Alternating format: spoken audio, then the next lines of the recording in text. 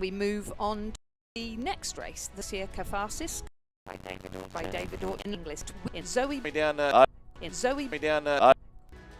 you are watching on the logs up on screen, not here across, in fact, it's the Corowa Sculler, the Corowa School of surfing. The fourth in the under. Good warm-up row here, certainly in that yes. case, but right, but fact in or two scuttlers here from the Armadale School. Fact in or two scuttlers here from the Armadale School. So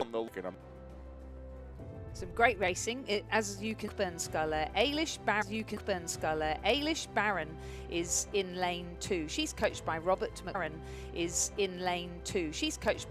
McDonald and Abby Butcher.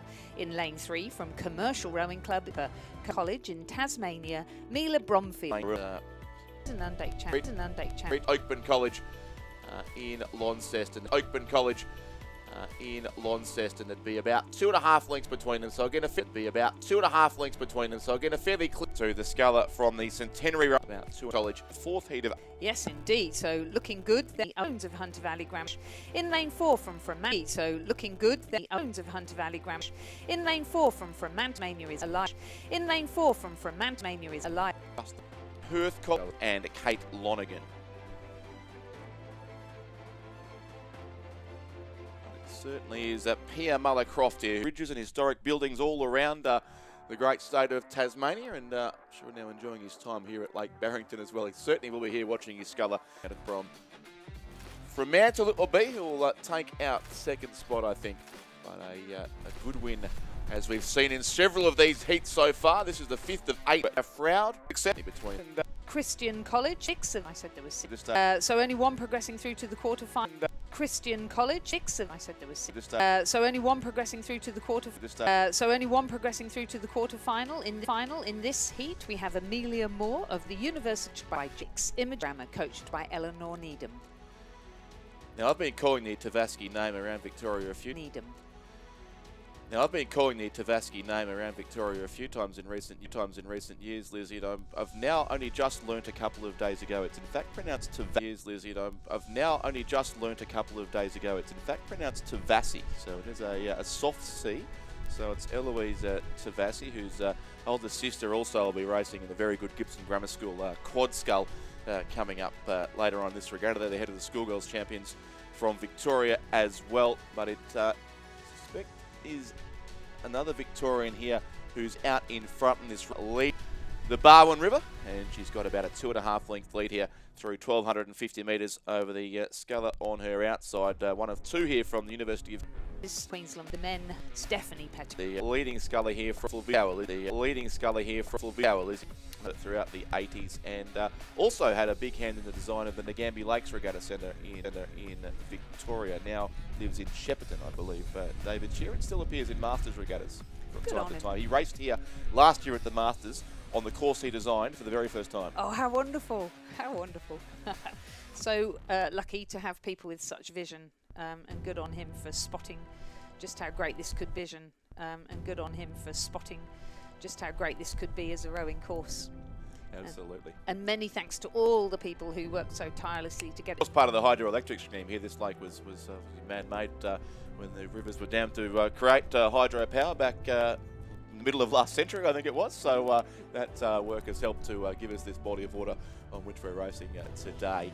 And so Rio Smith here, who leads well for Corio Bay. She was plastered on the back page of the Geelong Advertiser last weekend before the head of the schoolgirls, one of the local hopes to get a medal there on the Barwon, and she did that. She won the double scull at the head of the schoolgirls last year, and this year won the intermediate or the Year 10 single scull. So Rio Smith certainly a sculler in some form at this stage, and she's now producing that on the national stage as well. But holds on by about 2.5 lengths from Stephanie Pettigrew of the University of Queensland. Imogen Stewart still there for Tasmania University Boat Club. In fact, or is that Boat Club, who usually have exclusively red shells, but racing here in a white boat. Laura Blues of Radford College there, Amelia Moore of University of Queensland. And these, but there is no under 16 event at the national championships, only at state championships, and so some of these girls will be under 16s, a bit like Izzy Bug last year, who are just coming for the experience. And what an experience, as we can see from the drone footage. Racing on a big lake, big course, big venue, lots of supporters, and really good competition. Absolutely. No secrets from the drone, but we can see Rio Smith getting fairly close to the boys on one side of her lane, but she does a good job to evade those, straightens up a little and comes across and takes a comfortable win. So Rio Smith from the Corio Bay Rowing Club in Geelong takes out the 6th heat of the under-17 women's single scull. Second place, Stephanie Pettigrew from University of Queensland. Third in the blue cap it will be on this side. The far side, Imogen Stewart from Tasmania University. 5th place will go to Amelia Moore of University of Queensland, and 6th place to Eloise Tavassi of Gippsland Grammar School. And that was our second fastest heat of the under-17 women's singles so far. So hope with a little bit of bluster that you will get in a valley like this. But so far so good, and our winner Rio Smith from Corio Bay making her way through to the quarter-final now, and the remainder going to the repechage. 2 more heats of the under-17 women's single scull to come. In race 7, which is on the course now, we have Matilda Liu of Pembroke School, South Australia, in lane 2, coached by Amanda Sparks. We have Hannah Kosh of Radford Pembroke School, South Australia, coached by Ahmed. In lane 6, Olivia Hansen-Nahoy of Fremantle, coached by Keely Atchison. And in lane 7, Eleanor Peisch of St Patrick's College, Tasmania. Looks to be the Queensland sculler leading it here. Zara Hilton from the Commercial Rowing Club in Brisbane, our race leader, coached by Ross Batho and Nicholas Langford, as Lizzie said, about close to 3 lengths clear of Hannah Kosh from Radford College, racing down lane 3. And a good race on the far side of the course too. Olivia Hansen-Nahoy and Eleanor Peisch over there in lane 7 from St Patrick's College, another of the Launceston schools. Great to see so many Tasmanian entries, of course, in their national championships in their own backyard, and competing well here too. About 4th place at this stage, the sculler from St Patrick's. Certainly a clear lead here to Zara Hilton of Commercial, so she's soon to come to the final 100 metres of the course, and she'll make her way through to the quarterfinals. So the quarterfinal is being raced early tomorrow. So the repechage, I should say, being raced early tomorrow. The quarterfinals early on Wednesday's program, so we'll have a day off as far as this event is concerned for our 8 heat winners in the under-17 women's single scull, and the rest will have to race again tomorrow morning. But a pretty comfortable win here with a little bit in reserve, which is what you want at this stage of a big long week of racing. So Zara Hilton takes it out for Commercial on lane 5. Second will go Carnoy, so that's their 3rd entry in the event, the Fremantle Rowing Club. They've all been placed in the top 3 so far. 4th and 5th will be close here, possibly Eleanor Peisch just ahead of Matilda Liu. As they have still got a couple of strokes to go, it will be the far side next. So Eleanor Peisch in 4th. 5th place goes to Matilda Liu, and 6th will be Evie Barris of the Pembroke School. So the 7th heat concluded, Lizzie, and a good win there to Zara Hilton of Commercial Rowing Club. Heat 8 is now in progress. Meredith, and coached by Robert McDonald and Abby Butcher. In lane 5, Sophie Fitzson of Daniel Ralph and Ethan Mons. Going past the 1250 metre mark of this race too. It does look to be the two scullers showing out in front there, being Heidi Heap of Mossman and Sophie Fitzgerald from the University of Western Australia. Just the winner only to go through to the repechages. So yes, confirming repechages will take place in this same time slot tomorrow morning. Quarterfinals on Wednesday. For those who keep going from there, quarterfinals Wednesday morning, semi-finals Wednesday afternoon, and finals on Thursday morning. So a big schedule. Yep, especially if they're racing in other events, which they are. I think pretty much all of them are racing under 17 doubles or quads, if not other things. Some, like Sophie Pettigrew, I think is in the under 19-8 for University of Queensland. So yeah, they've all got other things on their agenda. Plenty of racing to do, and as we can see, blustery conditions, and it's pretty cold first thing in the morning, isn't it? So it's quite energy sapping. You need to really look after your nutrition, your rest, your recovery in between races to get the best out of yourself when you're out there on the water. Yeah, no, still in single digits if my temperature device is to be believed here. It's 9 at the moment here. It's a bit warmer inside here, fortunately, but certainly, it's chilly conditions and a bit of breeze to keep things cool too out there on the course. But no such problem for Heidi Heap of the Mossman Rowing Club, coached by Rowena Meredith and Tom Schramko. So it's a star-studded coaching line up there at the Mossman Club as well. Certainly is, yes. Under the program manager there, Ben Whitewolf, does a really good job with the juniors there. And Rowena has been coaching all season. She's really loved it, but I don't know if you remember, she trained as a paramedic.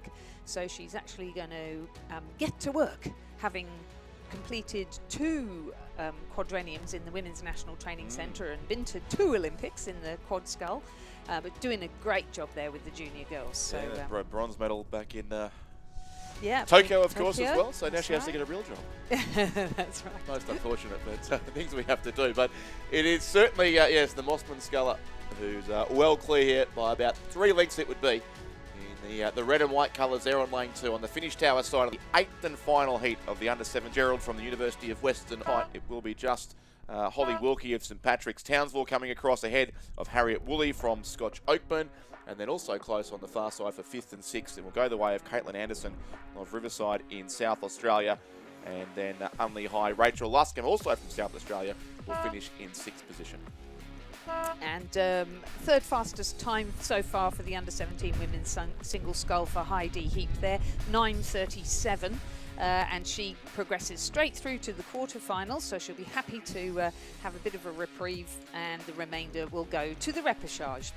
Let's move on then to the under-17 men's single scull, where we have Lachlan Schofield from St Augustine's in New South Wales in lane 2. He's coached by Amos Noon and Judith Ungermark. We've got Luca Wilson of Leichhardt Rowing Club in lane 3, coached by Isaac Shepherd. We have James Gordon of Genesis Christian in lane 4 and Stefan Vandermeer of Genesis Christian in lane 5, both coached by Ray Smith. In lane 6, from South Australia, Archer Buick, Murray Bridge Rowing Club, coached by Ben Porty and Peter Newell. And in lane 7, Charlie Knight from Radford College, who's coached by William Hatcher, Stuart Sampson and Gordo.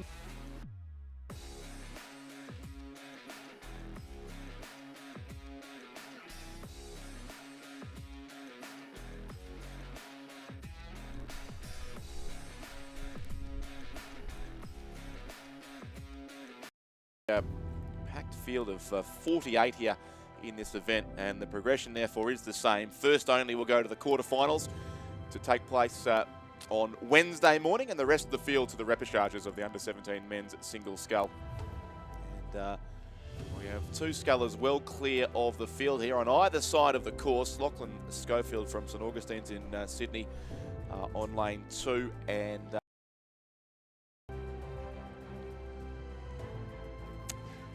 I have to say, Richard, I'm really struggling to wrap my... For those of you who are at the course, is that right? Yes. Yes. And lane 7 and 8 over on the far side, so we're using an 8-lane course here. Yes. That's the other thing to really be aware of. So, which is lucky if we're racing with underage and school events, and wondering if the time has come for us to have a separate school championships. That would be controversial, wouldn't it? Yes, well, I think the powers that be will have something to think about after the way entries have grown this year, and we go back to Sydney next year, it may well be a bigger regatta again. So yes, it is getting hard to fit within 7 days of racing. Here comes the sculler in lane 2, but from St Augustine. So Lachlan Schofield, coached by Amos Noon and Judith Ungermark there on lane number 2, is going to take a pretty comfortable win here in the first heat of 8 in the under-17 men's single scull. And then right across to the far side of the course in second place, lane 7, will be the Radford College sculler Charlie Knight, who will be across in second. The trio of coaches there, William Hatcher, Stuart Sampson and Gordon Marks for Radford College.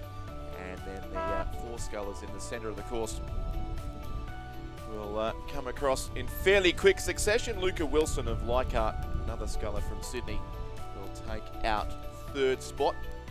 2 scullers here from Genesis Christian College in the north of Brisbane. Again, that Ray Smith squad, but I think they'll come 5th and 6th. 4th place will go the way of the Murray Bridge Rowing Club, Archer Buick, who is racing down lane number 6.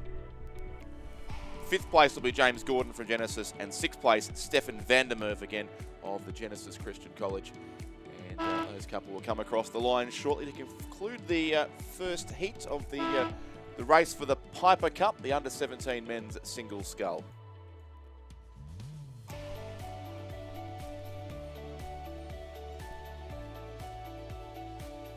So Lachlan Schofield progresses directly through to the quarter-final in the under-17 men's single scull from our first heat, and the remainder go to the repechage.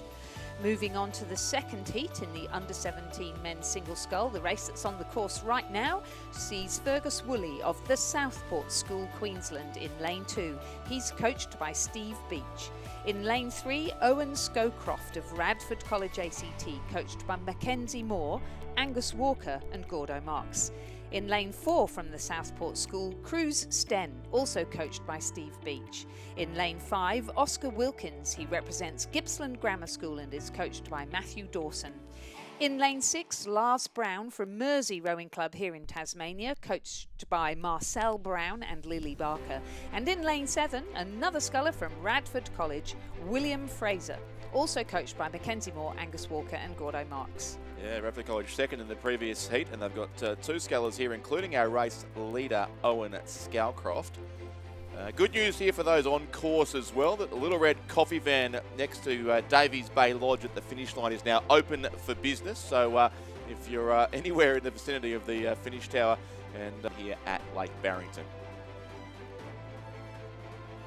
So it is the Radford College sculler. That is Owen Scowcroft who leads it from good race for second, third and fourth here, Lizzie. One of the closer finishes of the morning so far, possibly coming up here with Fergus Woolley, Cruz Sten and also Oscar Wilkins of Gippsland Grammar School.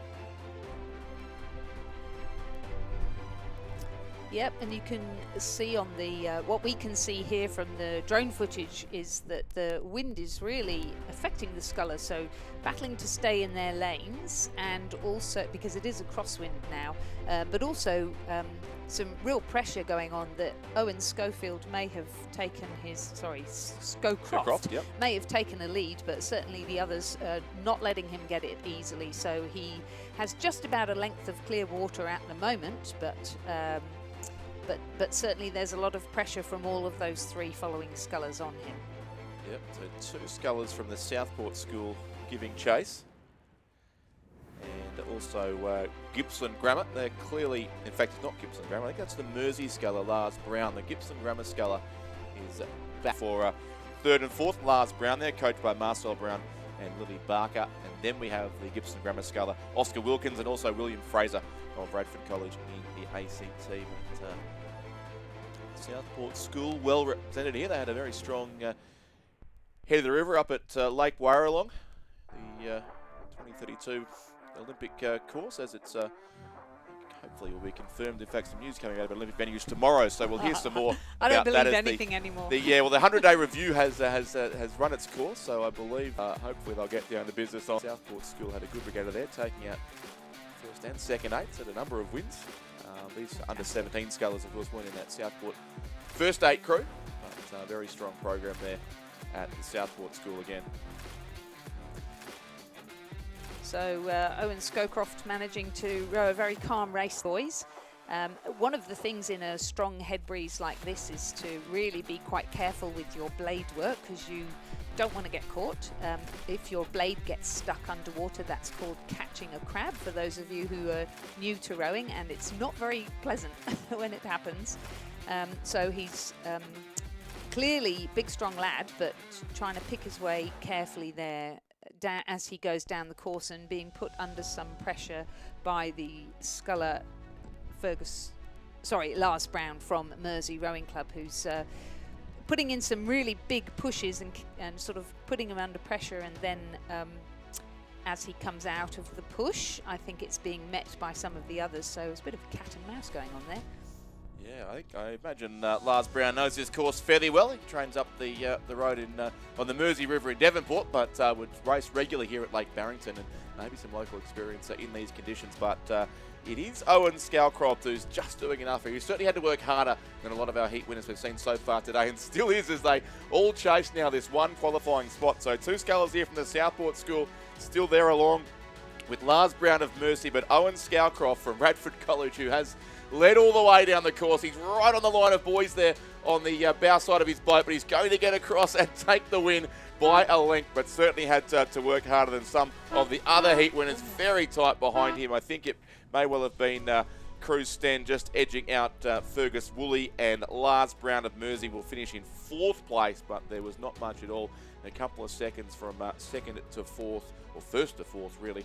And Owen Scowcroft is the heat winner there, as our judges had a bit of work to do there for probably the first time today, in a fairly tight finish as those 4 scullers came across. 5th will go to William Fraser, the 2nd sculler from Radford College in the ACT. And then Gibson Grammar School, Oscar Wilkins, who's coached by Matthew Dawson.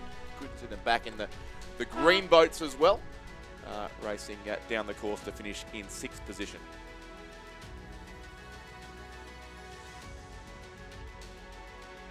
So congratulations to Owen Scowcroft of the Radford College and to his coaches as he progresses through to the quarter-final in the under-17 men's single scull.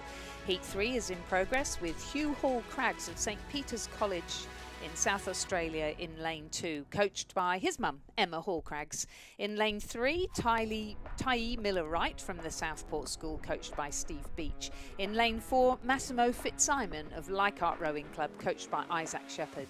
In lane 5, Jeremy Flavel of Swan River, coached by Mark Beer and Neville Kempton. In lane 6, from Brisbane Grammar School, Benjamin Davies, coached by Noon and Judith Ungermark.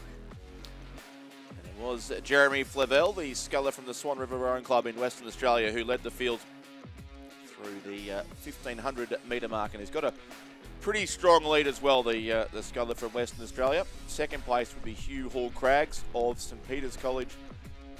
You can see, especially from that great shot from above, And actually, it's been interesting watching the steering, hasn't it? But as they come to the point that they're coming up to now, you can see there's a little bit of crosswind. So if you haven't yet raced and you're watching this or listening to this, just be aware of that and be ready to counteract it.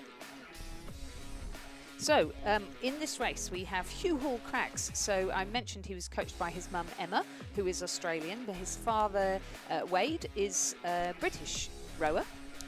Was in the British team for quite some time and a really great technician, and for a long time Wade and Emma were in Durham University coaching there. Great to see them here in Australia, and I think they've been here for a couple of years now and really doing some great stuff there at St Peter's College in South Australia.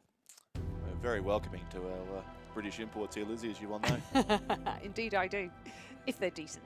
Of course. We have standards, yes. But we do have standards. The good ones can stay. That's all good. But yes, looking good there in 2nd place, Hugh Hall Craggs, certainly. But Jeremy Flavel from Swan River Rowing Club, who shared my flight down from Melbourne yesterday, actually, a number of the Swan River rowers. So it was a plane packed with rowing athletes coming down to Launceston Airport yesterday. I'd never seen Launceston Airport so busy, in fact, as it was yesterday morning. It was quite remarkable. Yes, I was there when Kinross Walleroy turned up. They are big, strapping country kids, and I was a bit fearful for all the infrastructure at the airport. Big, robust and boisterous group. Yeah. Yes, exactly. But here comes, and again, getting caught up on those boys late in the race is Jeremy Flavel from Swan River, but his margin was big enough. It shrinks a little towards the finish there, but he'll get across by about 2.5 lengths still. So Jeremy Flavel takes it out for Swan River. 2nd place, Hugh Hall Craggs of St Peter's. Closer race for 3rd, 4th and 5th happening on the far side of the course. Benjamin Davies at Brisbane Grammar School, Henry O'Hare of St Augustine's, and the Leichhardt sculler, in fact, there, Massimo Fitzsimon's in between those two, who will finish 4th, I suspect. It'll be Brisbane Grammar School in the light blue colours on the far side, who cross into 3rd place. So Benjamin Davies across, Massimo Fitzsimons is next, Henry O'Hare on the far side, and 6th will go to Tyee Miller-Wright, another sculler there from the Southport School on the Gold Coast in Queensland. He'll be across in a couple of strokes' time to finish in 6th position. Great to see those sweet rowers from the boys' schools battling out in the single sculls there. We have some more in Heat 4. Over in lane 2, Anton Evans from Unley High, coached by Daniel Ralph. In lane 3, Sam Detmer from North Esk Rowing Club, coached by Adam Simons and Trevor Barrett. In lane 4, from Leichhardt Rowing Club, William Spewage, coached by Isaac Shepherd. In lane 5, Daniel Vesey of Newcastle Grammar School. In 6, Cohen Cook from Gippsland Grammar, coached by Matthew Dawson. And in lane 7, Oliver Whaling Kane from Rockhampton Grammar School.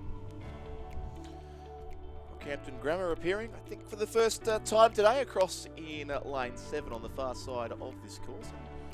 That's the red coloured boat there of the Rockhampton Grammar School colour as we see this from above. And yes, remarkable. Great to have the drone here every day of this regatta, so we'll get these wonderful shots from above right throughout the 7 days of racing. And it compares favourably to the, I told you I watched the video of the 1990 World Championships filmed from a, I think a helicopter the ABC had, and a boat cam, which at the time was fantastic new technology, but it was wonderfully shaky and violent footage, but it was obviously the peak of technology in 1990.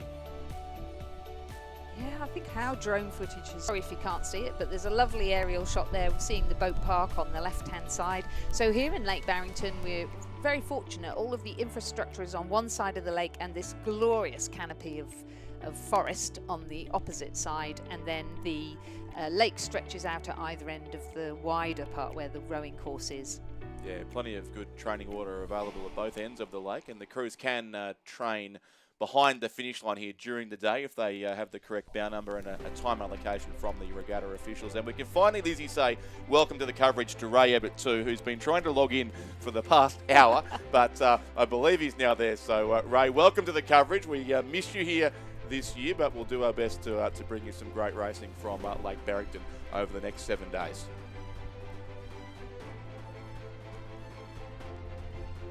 So it's Sam Detmer here, leading it for the North Esk Rowing Club, one of the major rowing clubs in Launceston, where I may have stopped by and got a quick coffee from the upstairs boathouse establishment there on the way out of Launceston yesterday afternoon.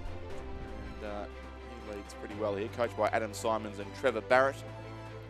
And then that red boat of Oliver Whaling Kane from Rockhampton Grammar School in a battle for second place with Anton Evans of Unley High from South Australia. William Spewage of Leichhardt, Daniel Vesey of Newcastle, and also Cohen Cook there from Gippsland Grammar School.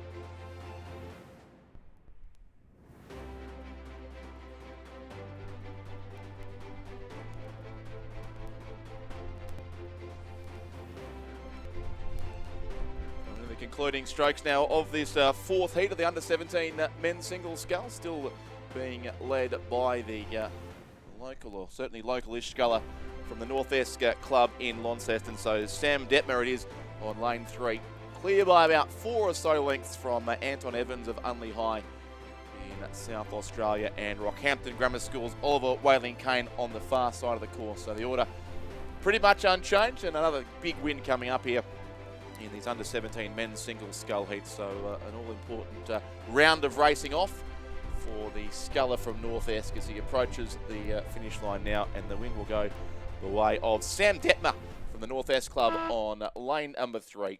Crossing ahead of Unley High's Anton Evans in lane 2. And the red boat, red colours of Rockhampton Grammar School from the Fitzroy River up in central Queensland. Oliver Whaling Kane will finish 3rd. 4th will be the Leichhardt sculler, William Spewage. And 5th and 6th still to come home. Daniel Vesey of Newcastle Grammar will be 5th. Cohen Cook of Gippsland Grammar will be in 6th place. So 4 heats concluded. Thank Lizzie Chapman for accompanying over the first hour of racing, and welcome into the warmth of the commentary box for the first time at this regatta, Chris McCarthy. Thank you, Richard. Absolute pleasure to be here at what is a record-breaking Australian Rowing Championships. Record number of entries despite the logistical challenges of getting boats across the Bass Strait and down here to the beautiful Lake Barrington International Rowing Course. And there were many challenges getting some of those boats across. We'll talk about that in a minute, but we're ready for Heat 5 of this event, Chris. Yep, so over in lane 2, or over here in lane 2 on the near side of the course, Tom Redmond from Adelaide High, Luca Capiciola from Gippsland Grammar in lane 3, Harry Finlayson from Tasmania University, the local in centre in lane 4. James Baker from Nepean Rowing Club in lane 5. Callum Wigston from Tasmania University in lane 6. And Rupert Keeling from Radford College in lane 7. So a field of 6 here once again. So this must be the equal biggest events of the regatta. These under-17 men's singles, so 48 entries in both the women's and men's events. Yeah, and quite a few rounds of racing as well, with quarterfinals present in this event. So just making a final here in the under-17 single. Chance to contest for the Piper Cup is a challenge in itself, particularly in some fairly testing conditions here in the early stages of the regatta. Yeah, and you've been relaxing down out there in the wild, Chris. What's it like out there on the course? Cold. Cold? Cold and windy? Cold and windy, that's Yeah. about it. No, I've been seeking refuge in the back of the cafe, having a couple of coffees this morning. I daren't hang out outdoors at the moment before I found some relative warmth up here in the commentary box. Although many of our local volunteers are here in shorts and t-shirts, so this is apparently a normal morning at Lake Barrington. Yeah, I'm feeling a bit out of place in jeans. Now, you mentioned the ferry trip, so a number of trailers I think were found to be slightly too long and weren't quite able to get on the ferry as booked. Yeah, I think to pay a little bit extra. I actually heard a story this morning of one trailer getting a little bit of money back because they were shorter than they said they were. So, Okay, well, as long as they're ferried both. Made their way over here eventually. I haven't heard of anyone being completely stranded in Geelong thus far, but we'll keep an eye on that. In Geelong, but Friday, late on Friday, and there were trailers heading back down the Hume to catch the Friday night ferry across. So it's been a huge few days of transport across Bass Strait, without doubt. Looks like it is a local sculler here who does lead. I'm not sure what's happened to the red boats of Tasmania University Boat Club, but the scullers are all in white boats here now. But it is a lead to Callum Wigston, coached by Sean Finlayson. Currently the only qualifying spot to come through from this. It's now the 5th of 8 heats in the under-17 men's singles scull. And then on this side of the course in second place with the bright orange cap there. That's the Adelaide High sculler, Tom Redmond, coached by Harrison Lindler. And Headman, the rate right up. Got Tom Redmond from Adelaide there on the near side of the course up at 34 strokes a minute. So he's clearly sensing a bit of opportunity. Only one to progress through to the quarterfinal from this heat. The remainder will have to contest the repechage just for the chance at that quarterfinal. And Tom Redmond giving it his best crack, but I don't think it'll be enough in the closing stages here of this 5th heat of the under-17 single. It will in fact be Tasmanian University's Callum Wigston on the far side of the course, who by just over a length will secure his spot in the quarterfinal. yeah, had to take a few hard strokes there, certainly at the end did Callum Wigston, and it just looked a little wobbly for a couple of strokes, but he got going again and held that lead, so he gets the win and goes through to the Wednesday morning quarterfinal. Second place, Tom Redmond from Adelaide High. Third then will be the next of the Tas Uni scullers. Again, they're in the red. That's Harry Finlayson will finish third. Fourth place from Nepean, James Baker. Fifth looks like it'll go to Luca Kepitapola from Gippsland Grammar School. Although he's actually in a pretty tight battle on the far side with Rupert Keeling from Radford College. So those two will fight out 5th and 6th. I think likely to go the way of Gippsland at this stage, but they're still about 100 metres out from the finish line in this 5th heat of the under-17 men's singles scull. But a good win to Callum Wigston of Tasmania University Boat Club. And if, I know it's dangerous to compare times, but a pretty quick time in that one, and it doesn't really look like the conditions have eased up at all in the last 20 minutes or so. So certainly a couple to watch out for there. Yep, absolutely. And he certainly, had to work quite hard at the end just to stay in front, but that possibly reflected in the times as well. Joe Morris Luck, coached by Graham Scattergood and Alicia Johnson. Kinross Wallaroy in lane 3. Hamish Searle, coached by Benjamin Watt. Manning Valley Anglican from Northern Rivers of New South Wales. Oliver Sampson, coached by Murray Doust. Southport School with another entrant here in the under-17 single in lane. The local Tasmanian from Tamar Rowing Club over on the far side of the course. Bo Furlong, coached by Andrew Hall. And a very good battle unfolding between Kinross's Hamish Searle and, as I get my bearings with as they approach the 1500. You and Lizzie both too used to the courses around the place. You end up having to side of the course, which is not the camera side at the moment, just to confuse things. Shortly a drone coming down lane 8. And shadowing Banjo Morris Luck, who is the sculler from ANA, who looks to have pushed a bit away from the Kinross Walleroy sculler at this point. About a length between those two all of a sudden, 2.75 seconds.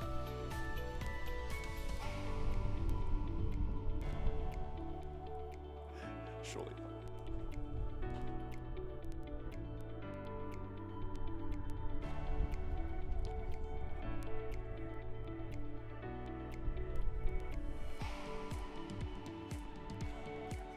Clear by about a length and a half. Banjo Morris Luck from the ANA Rowing Club in Western Australia. Kinross Walleroy, Hamish Searle there in second place in the blue boat. Certainly good of Kinross to stick to the colour scheme at least so we can spot their boats easily.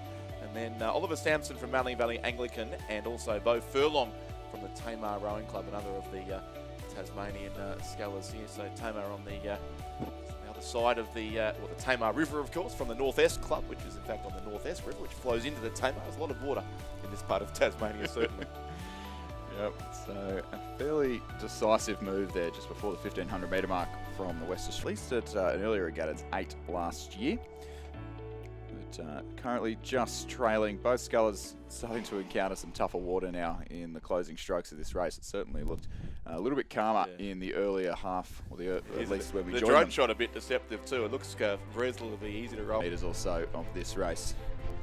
A bit of zigzagging there too from the Kinross sculler as he tries to control the boat in these crosswind conditions, but doing the job quite well here is Banjo Morris Luck from the ANA Rowing Club from Western Australia, who again will be up there with for the prize in the clubs that have travelled the longest distance to be here at Lake Barrington. It's going to be about a 3-length win to the white boat there on lane 2 from ANA. Second place will go to Kinross Walleroy. That is Hamish Searle there. And as you predicted, Chris, the boat is indeed the Lucy Searle, the bright blue scull of Kinross Walleroy. It's going to be a long week at this stage, isn't it?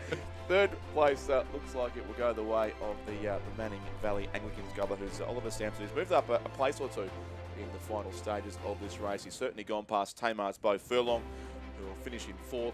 5th will go to the Southport School's Clancy Cohen, and the high vis yellow cap, and then the light blue of Brisbane Grammar School. Liam McCormack will finish in 6th place in race 14. Very similar time to the previous heat as well. Penultimate heat number 7 of 8 in the under-17 single scull. Here on lane 1 from Townsville Grammar, Nicholas Beaumont Walsh, coached by Aaron McGuffey and Danielle Viverne. Mersey Rowing Club in lane 3, represented by Rolf de Boer, coached by Marcel Brown and Lily Barker. Lane 4, Mossman Rowing Club, Leighton Showman, Rowena Meredith and Tom Schramko, the coaching team there. Corio Bay in lane 5, represented by Tag Bailey and coached by Jeff Watt. Christian Brothers College from South Australia in lane 6, Alex Evans, and the second Mossman sculler, Ewan Humphreys, in lanes in front of me to double check, but Leighton Showman was the New South Wales state champion in this event, and the silver medalist was Ewan Humphreys from Mossman. So I'm sure these two won't be particularly pleased that they've been drawn in the same heat with only one to progress through to the quarterfinal. That's what you call a stacked heat, certainly, and also a fairly familiar me, Tyke Bailey there from the Corio Bay Rowing Club in Geelong, who's had some success in the past couple of seasons as well, sits there with those 2 place getters from New South Wales. So it's a pretty strong heat here.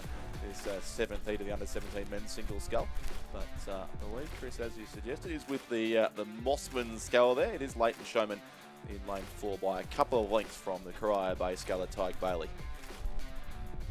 Yeah, just as I think maybe the wind's maybe just picked up even more in the last couple of minutes or so. Can feel occasionally the commentary box does just sway a little bit in the wind. Yes. I hope they were built back in the before 1990 to appropriate wind ratings for these conditions, but it does just move a little with the breeze. But it's a good look down the course here, at least with the Mossman scull leading it from Corio Bay. So Tyke Bailey and his brother Xander, his twin brother Xander, will race in the next heat of the under-17 men's single. These two really have dominated the lower age groups in Victorian school rowing the last couple of years now. The Bailey twins also rowed together in a double scull, and unsurprisingly, his twins do a pretty good job of that. Yep. Certainly a long history of brothers doing pretty well in double sculls, as seen by Sinkovic brothers at the highest level. Yes. And, I think it was Xander as well that was the bronze medalist at the New South Wales State Championships in this event. So he's escaped having to row in this heat against his brother and the gold and silver medalist from that event. Yes, it is. The amount of time those two end up usually side by side in the centre lanes of a final is... I need a few hands to count them all on, but at least they've avoided that for now. And Tyke Bailey going for a bit of a late surge here too, up against Leighton Showman of Mossman. It's now left to row, and Tyke Bailey for the stern, the rearwardmost part of the Mossman sculler's shell, and almost half a length now at this stage. So Leighton Showman will have to find something in reserve in the closing stages of this race, and hope that he can navigate the tougher conditions, as the Corio Bay sculler really going for it in the closing stages of this race. And I think it might be heartbreak for Leighton Showman from Mossman. He's responded now, but with only 50 metres left to the line, is it too little too late? I think it's going to be the Corio Bay sculler, the Victorian, who's just come through. Tyke Bailey will take the win here in this heat of the under-17 men's single scull and take that sole qualifying spot through to the quarter-final. Leighton Showman will have a chance to fish again in the repechage tomorrow. So just pipped in the last 50 metres or so was Leighton Showman. His clubmate Ewan Humphreys from Mossman on the far side of the course in the red shell. 2 red shells in this race, Richard, neither of them coming from the Tasmanian University really Boat Club.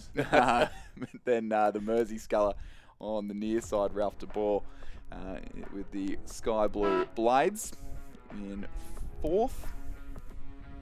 Yeah, 5th will be Townsville Grammar School, Nicholas Beaumont Walsh, and 6th, Christian Brother. He goes through to the quarter-finals directly, and we'll see how his brother performs in Heat 8, which is on the course now as well.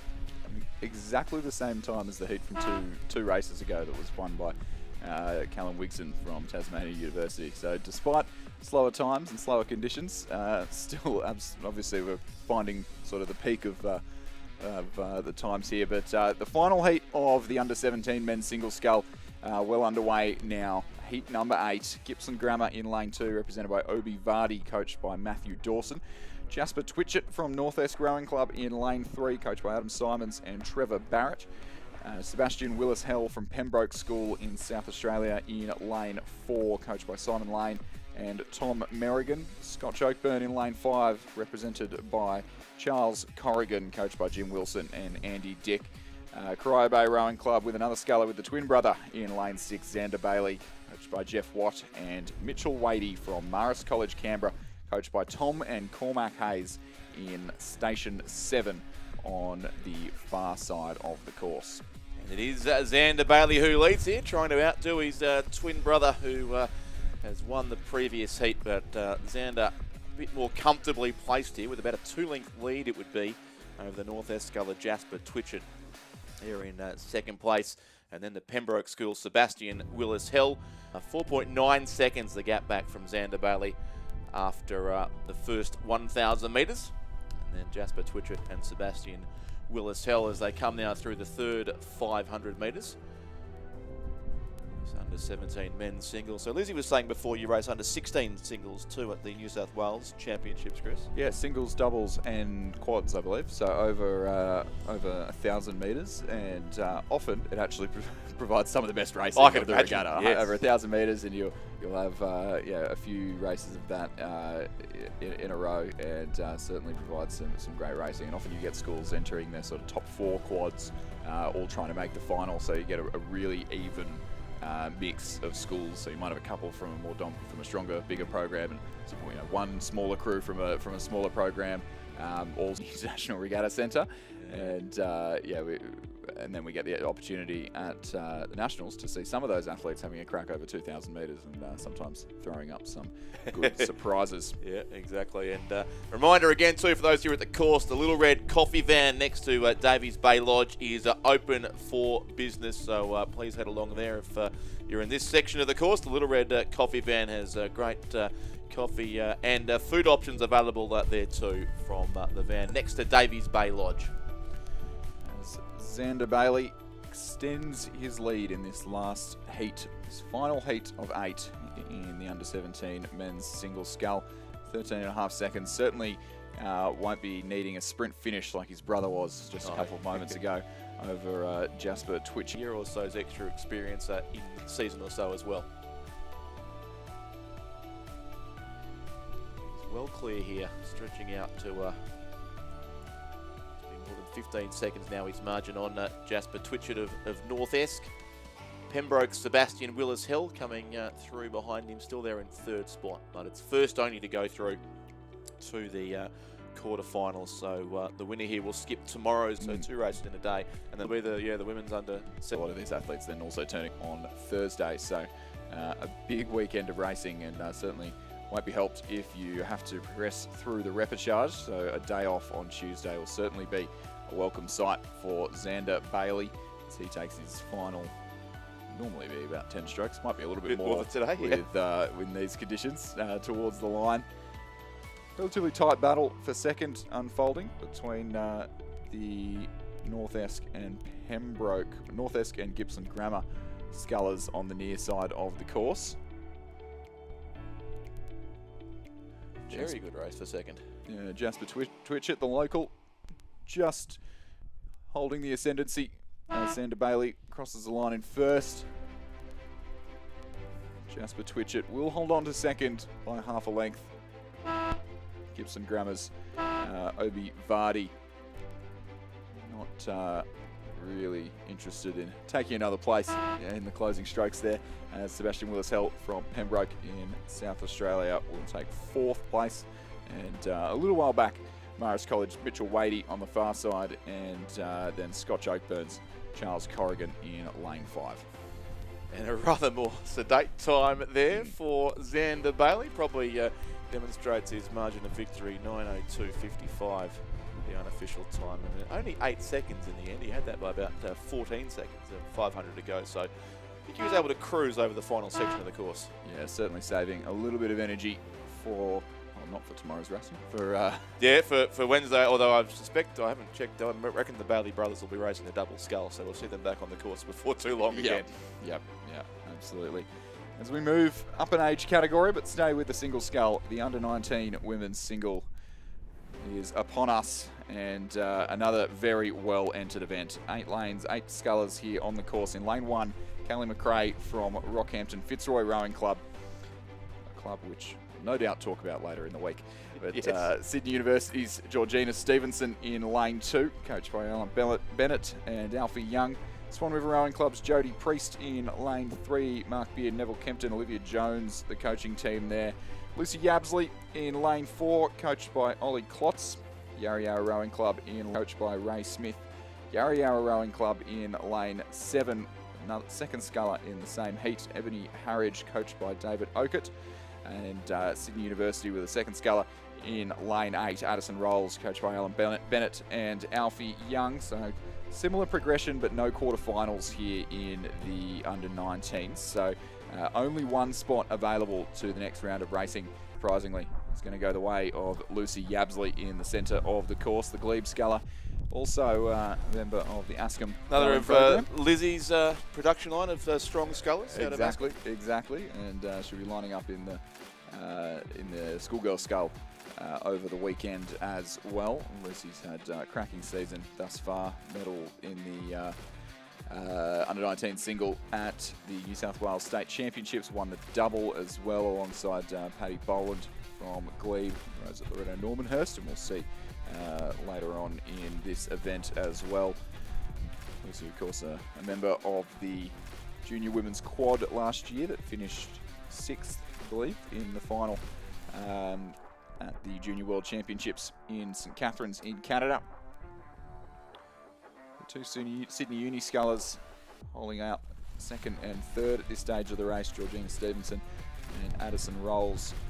Addison, a member of the New South Wales Youth 8, to race on Sunday afternoon in the Interstate Regatta. Yep, and Sadie Schlick there, who was the head of the schoolgirls finalist last weekend on the Barwon, rowing at the time for the Strathcona School.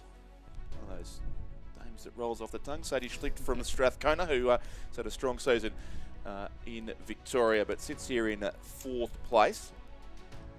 Now rowing, of course, yes, in the red of Yarra Yarra, as is Ebony Harridge, who was also ahead of the schoolgirls finals, actually, so a strong field here as far as the Victorians are concerned, but no match, it would seem, for the scullers from New South Wales, and certainly Lucy Yabsley, as we probably expected, is leading very, very comfortably here in the closing strokes of this first of our finals. Davies Bay Lodge behind. There's the little red coffee van too, we can see on screen, and the of course the distinctive red colours next to the lodge beside the finish tower. And it is Lucy Yabsley from the Glebe Rowing Club in New South Wales, coached by Milan Parker and Oliver Klotz, who leads well here. And really able to control this race with the rating right down in the closing stages, and not having to fight the conditions too much. Down at all the way down at 20 strokes a minute in the last 100 metres of this race, and just focusing on getting some good length and as good a run on the boat as you can get in these conditions. So running past the finish line, Queenwood under 19.4, but very impressive earlier on at the state championships a couple of weeks ago. So yeah, Lucy Yabsley takes the win there for Glebe. Third on the far side of the course again for Sydney University. It's going to be Addison Rolls who will complete all New South Wales. And then a bit of a gap before 3.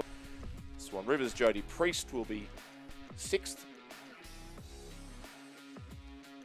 Genesis Christian College, Jessica Carroll 7th. And Ebony Harridge from Yarra Yarra will finish in 8th position.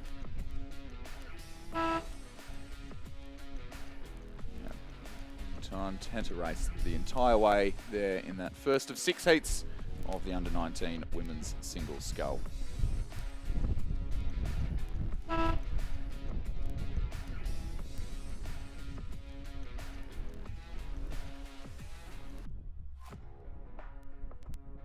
To race 18 on your promotions and each other for one qualifying spot through to the semi-final. Fremantle Rowing Club in lane 1. Letitia Generat, coached by Keely Atchison, Alex Thompson, David Vandas. Layla Struthers from Rockhampton Fitzroy in lane 2. Swan River Rowing Club in lane 3, represented by Juliet Bird. 4 from the ACT, Kate Collier, coached by Max Meyer, Oscar Willink and Gordon Marks. Elodie Lee from Commercial Rowing Club in lane 5, Nigel Stubbs and Flynn Nation, the coaches there. Eleanor Frank from the University of WA in lane 6, Jacob Sangster, the coach. Sarah Midgley from New Norfolk Rowing Club right here in Tasmania in lane 7, and Unley High's Felicity Cox in lane 8, coached by Daniel Ralph. Just missing a Victorian and a New South Wales sculler. Almost there. I'm just looking for that elusive heat where we have someone for every yes, single it'll have to come soon. But Unley High, in fact, is scratching in this race on lane 8. And I just was watching through binoculars. We had, unfortunately, our first rescue required over the regatta, because I think the sculler in the centre lane there, Kate Collier of Radford College, has ended up in Lake Barrington, and our life-saving boat coming across to assist her. So, yes, certainly increasingly challenging conditions here for these single sculls. They try and make their way down the course. So we're the field effectively of 6 now, although it may well be the Redford College sculler being held back into a boat, so she may yet be able to row over the rest of the course. But yes, this wind does certainly continue to pick up. Well, hopefully it's yes, on that river. These conditions probably not unfamiliar for someone who trains, especially on the Milton Reach stretch of the Brisbane River where Commercial is located, which is one of the busiest City Cat stretches that you get, with stops along that West End reach, making things quite challenging for the scullers out leader here in this under-19 women's single scull second heat. So the second heat of 6, there's just under 48 entrants here, and that's why there's 8. There were 8 heats scheduled originally, but a few late withdrawals brings us down to a field of 6, but there worked out 45 entrants in the under-19 women's single scull, so just enough to avoid the quarter-final round of racing. And the winner here will go straight through to a semi-final, which will be on Wednesday morning's program as well. That is looking to be Elodie Lee from Commercial, who's got some margin over the rest of the field. Closest challenger on the near side of the course, Letitia Generat from Fremantle, who, after just finding herself in the boys a little bit there, is coming under threat for that second place. The sculler on the far side of the course, the local from New Norfolk, Sarah Midgley.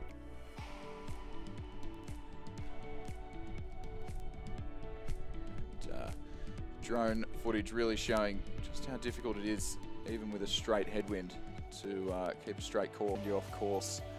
And Elodie Lee just coming off her station a little bit, getting a little bit friendly with the boys to her right-hand side. Skipping him entirely, in fact. Yeah, you can see the work required to steer these single sculls, and she now does a good job coming back towards the centre of her lane. But as the wind gusts sort of come and go, it can certainly affect the steering, especially of these smaller boats, and still obviously relatively inexperienced scullers in some form. Lee from the Commercial Rowing Club. Funny to think that these scullers, most of them, probably would never have touched an oar the last time we were here, which was only in 2021. Yes, exactly right. Yes, certainly yeah, likely. Apart from, I guess, some of the locals from Tasmania, almost certainly their first race over the course for the interstate scullers here at Lake Barrington. Just trying to see if Kate Collier is back in her boat from Radford College, but she doesn't appear to be on the course now, so I suspect being assisted by our rescue officials. The next race is coming down fairly quickly behind, of course, so not much gap between races today, or in fact pretty much all the way through this week, with 5 minutes between each event. Good battle starting to unfold on the far side of the course for third place. Largely elementary, as both the through to will progress to the repechage tomorrow, but may secure them a greater lane if the wind does swing around and things needed to be adjusted. And that is Layla Struthers from Rockhampton Fitzroy, who is currently closing in and putting some pressure on Letitia Generat from Fremantle. About half a length the margin, and both scullers struggling with the steering in the closing stages of this race for their repechage. But it is going to be Elodie Lee from Commercial Rowing Club, coached by Nigel Stubbs and Flynn Nation, who has navigated the conditions the best, and will take the win here in this second heat of the under-19 women's single scull, followed across the line by Letitia Generat from Fremantle.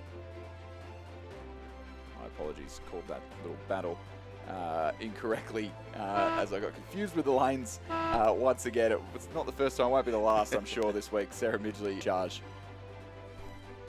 Still 2 more to come home. They are fairly spread out here in this second heat, but it will be next of all Swan River's Juliet Bird will take out 5th place. 6th will go to Layla Struthers of Rockhampton Fitzroy, and I have seen in the rescue boat Kate Collier of Radford College, who's being brought back into the boating area, so unable to complete the race, unfortunately, but no doubt getting the best of attention from our lifesavers out there on the course.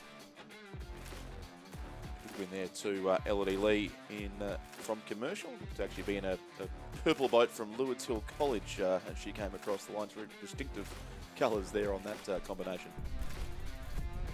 Right, we're racing in heat number 3 now, which in fact is nearing its conclusion here. Third heat of the under-19 women's single scull.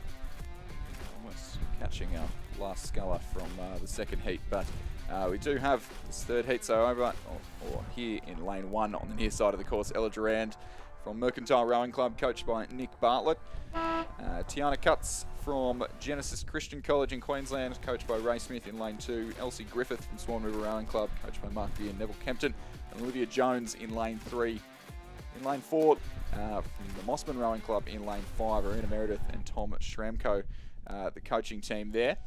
And then Bella Wells from the Friends School here in Tasmania in lane 6. North Essex Madeline Hogarth in lane 7, and Gabrielle Ryan from the University of Queensland in lane 8 on the far side of the course. About to go across and take the win here is Tiana Cutts from Genesis Christian College. I was looking for Ella Durand, so used to seeing her row in the Gippsland Grammar School colours, but of course now training at Mercantile. She's a former Victorian champion in the schoolgirls single scull, but now at under 19 level probably sits second, but a long way behind our race leader. So this very strong squad that Ray Smith has brought all the way down from Lake Kawongbar to Lake Barrington. They're going to record a win here now in the form of Tiana Cutts from Genesis Christian College.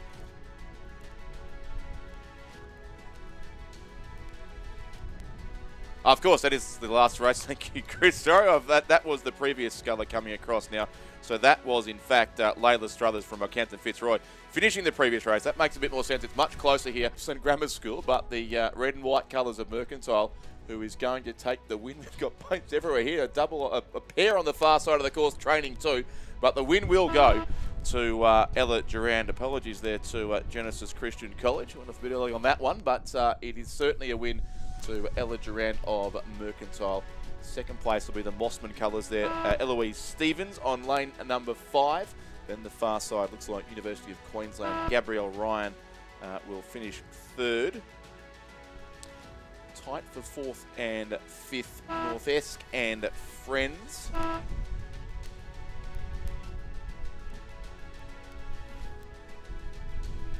So it was lane 4 from lane 5. That was in fact... Well, they're all over the place here at the moment.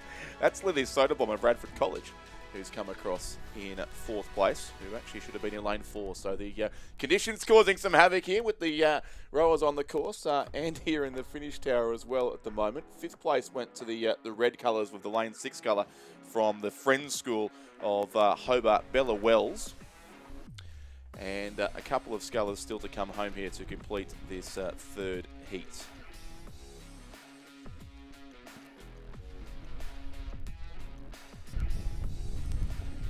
So we have here the next race on the course as race 19 concludes. Race 20 already well underway. The 4th heat of the under 19 women's single scull. Lane 1, Astrid Thomas. Lane 2, Tara DeHood. Lane 3, Xenia Palmer. Lane 4, Estelle Freeman. Lane 5, Constantina Kafasis. Lane 6, Zoe Hutchinson. And lane 7, Talia Turnbull. And that race is already into the second 500 metres as well.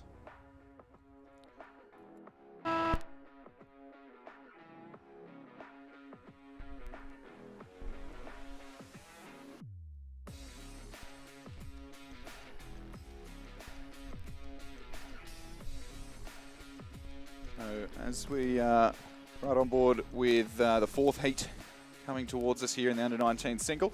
Quick announcement that if you are here around the boat course at 11 a.m. this morning, so in about an hour and a bit's time, there will be an official event opener in front of the big screen at the about 1750 metre mark of the course with the Tasmanian Minister for Sports and Events in attendance to welcome everybody. There will be a Q&A session with Rosella's Georgie Rowe, Al Viney and Fergus Hamilton.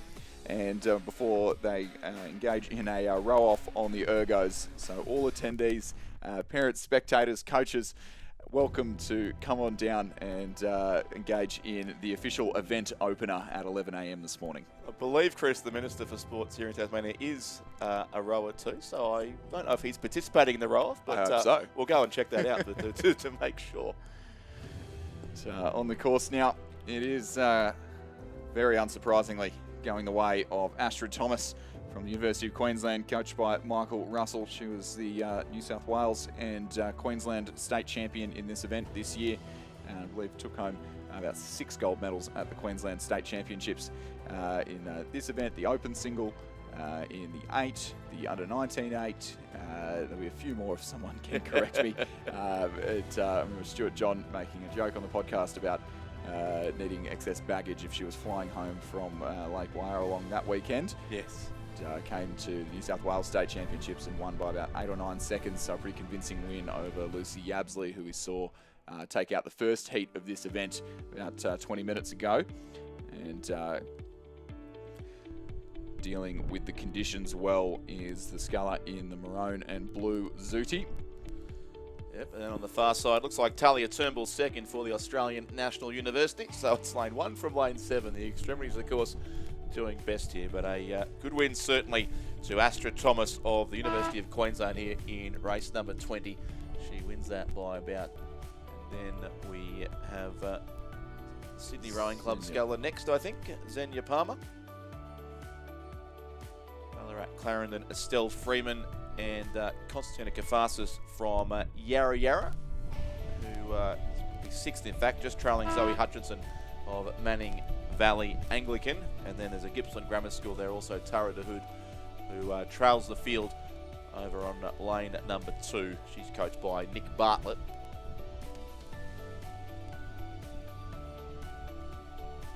So Astrid Thomas will go through to the semi-final directly from this 4th of 6 heats in the under-19 women's single scull. Second's gone to Talia Turnbull. Third about to cross the line is Xenia Palmer, the Sydney Rowing Club sculler. A couple of scullers here in the red colours, similar shades of red, Ballarat Clarendon and also Yarra Yarra, but it's going to be Ballarat Clarendon next. That is Estelle Freeman, coached by John Novak. Zoe Hutchinson and Constantina Kafasis, a good race here for 5th and 6th spot. Constantina Kafasis was 2nd in the head of the schoolgirls in a very tight race in the open single scull a week or so ago on the Barwon, and she's moving up here late alongside Zoe Hutchinson of Manning Valley Anglican from New South Wales, who's coached by Murray Doust, but I think the New South Wales sculler may just hold on, and she gets it by a canvas there. So Hutchinson 5th, Kafasis 6th, and 7th will go to Tara de Hood of Gippsland Grammar School. In the penultimate heat out on the course of the under-19 women's single scull, in lane 1, Sarah Thomas from Tasmania University. Again, Richard, I'm sorry, not in a red boat.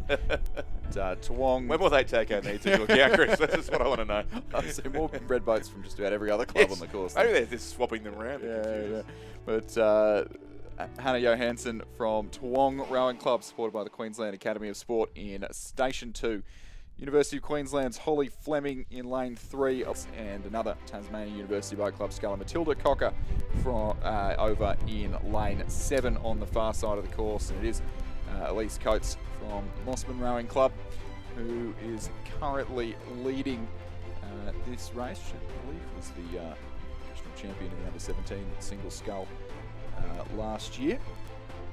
Moving up to the under-19s as a part of that very strong Mossman Rowing Club program under the watchful eye of Rena Meredith and Tom Shremko. Just trying to spot the 7th sculler in this race too, because I'm not sure we do have the lane 5 sculler, Rockhampton Fitzroy, unless that might be heard towards the rear of the field. So yes, they are all there, but a bit of a gap between our top few. Matilda Cocker from Tasmania University on the far side there, really giving it a good tilt in the closing stages of this race, and lifting her rate right up as she looks towards the finish line and looking to avoid the repechage tomorrow, earning herself a day off. 28 strokes a minute there compared to 20 late in this race to ensure her direct qualification spot. Doing that now. Only half a length separates these two. It was well over a length at the 1500 metre mark. As Elise Coates trying her best to respond in the close. Almost a boat length from the local on the far side of the course. It's repechage to earn her spot in the semi-final. And there's 3 scullers here is almost sharing a lane in 4th, 5th and 6th. Third's going to go the way of Fremantle's Juliet Kelly. 4th will be Toowong Hannah Johnson, just ahead of then it'll be Tasmania University in the yellow boat, Sarah Thomas, and University of Queensland in the red boat, Holly Fleming. And they'll be followed home in a few strokes' time by Rockhampton Fitzroy's Mia Davis, who's still a couple of hundred metres out from the finish line, but rowing through to finish 7th, and that will send her through to the repechage of the under-19 women's single scull.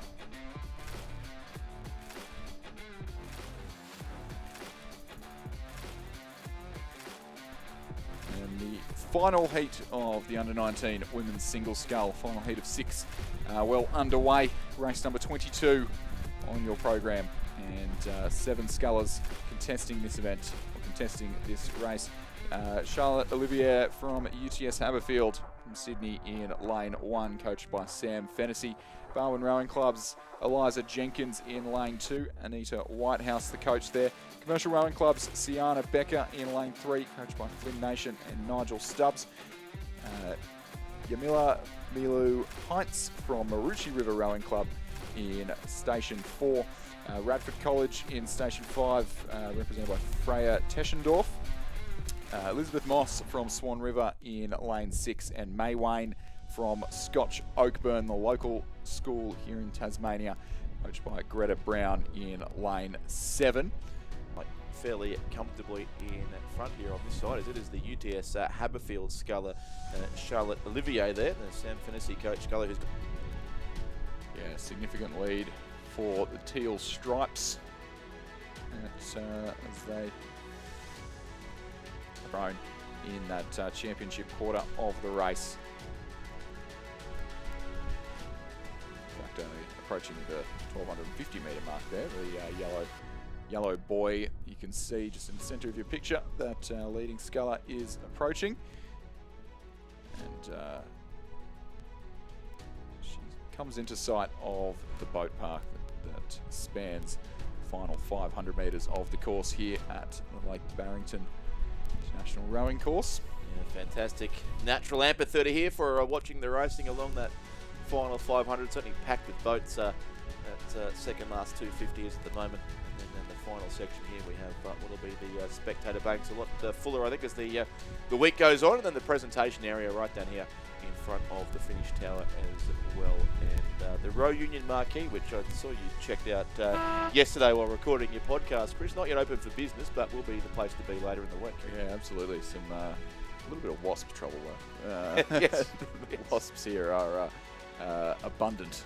Hopefully the wind might blow will them deter them a little bit as the week progresses. So we've got some 8s out on the course too, so some boats getting in some training experience here, and the early number from book about number from I believe from Athlete Services. Yes, there is a there. limited number available for certain time slots, so you do have to get in reasonably and select the time that you want. But yes, you must train with the correct training bow number, which are different, of course, to the racing bow numbers. Such as that carrying on the boat of Charlotte Olivier there from the UTS Haberfield Club, who continues to lead and lead very comfortably here. We have, as you'd expect in these early heats today, seen some substantial wins. Athletes doing a good job to book their direct qualification through to the next round, or at least to skip a round of racing, to skip over the repêchages, which will take place tomorrow. And it's now almost a 17-second lead to Charlotte Olivier over Elizabeth Moss in second place, who's a sculler from Swan River across on the far side of the course, rowing again there in the bright red boat from the Swan River Rowing Club this time. But she clearly is up into second. The scullers who dropped back a little, thought that Sienna Becker second earlier in the race. She looks to be fourth now. Third, in fact, would be May Wayne of Scotch Oakman. And then we have Eliza Jenkins of Barwon and Jamila Milu Hines of the Maruchi River Rowing Club, appearing for the first time in this regatta from the Sunshine Coast in Queensland. None of these scullers really letting off the pace in the closing stages. It's tight for second, third and fourth, as you can see on the screen, as our leading sculler, Charlotte Olivier from UTS Haberfield, just getting a little bit too friendly with the boys on the near side of the course. So even from the lofty heights of a very significant lead, just showing that it is certainly not easy championships, and still trying to get that steering under control, as she at the moment pointed directly towards us in the commentary box, but she'll have to correct that before she wanders out of her station again. I think she's got enough lead to affect her chances of progressing through to the semi-final. It doesn't look like it will, as the battle for second place heats up on the far side of the course between Scotch Oakburn's May Wayne in the yellow zoot suit and Elizabeth Moss from Swan River Rowing Club in the bright red shell. So leader's going to row a bit more than 2,000 metres here, but the win will go the way of Charlotte Olivier from the UTS Haberfield Club in a few strokes' time. Certainly a good finish from May Wayne of Scotch Oakburn, who's gone ahead now of Elizabeth Moss, or in fact just ahead in the race for second, but it will be UTS Haberfield who take the win here. So Charlotte Olivier, lane number 1, wins the 6th and final heat of the under-19 women's single scull. It will be the white boat edging out the red boat for second and third. So May Wayne second, Elizabeth Moss into third. Commercial should take fourth here. That is Sienna Becker, just ahead of the Marucci River sculler Jamila Mailu Hines, who will finish in fifth. Sixth will go to the stripes there of Barwon. On lane number 2, Eliza Jenkins, and seventh will be Freya Teschendorf. We will have a small lull in proceedings as 2 races have been cancelled, and we will move on starting in just a few minutes. The under-19 men's single scull, which is jumping ahead of you to race number 25. Yep, 10 o'clock our next race, the first heat of that men's single scull. So I'm going to go and check out the little red coffee van and watch the Tasmanian Minister for Sport do an ergo row at 11 o'clock too, which should be exciting. And I'm going to welcome Stuart John into the commentary box for the first time today, and leaving a fairly dangerous combination here of Stuart and Chris to talk all things rowing for the next hour or so.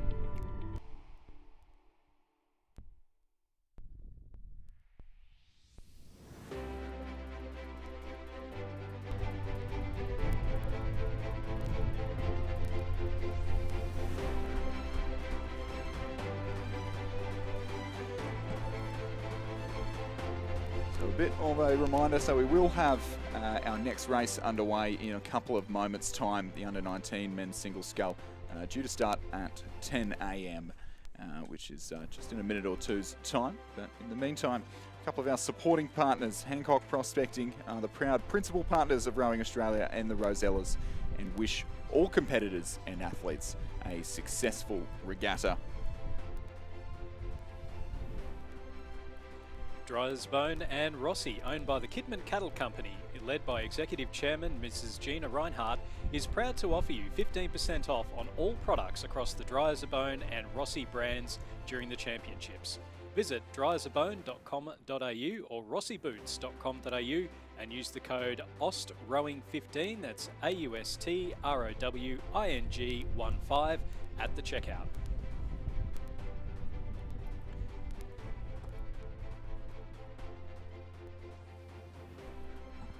Rowers, it's time to step up, because when it comes to performance, compromise is not an option. Bont Rowing is unashamedly different, and for good reason. Our shoes aren't just built for the sport, they're built for you. Anatomically designed for the human foot, we prioritise comfort, precision and injury prevention so you can push harder, row longer and perform better. They don't look like the others because they aren't like the others. Bont Rowing, performance and comfort redefined.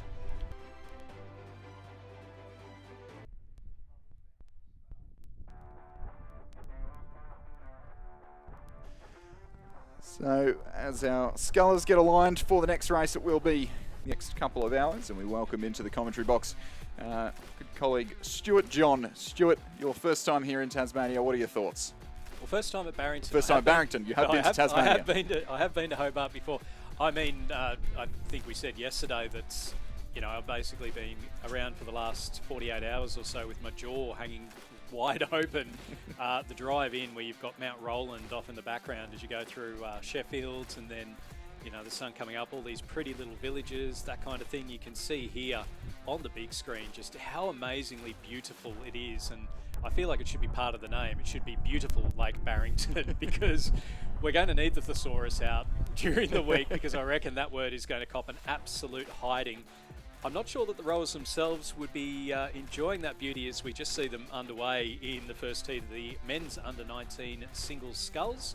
So in lane number 2 from North Esk Rowing Club, we have Nate Bristol, coached by Adam Simons and Trevor Barrett. Lane 3 from Manning Valley Anglican, College, we have Ryan Watkins, coached by Murray Doust. Lane 4 from Essendon Rowing Club, Rhys Davey, coached by Bill Nugent. In Lane 5 from Cathedral School in Townsville, Riley Hibble, coached by Simon Davis and Micah Talbot. Lane 6 from Townsville Grammar, Finn Pacey, coached by Erin McGuffey and Danielle Viven. And Lane 8 from North Esk Rowing Club here in Tasmania, Isaac Peach, coached by Adam Simons and Trevor Barrett. And as they're just taking off there, Chris, I guess this view that we've got from the start line here, it really gives a good indication of the headwind that the rowers are going through, because you don't need to back it. You just need to sort of aim your boat and the wind will pick you up and drop you down at the fingers. Yeah, exactly. It's certainly, in fact, the boat holders are probably really earning their supper today, as they're going to be having to hold the boats forward and stop them from disappearing under the starting fingers down there at the start line. So we see a few boats making their way across the start line for their training sessions. I would guess, or I would estimate at least, that there would be a little bit better water down there past the start line, where it's just a little bit more protected. Small headland sort of juts out behind the starting pontoon, and the training water would certainly be a little bit more pleasant than the racing water here today. Yeah, and you can see what I mean on the right-hand side of the live stream. You don't really need to tap it. It's just being picked up, and then the forearms of those boat holders would be absolutely pumping by the end of the day. So, but it is a big thank you to all the volunteers that help out. I mean, these regattas don't go without volunteers, and you know, it was a bit fresh this morning. I think even the people from that have come down from Canberra, we're all sitting there going, geez, isn't this just a little bit cold? But yeah, as we just see the action on the water at the moment, and great footage there from the drone. And it does look to be Rhys Davey from Essendon who's out in front. So, and then a couple across from him, we've got North Esk's Isaac Peach on the far side, and it looks like it might be Lockie Tyndall from Kings sitting in second place. So they're our 1-12. So Nate Bristol from North Esk, Ryan Watkins from Manning Valley Anglican, just towards the back of the bag, and maybe Riley Hibble from the Cathedral School, Finn Pacey from Townsville Grammar. So tricky conditions, Chris. I mean, how do you... What are the key things when you're into a headwind? Races earlier, he's going to be staying in the boat. There were a couple of adventures into the waters of Lake Barrington earlier on, but I think it's a lot of patience and a lot of just making sure that you're staying connected and getting, especially in the scull, getting both blades in at the same time, and really back-ending that stroke, accelerating it through the water. Your boat's moving a bit slower. You need to work a little bit more to accelerate it. You can't just mash the legs down at the front end of the stroke. Looks like it is Rhys Davey from Essendon who's doing that the best, but only a boat length lead at this stage of the race, I think through 500 metres at this point and approaching the 1,000 metre mark, and reasonably tight between Lockie Tyndall from the King's School and Sculler from North Esk at the top of your picture, Isaac Peach. Tyndall there, coached by Dave Geely, the first 8 coach, Julian Huxley, the head of rowing, former Australian Wallaby as well, and Andy Hoffman, the very hard-working boatman there at the King's School. And as you can see, I just sort of mentioned there with the steering, and it's a great view from the drone here that really gets us a good perspective of what's going on in the boat with the steering. And Lockie Tyndall just touching the boys there on his right-hand side, and that little correction probably just cost him another 2 feet or so in his attempt to keep touch with Rhys Davey of Essendon, who's still leading by about a length. Maybe Lockie Tyndall just puts in a few big strokes to make up for that steering, and takes maybe a canvas back, and we're almost going to have 3 abreast as we turn around with the drone and get a little bit better indication. It can be a little bit hard to spot the buoy line from this angle, as we see Rhys Davey just pushing away. So a little bit of cat and mouse going on between the top 2 scullers at the moment, and Isaac Peach from North Esk on the far side staying right in touch as well. So this will certainly be a heat to keep an eye on here. First heat of the under-19 men's single scull for the Thomas Keller Memorial Trophy. So Rhys Davey from the Essendon Rowing Club with that lead at the moment, and then it's very even in there between Lockie Tyndall from Kings and Isaac Peach from North Esk. Isaac Peach just sort of moving ahead, as Chris was saying, where we had Lockie Tyndall just going a little bit towards the boys, and it did give Isaac Peach that chance to get a little bit of a gap, and we can see there again with that drone footage, Lockie Tyndall just having a couple of bad strokes. They are tricky conditions out there, and obviously going near the boys isn't going to help things as we just see a bit of a gust of wind coming through. So really all of these rowers just trying to hang off the blades for as long as possible, and as Chris said, get that back end in there. And it's a fascinating thing, isn't it? We know at Barrington that it's going to be the headwind or the tailwind. It's one of the two. It's generally not much of a cross breeze if there is any. Getting back to what you were saying though about a couple of the rowers having some adventures in the lake, back in 2021, somebody very famous in the Australian rowing scene had an adventure in the lake. I think in the under 21 women's, or one of the under 21 or under 23, I think it might have been Tara Rigney, went for a swim. Yes. Here at Lake Barrington. So it's not necessarily the worst thing in the world. There's been some big names that have gone for unplanned swims. Yep. As we see, Scullers coming through the 1500 metre mark now. Still is Rhys Davey from Essendon, who's extended his lead over now second place sitter Isaac Peach from North Esk on the far side of the course. Lockie Tyndall from the King's School in Sydney just dropping back into third place. Lockie fresh out of the King's School first 8 that managed to get themselves on the podium at the AAGPS Head of the River on Saturday morning. Definitely found their best race of the season when it counted. So not too much time in the scull, so possibly the repechage a really good opportunity. We talk about this often with scratch crews at the National Championships, that a lot of the time when you're jumping into a scratch crew, you've only trained it once or twice.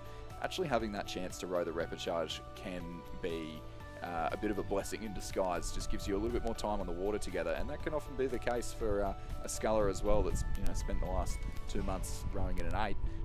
Another bit of time in the single in the repechage, although a little bit more work, certainly might assist them in their progression through the event. And I think it's particularly important because we've only got the first rower to go through directly through to the semi-final here, so that looks to be Rhys Davey from Essendon. I'd be curious to see Lockie Tyndall, because they were very evenly matched over the first 500 metres or so, and along with Isaac Peach from North Esk Rowing Club. So I'd be really curious to see how he would go in a tail breeze. A head breeze when you're only just getting back from the 8 back to the single can make it a little bit tricky.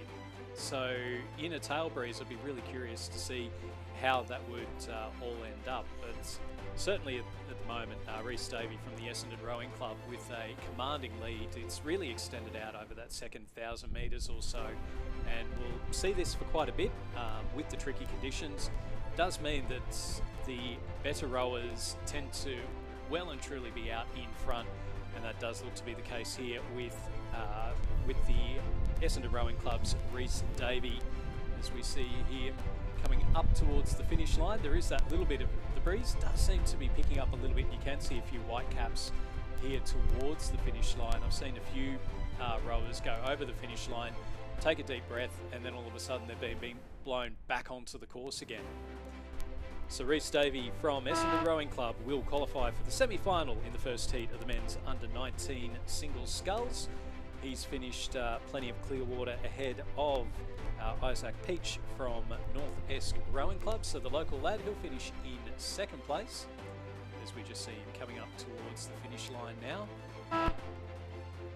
Now it's a big finish coming here, and I think we've got a couple of rowers that are in lanes they potentially shouldn't be. So as we're coming up towards the finish line now, it does look to be, it's a couple of rowers, and again, similar to Lizzie this morning, just getting my head around the different... Yeah, so we've got Tyndall still leading for third, and then it is the sculler who was meant to be over to his left from Townsville Grammar in the black boat, Finn Pacey, who was directly behind the lane 3 sculler, Lockie Tyndall.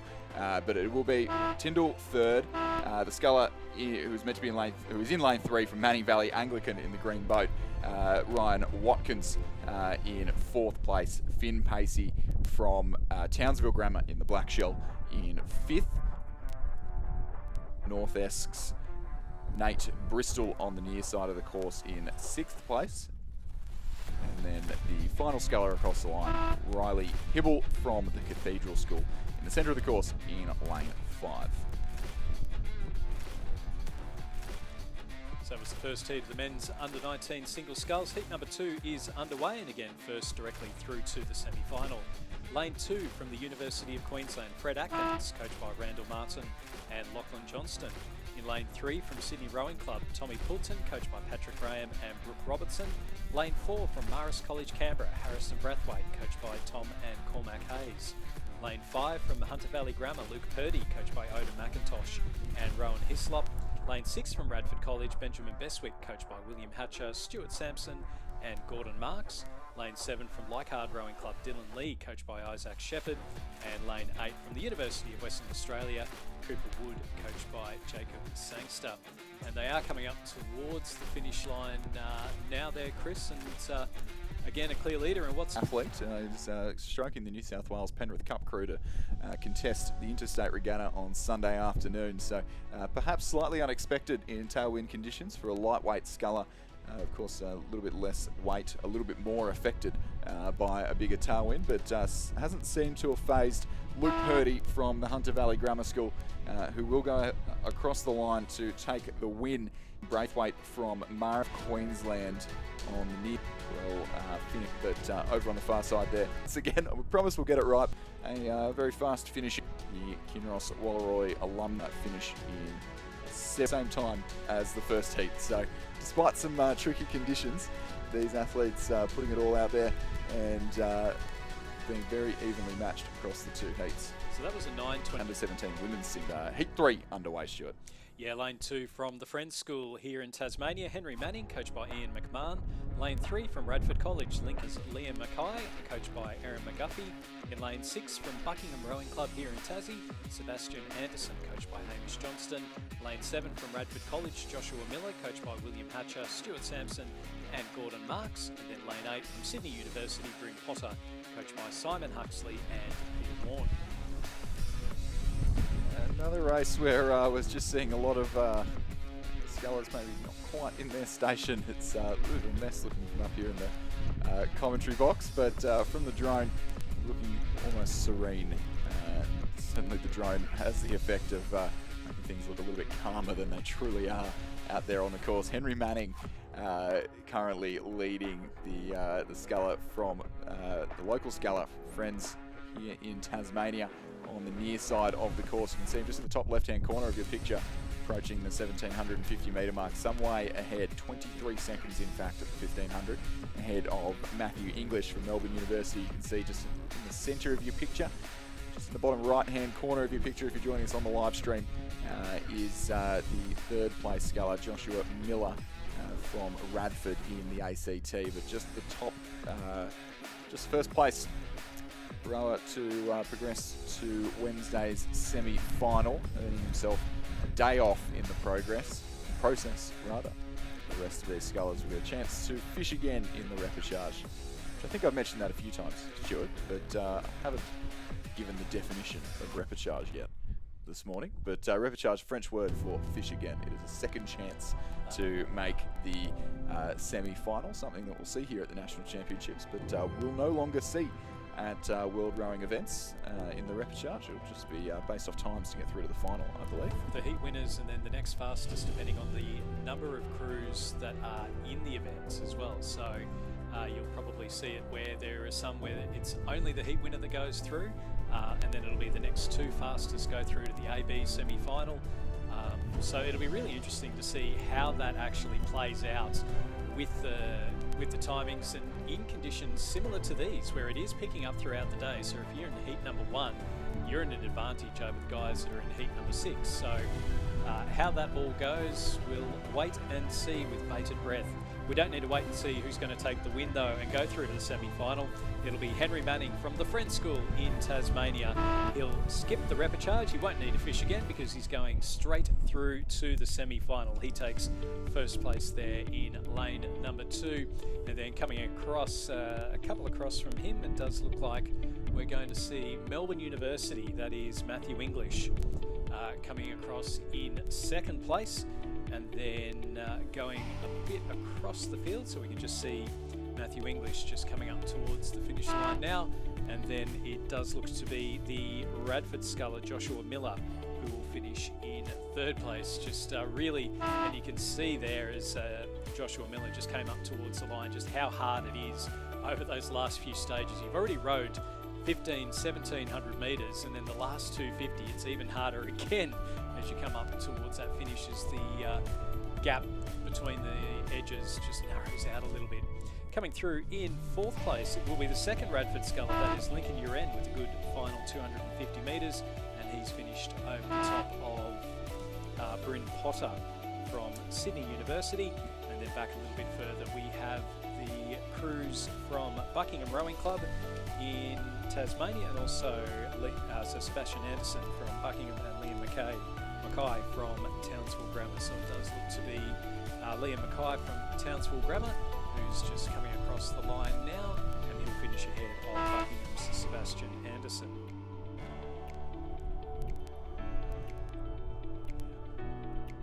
We won't have to wait too long for the next race to unfold. Heat 4 of 6.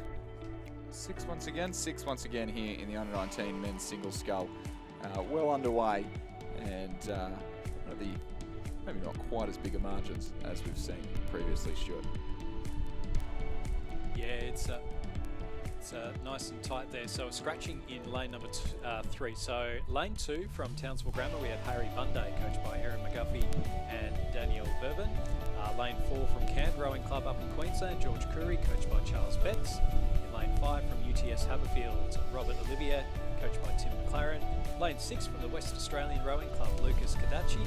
And lane 7 from St Virgil's College here in Tasmania, Llewellyn Gray. So our leading few rowers there, you can see them up on the screen. It does look to be potentially Robert Olivier.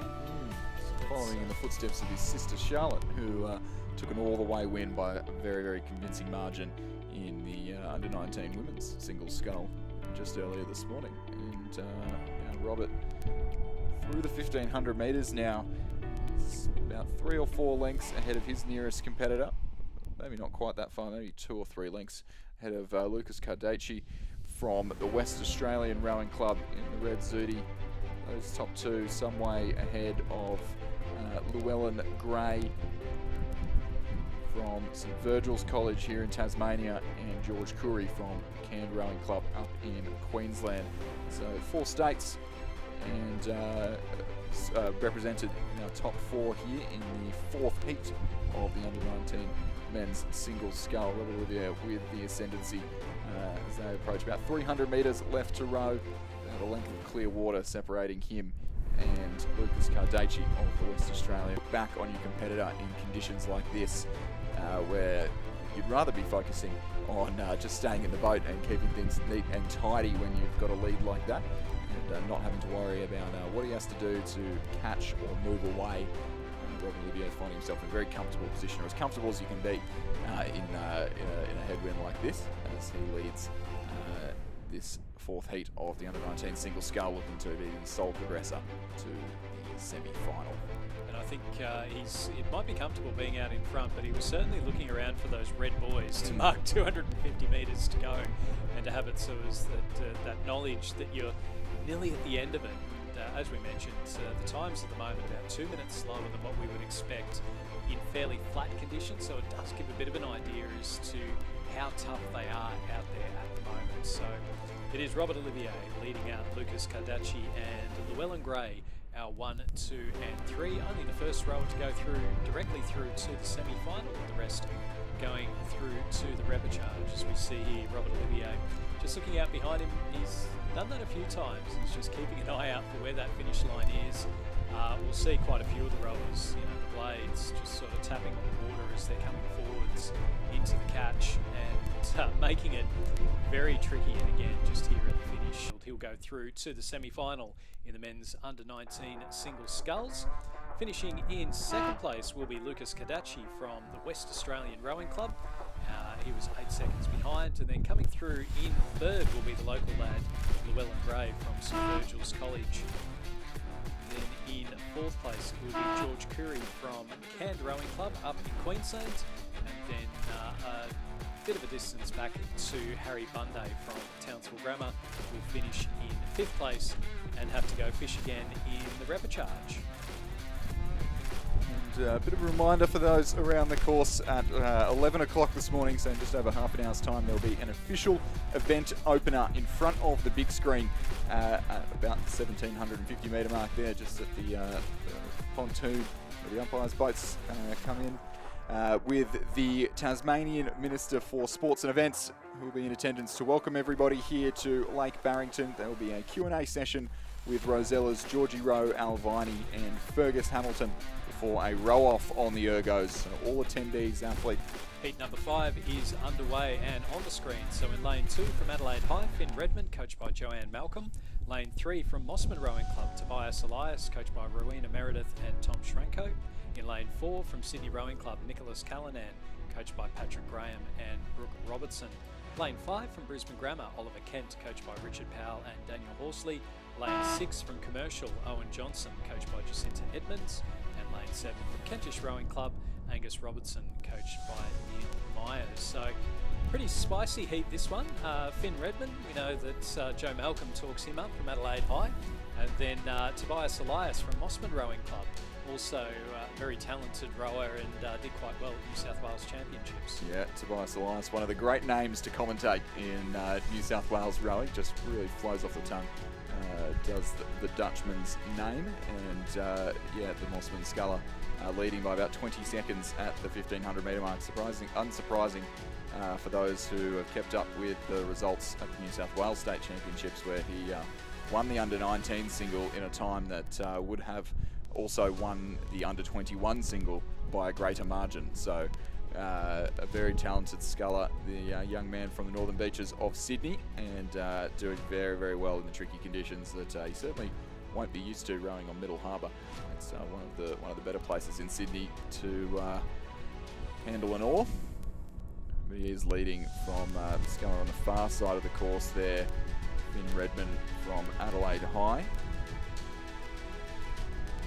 Stuart mentioned Joanne Malcolm, the coach there. Finn won the South Australian State Championships in this event. I think so, and I think he's in the Youth 8 as well for South Australia. So we'll see him coming down the course on multiple occasions, and hopefully this is about as hard as it gets for him, because it's not particularly pleasant rowing conditions out there. From Commercial Rowing Club over in lane number 6, Finn Redmond from the Adelaide High, sitting in third place, and then there's a bit of a gap back in the fields. We've got looks to be the rower in lane number 4, Nicholas Callanan from Sydney Rowing Club, ahead of Oliver Kemp from Brisbane Grammar School and Angus Robertson from Kentish Rowing Club. So again, just getting it really does throw you a little bit, doesn't it? The different way that the lanes are set up. You think, no, this will be easy. Yeah, oh, it's still getting me. It's very, very difficult. There's still lane 1 is still on Cox's left, but us being on the other side of the course, it is throwing us off something awful. So Tobias Elias from Mossman Rowing Club, a very convincing win there in the quickest time so far, despite not being challenged, of the under-19 men's single scull, 9:19.95. As second placed Owen Johnson from Commercial Rowing Club crosses the line 16 seconds back. Finn Redmond from Adelaide High in third. On the near side of the course there. Rower over in station 6. No. In station 5 from Brisbane Grammar, Oliver Kent. will secure himself 4th place. Ahead of Sydney's Nicholas Callanan and Kentish Rowing Club's Angus Robertson.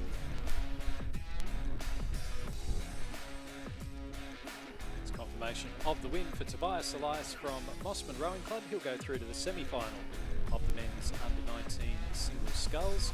Going through to the repechage will be Owen Johnson from Commercial Rowing Club, Finn Redmond from Adelaide High, Oliver Kent from Brisbane Grammar, Nicholas Callanan from Sydney Rowing Club, as we just see him coming up towards the finish line now, and then Angus Robertson from Kentish Rowing Club finishing in 6th place. So some pretty spread out margins there, but again, the conditions, it's difficult to train for if you don't have them.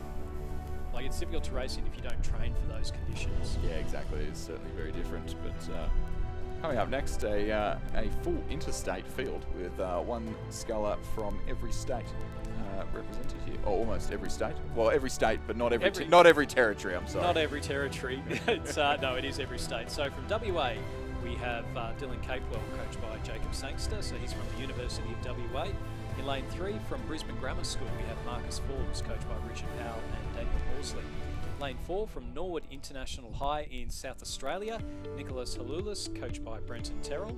In lane 5, from Wendouree Ballarat Rowing Club, Max Mason, coached by Jamie McDonald. Lane 6, from Tasmania University, Noah Haas, coached by Andrew Palmer. And in lane 9, from New South Wales, Leichhardt Rowing Club, we have Peter Simkovic, and he's coached by Isaac Shepherd. So we see our rowers up on the screen at the moment. Again, some pretty handy rowers in this particular heat. We'll just wait to see where they are at the minute, but it does look to be Noah Haas from Tasmania University enjoying these conditions at the moment. The local lad is potentially ahead of Max Mason from Wendouree Ballarat Rowing Club, as we just see them coming up now towards the 1500 metres. It must be one of those ones you've rowed here before, Chris, where you see that boat park out to your right hand side and go, okay, it's getting a little bit closer now. Yeah, when I rode here, it was only the one race, and it was conditions very, very similar to this. I think we did about 6:30 in the Club 8, and I had no idea where I was until I saw the boat park. And it came up maybe a little bit quicker than I thought, but very, very difficult when you're so far from the banks and so used to the Sydney International Regatta Centre, where you have a pretty good idea of where you are at all times to know where you are in the 2,000 metre course. It feels very, very long in conditions like this, and maybe in the scull these guys have a little bit more. They'll have a speed coach there showing their distance, and they'll have a little bit more of an idea as to where they stand in terms of how long they've got left. But it is still, you feel a long way away from that boat park from where we are when you're out there on the water. But Noah Haas using that local knowledge, Tasmania University sculler in Station 6, coached by Andrew Palmer, currently leading by about a length from Max Mason from Wendouree Ballarat. Yeah, Dylan Capel from the University of WA in 3rd, Nicholas Halulis from Norwood International High in 4th, Marcus Forbes from Brisbane Grammar in 5th, and Peter Simkovic from Leichhardt Rowing Club back in 6th. And it's a nice little battle that's been going on this entire way, where we've got Noah Haas from Tasmania University has been pushed by Max Mason, and neither of them is really letting up. They're into the Red Boys now. It's only the first rower to go through to the directly through to the semi-final. Max Mason has not let Noah Haas out of his sights, and Noah Haas now looking like he might just be pulling away. It's down to about 150 metres or so. Max Mason not quite on the overlap as yet. It'll take a very good sprint, and he's going to go for it. He's not going to die wondering here, Max Mason from Wendouree Ballarat Rowing Club. But Noah Haas, the local lad, Tasmania University, coached by Andrew Palmer, he's kept Max Mason at a boat length. He's been able to hold on to that, and now with about 5 or 6 really big strokes left to go, it is going to be a win for Noah Haas. He'll go through to the semi-final of the men's under-19 single sculls. Max Mason, he'll finish in 2nd. He'll go through the repechage, but certainly be one of the favourites for that. A 9:10.67, so that's about the quickest that we've seen. That is the quickest. Max Mason only a couple of seconds behind him, so he was as quick as Tobias Elias in the previous heats. Difference there being pushed the entire way. He was pushing the entire way, but that does set him up quite nicely for that for the repechage, and then potentially through for the semi-final. As we just see now, it's Brisbane Grammar's Marcus Forbes leading out Nicholas Halulis and Dylan Capewell. It is going to be Dylan Capewell, crossing the line ahead of Nicholas Halulis and Marcus Forbes in 5th place. And then back a little bit further on the far side of the course in lane number 7, we have Peter Simkovic from Leichhardt Rowing Club.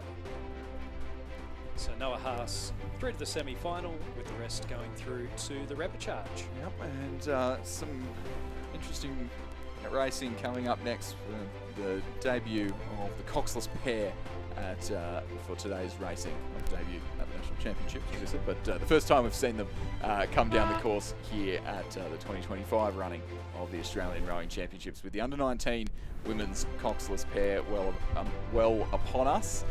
Just coming through 1,250 metres as it stands. Yeah, in lane 2 from Scotch Oakburn College in Tasmania, Emily Nags and Isabella Wilson, coached by Greta Brown. In lane 3 from Fremantle Rowing Club, Ocean Jonarat and Bridget Grolton, coached by Alex Thompson and David Vandis. In lane 4 from Unley High and Fremantle, we have Charlotte Hanson-Knaroy and Felicity Cox, coached by Alex Thompson and Daniel Ralph. Lane 5 from Scotch Oakburn College, again here in Tassie, Charlie Barron and Madison Marshall, coached by Greta Brown. Lane 6 from Nepean Rowing Club up in Penrith, we have Jessica Harris and Vitty Young, coached by Daniel Waddell, Hugh Harold and Miles Harold. Lane 7 from Adelaide Rowing Club, Grace Pereira and Tamara Bates, coached by Christine McLaren. And lane 8 from UTS Haberfield, Zoe Fallon and Grace Woodward. See there on the pictures the combination on the far side of the course from Adelaide. They're in the red, yellow and black colours, the red riggers of the South Australian Sporting Institute. Grace Pereira and Tamara Bates, coached by Christine McLaren, the departing head coach of the South Australian Sports Institute, as she takes up a new role following this regatta, I believe, as the head para coach at Rowing Australia.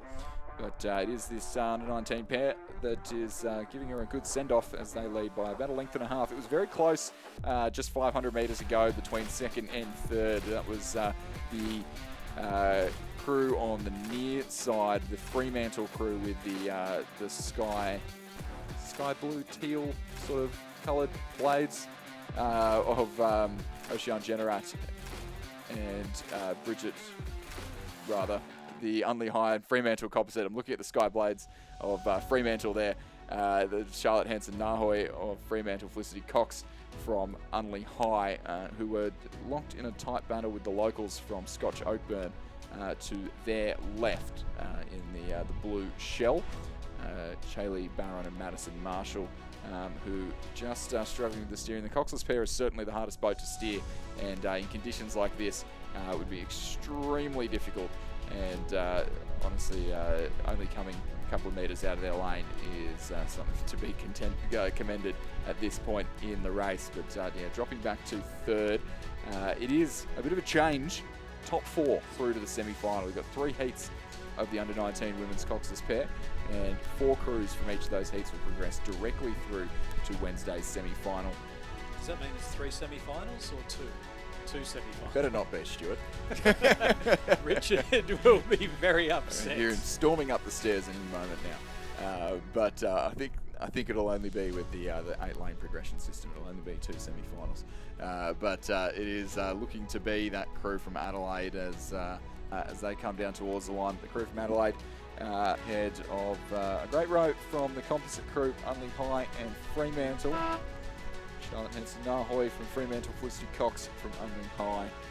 And do look forward to seeing Charlotte Hanson-Nahoy's brother in the under-19 men's Coxless pair later on. I assume it is a brother. If it's a cousin, I'd love to be corrected. But third across the line, Station 5, Scotch Oakburn. And fourth across the line, securing themselves that final, that last semi-final spot.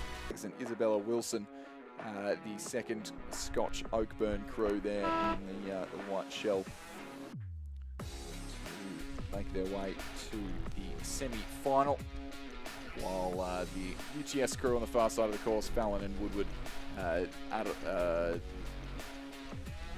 the all Fremantle crew there in centre of the course, so possibly just drifting off the station a bit, Ocean Generat and Bridget Gralton.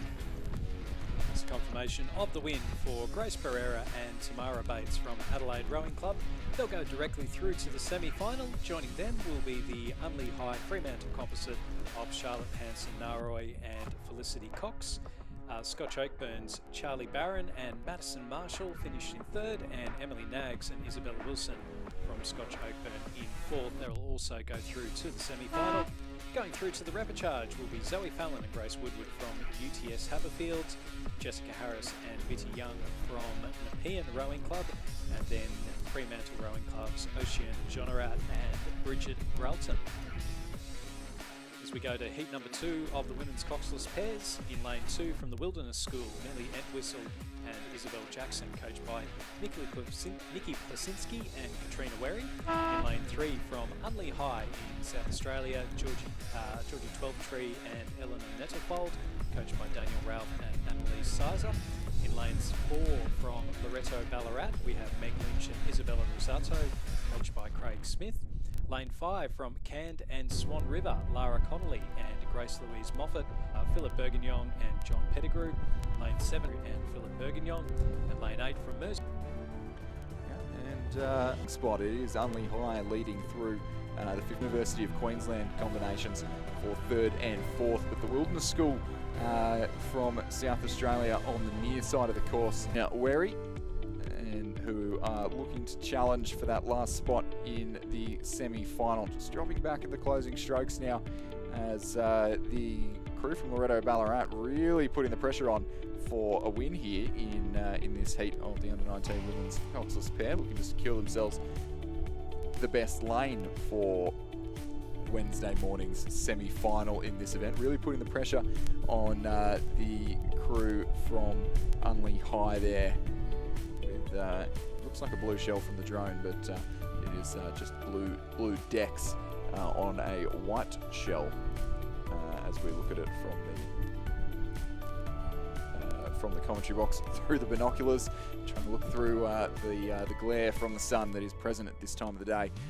Lake Barrington. It is a race in 3 for the win, I think, at this point. The University of Queensland crew, the leading of the 2 University of Queensland crews, Willa Dunbar and Phoebe Cannon, starting to make inroads on this competition for the lead, as the crew from the Wilderness School on the near side have moved their way up into a qualifying position. They'll have to keep an eye on their steering if they want to maintain that 4th qualifying position. There's 5 boats looking at a chance for a final here, and I don't really think any of them, perhaps Unley High, could consider themselves safe, but it is certainly on between the Wilderness School on the near side of the course and the University of Queensland on the far side of the course, who look to be faltering in the closing stages here.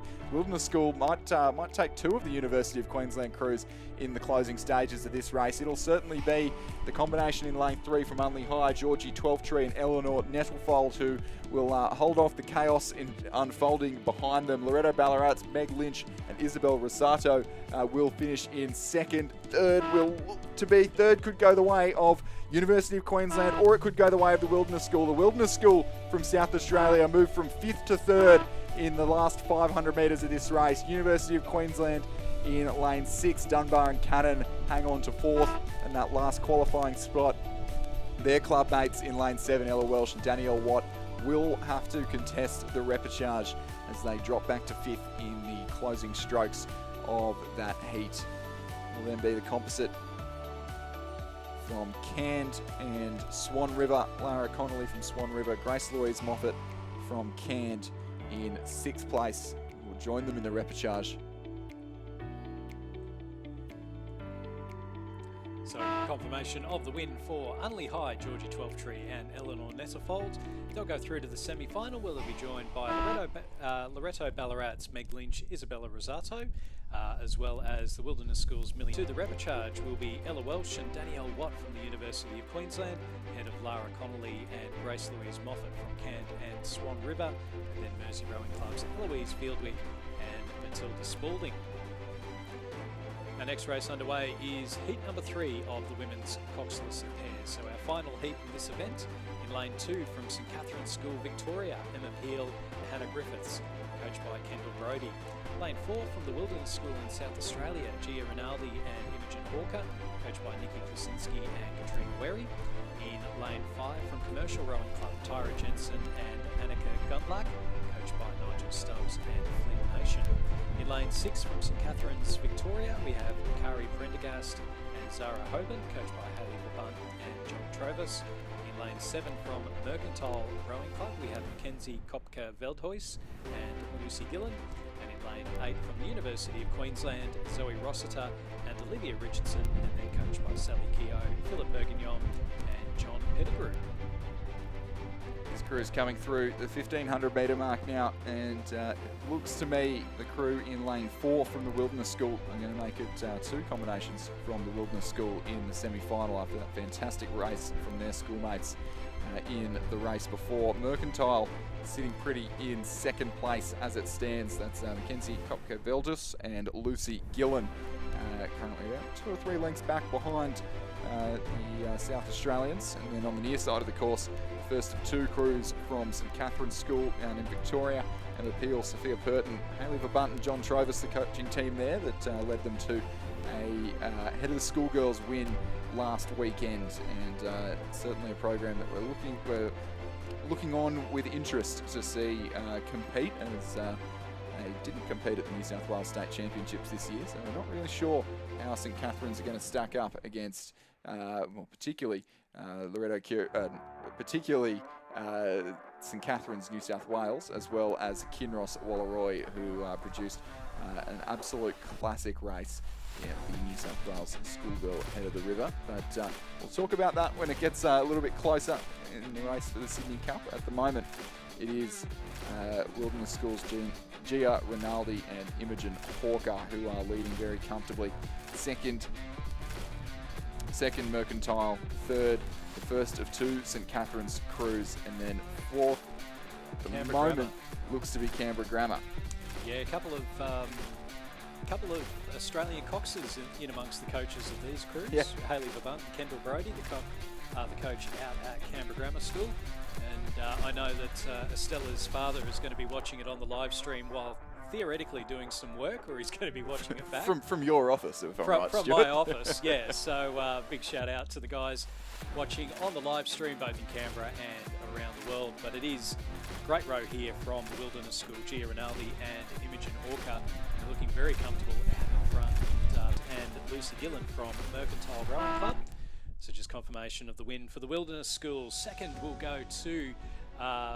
place will go to Mercantile, and then the 3rd and 4th is going to be an interesting one. Canberra Grammar get a lot to do to hold on.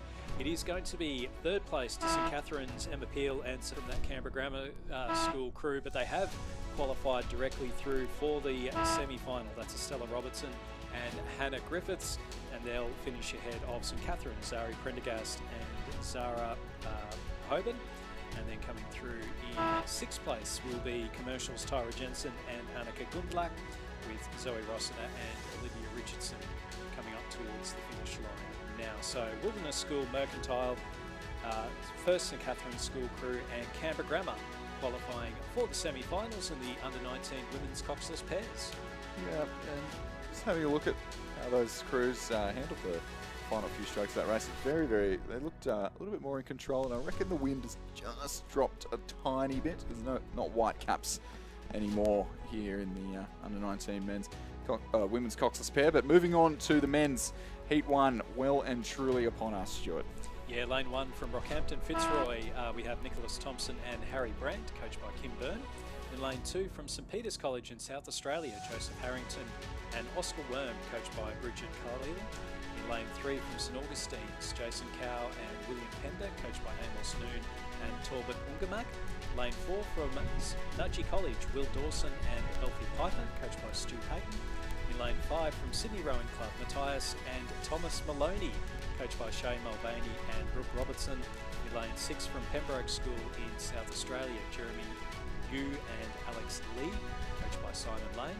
Lane 7 from St Peter's College in South Australia, Harrison Gray and George Quigley, coached by Bridget Carlile. And lane 8 from St Virgil's College in Tasmania, Daniel Marquet and Harry Costello, and they're coached by Lee Gray, Samuel Mounter and Oliver Wilson Haffenden.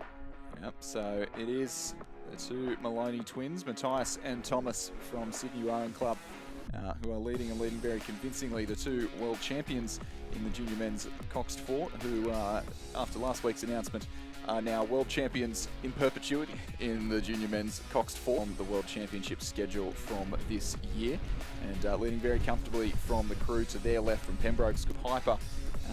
Nudgee were just making their lives a little bit harder than it needed to be, having spent a little bit of time in lane 5 instead of lane 4, trailing Sydney Rowing Club, and just moving back onto their station now. But a good race on for the 4th position. It is top 2 through to the A final, so just be whether Nudgee can recover from that steering to make an impact on Pembroke School, but some margin back now. Pembroke moving with good momentum in the closing stages here. But two Maloneys, Matthias and Thomas from Sydney Rowing Club, stretching out to a very comfortable lead here in the under-19 men's coxless pair. They'll certainly be the winners. South Australians, despite Nudgee really throwing the kitchen sink at it, finished second to qualify through to the A final. Just 2 heats and a repechage here in the under-19 men's coxless pair. So Pembroke straight through to the A final. Jeremy Yu and Alex Lee. Nudgee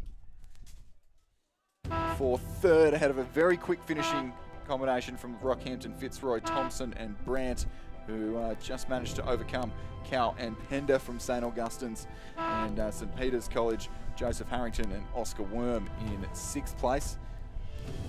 And then just 2 more crews.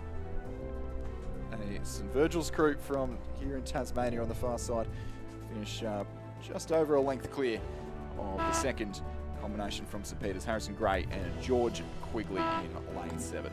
So confirmation of the win for Sydney Rowing Club's Matthias and Thomas Maloney. They'll go through to the A final. Joining them will be Jeremy Yu and Alex Lee from the Pembroke School, with the rest going through to the repechage.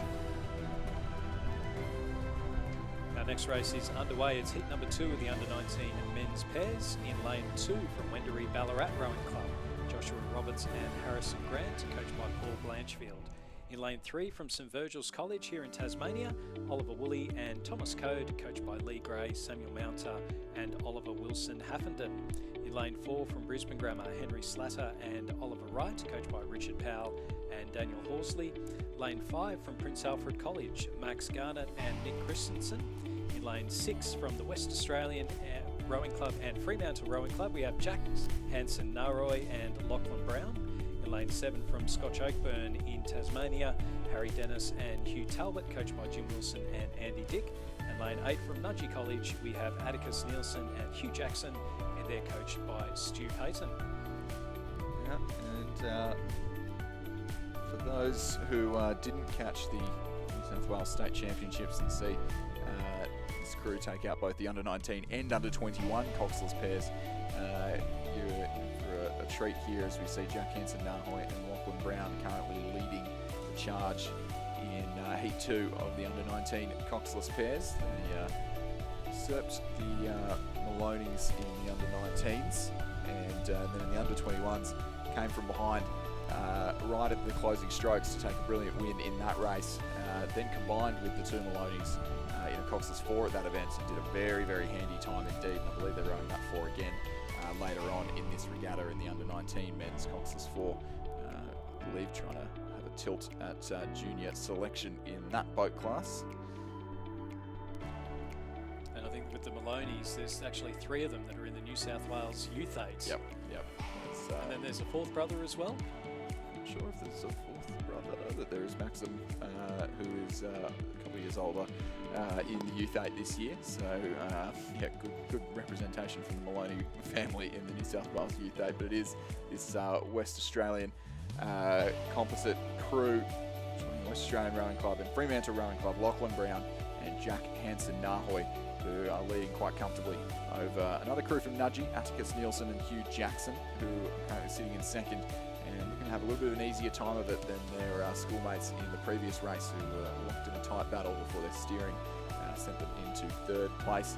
Currently sitting in 3rd, Prince Alfred College, Max Garnett, Nick Christensen.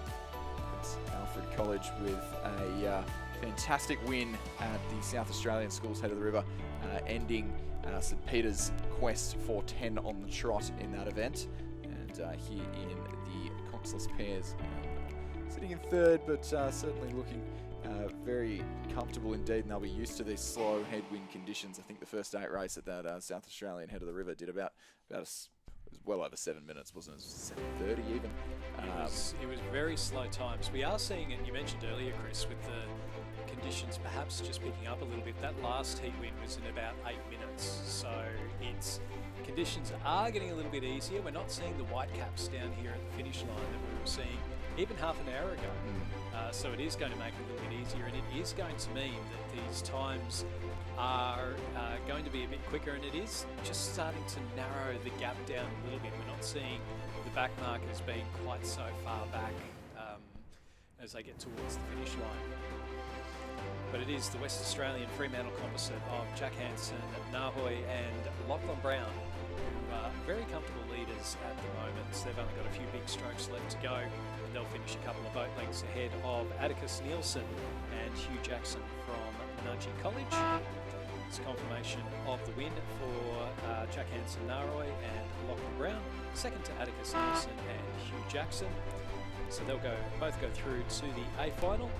Going through to the repechage, it looks to be Prince Alfred College's Max Garnett and Nick Christensen. And then back a little bit further, we've got a nice little battle going on for the final few positions. So coming through now, we've got looks to be the Brisbane Grammar crew of Henry Slatter and Oliver Wright. So they've got a couple of big strokes left to go, and then they'll finish in 4th place. And then in behind them, we've got Swendery Ballarat in lane number 2 and Scotch Oakburn. Now they'll finish just ahead of Scotch Oakburn in 6th place, and then the St Virgil's crew from Tasmania in 7th. So heat number 2 of the men's under-19 Coxless pairs, a win for Jack Hansen, Nahoy and Lachlan Brown. 2nd place to Atticus Nielsen and Hugh Jackson from Nudgee College. They'll go through to the A final, with the rest going through to the repechage.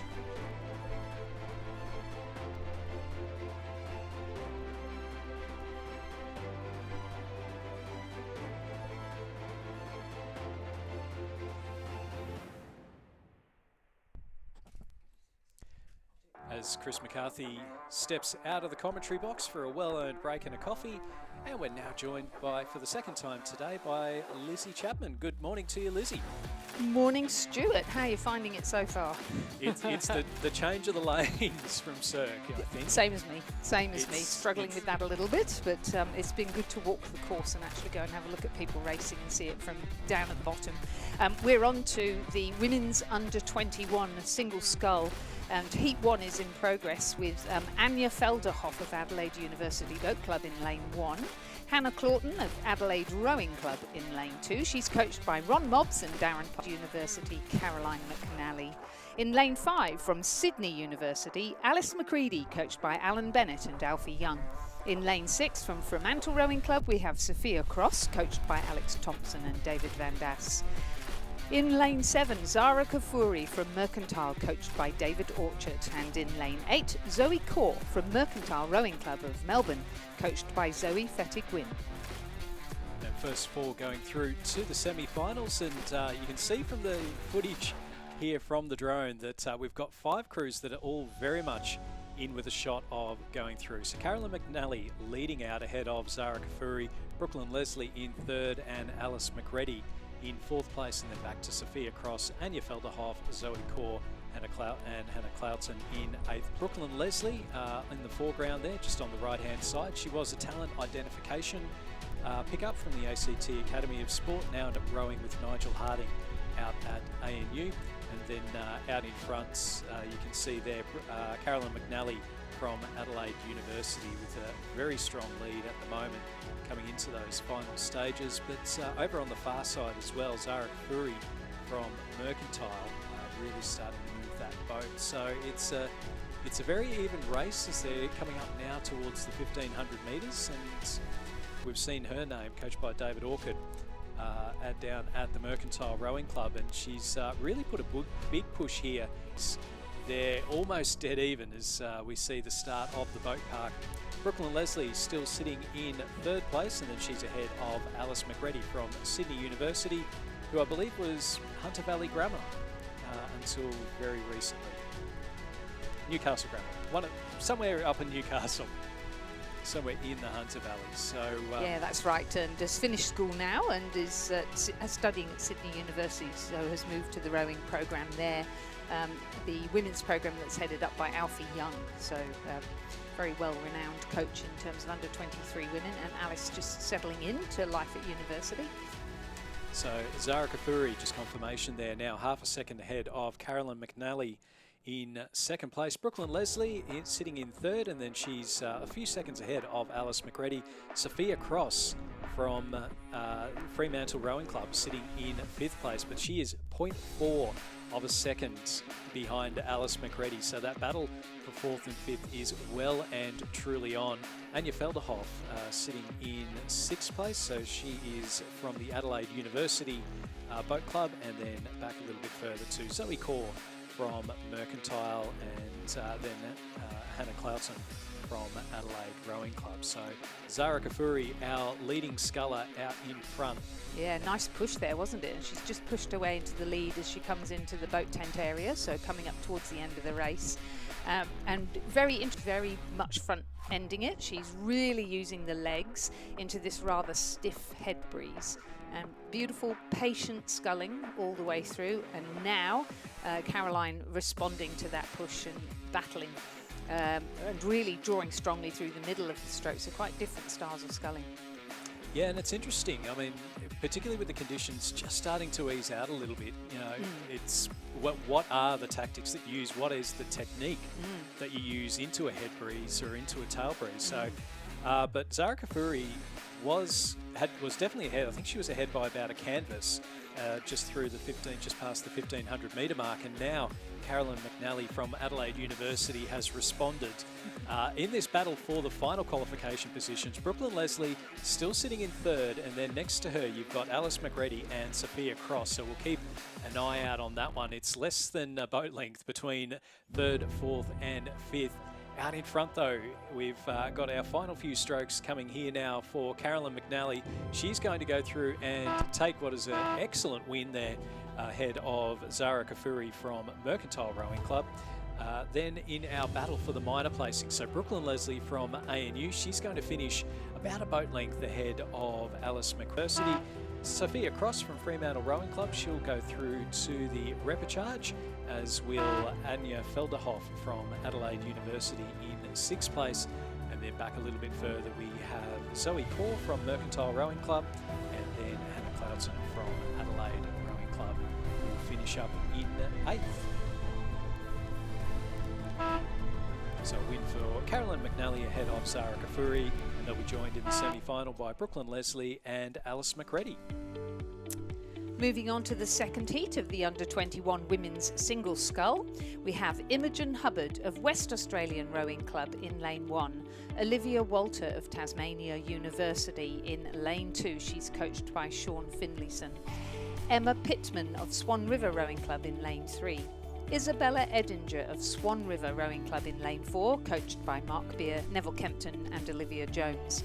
Leela Hacker of Melbourne University in Lane 5, Paris Reed of Commercial Rowing Club in Lane 6, coached by Jacinta Edmonds.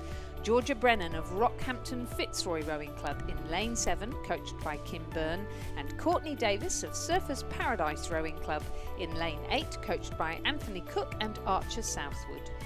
And Courtney Davis with that lead, and it's a very comfortable lead at the moment. So she's put a bit of clear water in as they're coming up now towards the 1500 metre mark. So we'll get a bit of an idea as to that margin.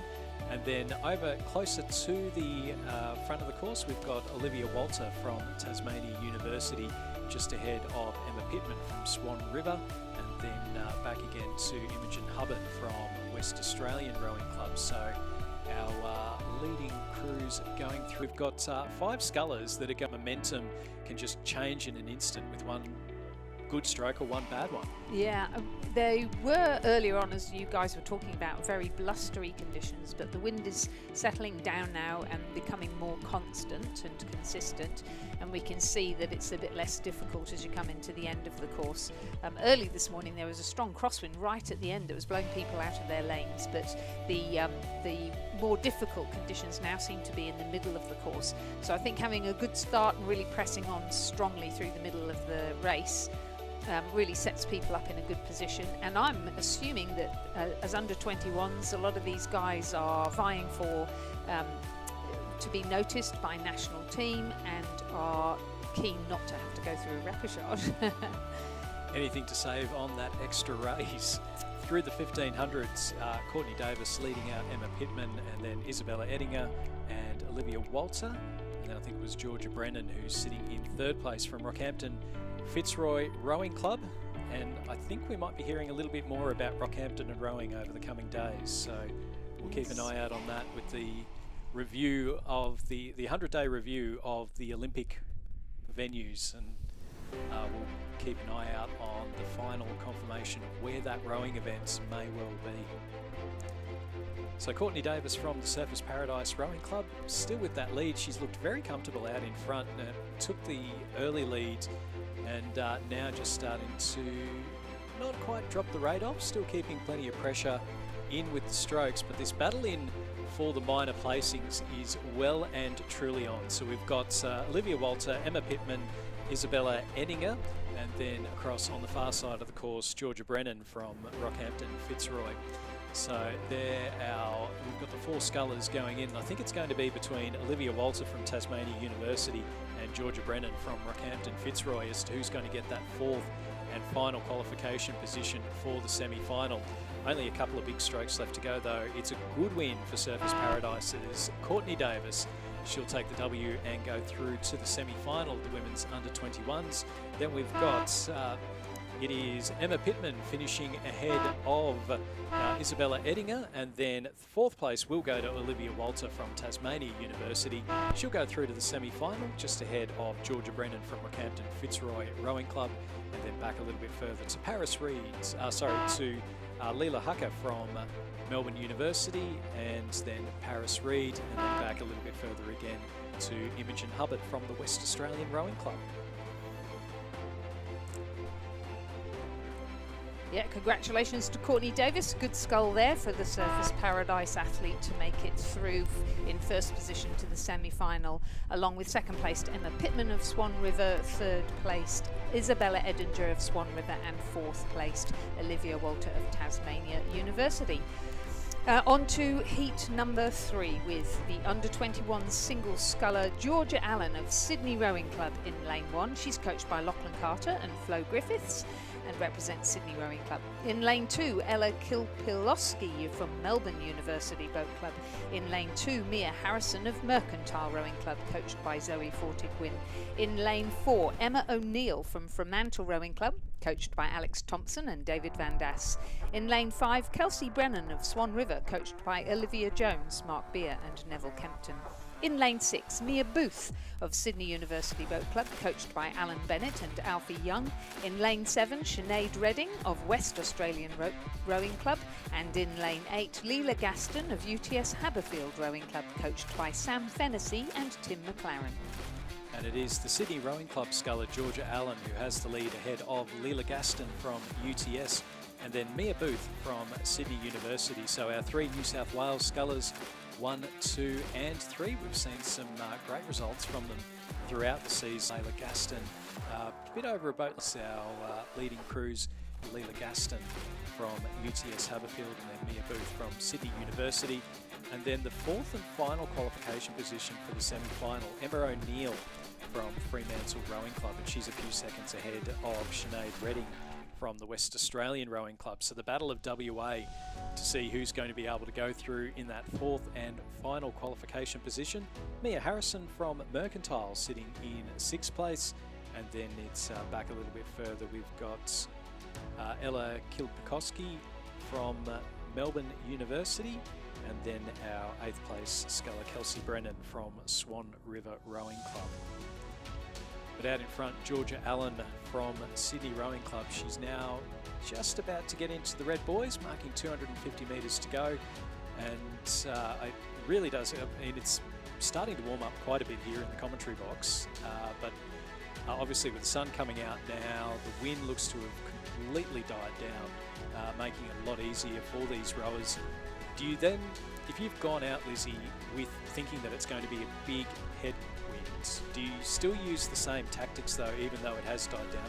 So interesting, isn't it? Probably, yes. I think the bigger question, certainly in the boat park, some of the coaches have been talking about should they change the gearing of their rig to make it a bit easier for these headwind conditions. And I must admit, my thoughts are, you know, you train in all sorts of conditions and you don't change your gearing every time you go out to train. So unless it's really exceptionally strong, you'd just get out there and row to the conditions. And probably the same really with the race plan. There's never any harm in trying to get out hard and fast at the start. You won't necessarily win a race by doing that, but you certainly could lose a race by not having a good start. Well, it's been a good start, a good middle and a good finish coming up here for Georgia Allen from Sydney Rowing Club. So she is going to go through and take the win in heat number 3 of the under-21 women's single sculls. You just see her looking out to the left-hand side, realising, yep, the finish line is nearly there, almost stopping just before the finish, but she had that much of a lead that it wasn't going to make a difference. Leila Gaston from UTS will finish in 2nd place, 3rd going to Sydney University's Mia Booth. Going through in 4th place will be Emma O'Neill from Fremantle Rowing Club, and then she's finished ahead of Sinead Redding from the West Australian Rowing Club. So Sinead will go through to the repechage. She'll be joined in the reps by, looks to be Mia Harrison from Mercantile, and then she'll finish ahead of Ella Kilpikoski in 7th place, and then Kelsey Brennan from Swan River Rowing Club in 8th.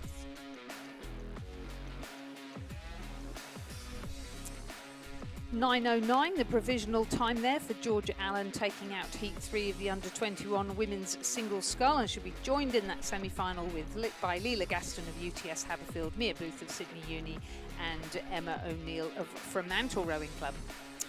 We were to have that final single, where we have 5, 6, my goodness me, this is that under-17 women's single.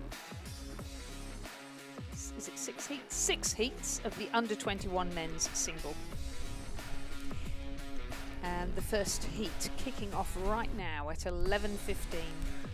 In lane 1, Henry Belcher from Adelaide University Boat Club. In lane 3, William, coached by Randall Martin and Lachlan Johnston. In lane 5, Jerry Anderson from Sydney Rowing Club, coached by Shane Mulvaney and Brooke Robertson. In lane 6, Ben Haywood of Canberra Rowing Club, coached by Mark Kierkowski. In lane 7, Thomas Bias of West Australian Rowing Club. In lane 8, Darcy James of Canberra Rowing Club and the ACT High Performance Programme, coached by their new head coach there, Tom Westgarth and William Hatcher. Yeah, and the Actas boys already had a win for the win on their trip so far on the ferry down from Geelong to Devonport. So they were in a trivia competition where Tom they tied for first in the trivia competition. Yeah, I think it was 21 questions about Tasmania. So they won a whole So competitive. It's so competitive. Unfortunately for them, they tied with a bloke who lives in Canberra but is originally from Queensland, who was up by himself. So they there was a bit of competition in there. It came down to the paper aeroplane throwing to see who'd take first. Good to see, good to see. Well, it certainly got off to a good start. Absolutely, and he's got off to a good start here, Darcy James. He's out in front at the moment. Him and Jesse Rosen, who's in the next heat, coming up through Marist College. They've been at the ACT Academy of Sport, what was for a few years now. And what was great on the ferry over, you talk about Tom Westgarth being the new head coach down at ACTAS, and watching them chat away. They hadn't realised I was sitting there. I just had my head in the book, but watching Tom tell some stories about his time coaching the Australian rowing team, and all the boys sitting there, hanging off every word. And there's just a really great vibe going on there at the moment. So I think they're in for a good regatta, and we'll see them also in the ACT Youth Eights. Oh, how exciting! First time we've had a Youth Eights since 2022 down at the Gambie, I think was the last one. That is absolutely wonderful. Yeah, wonderful coach Tom Westgarth, and it's always a good vibe when he's around. But for him, I think coming home to the Australian Capital Territory, taking that position as head coach there after moving on from the Women's National Training Centre, where he did such a great job over the first 8 years of its existence. So congratulations to him for that role, and it's really wonderful to see that. And as we know, there is talent there in Canberra. We've just got to make sure we really tap into it and grow it. And a good start here. Yeah, and well, I mean, there's plenty of people coming up from Canberra, because the two most powerful people in Australian rowing, Sarah Cook and Paul Thompson, also from the ACT. So it's plenty going on there. And let's face it, I'm never going to be backwards in coming forwards in talking up a bit of the ACT stuff. Don't need to do too much there. Darcy James still with that lead from Canberra Rowing Club. Henry Belcher from Adelaide University, I believe he's in the South Australian Youth Eights, competing on Sunday. He's been doing quite well for Adelaide University. He's been part of some good crews that did well in the South Australian Championships as well. So he's sitting in second place. He's about 10 seconds behind Darcy James. Then we've got Jerry Anderson from Sydney Rowing Club sitting in third place. Thomas Bias from the West Australian Rowing Club, he is back a little bit further in fourth.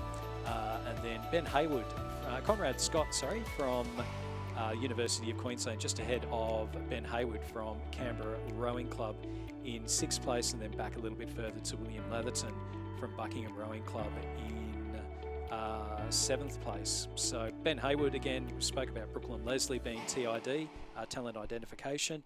Ben Hayward, something similar. He was talent identification formerly. I think he was a mountain biker or something with two wheels that goes very, very fast. So he was with the ACT Academy of Sport, and now with Mark Kwiatkowski, part of his squad out at Canberra Rowing Club. So we see him in quite a few events, and really starting to get some good results in the last month or so. He had some good results at ACT regattas, so excited to see what might come from the dots of the Canberra Rowing Club squads.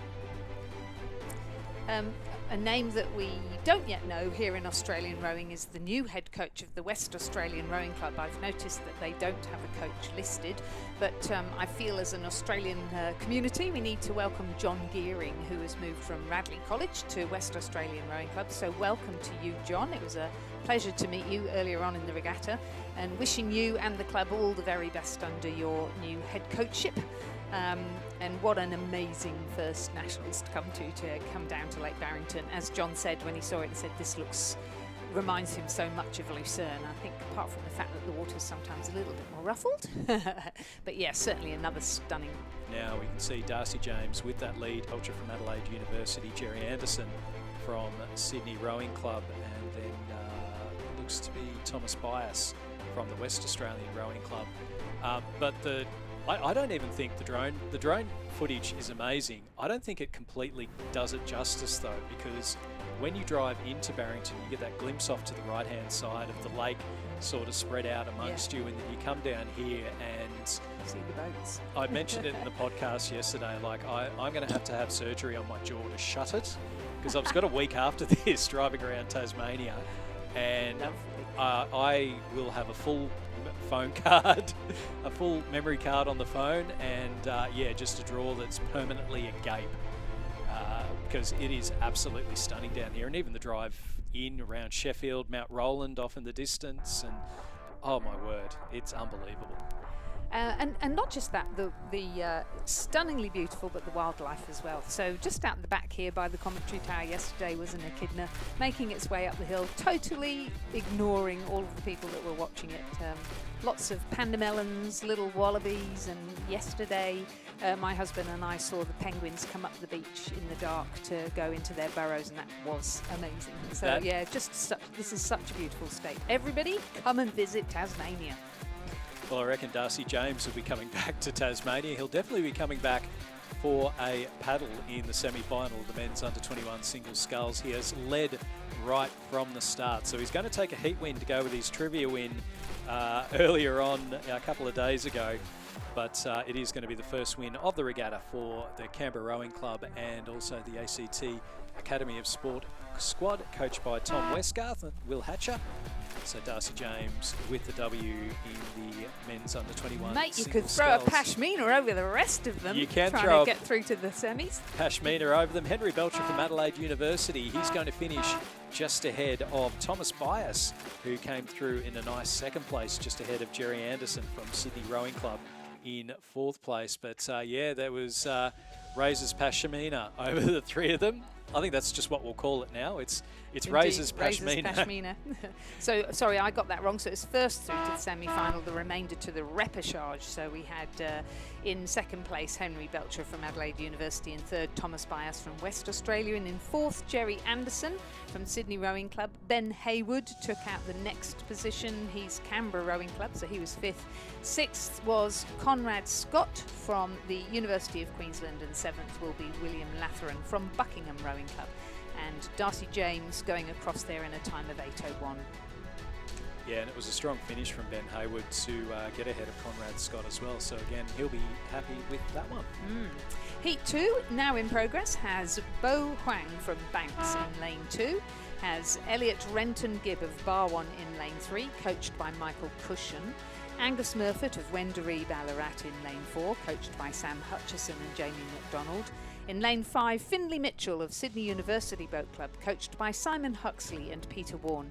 In lane 6, Cam Parker of North Esk Rowing Club, coached by Dion Birtwistle and Trevor Barrett. In lane 7, also from Sydney University Boat Club and also from Simon Huxley and Peter Warne's squad, Alexander Tetley. And our final contestant in lane 8 represents Canberra and the ACT High Performance Programme, Jessie Rosen, coached by Tom Westgarth and William Hatcher. So our leading rowers on the screen at the moment. So Jessie Rosen was leading early on, but he is being pushed a little bit here. And we'll just wait. In fact, he might just have someone out ahead of him as they just go through the 1,000 metres. So we'll just get those timings as they come up. So Cam Parker with the lead from the North Esk Rowing Club ahead of Jessie Rosen. Finlay Mitchell sitting in third, Angus Murfitt in fourth place, and then back a little bit further to Elliot Renton Gibb. Not too much to pick between them.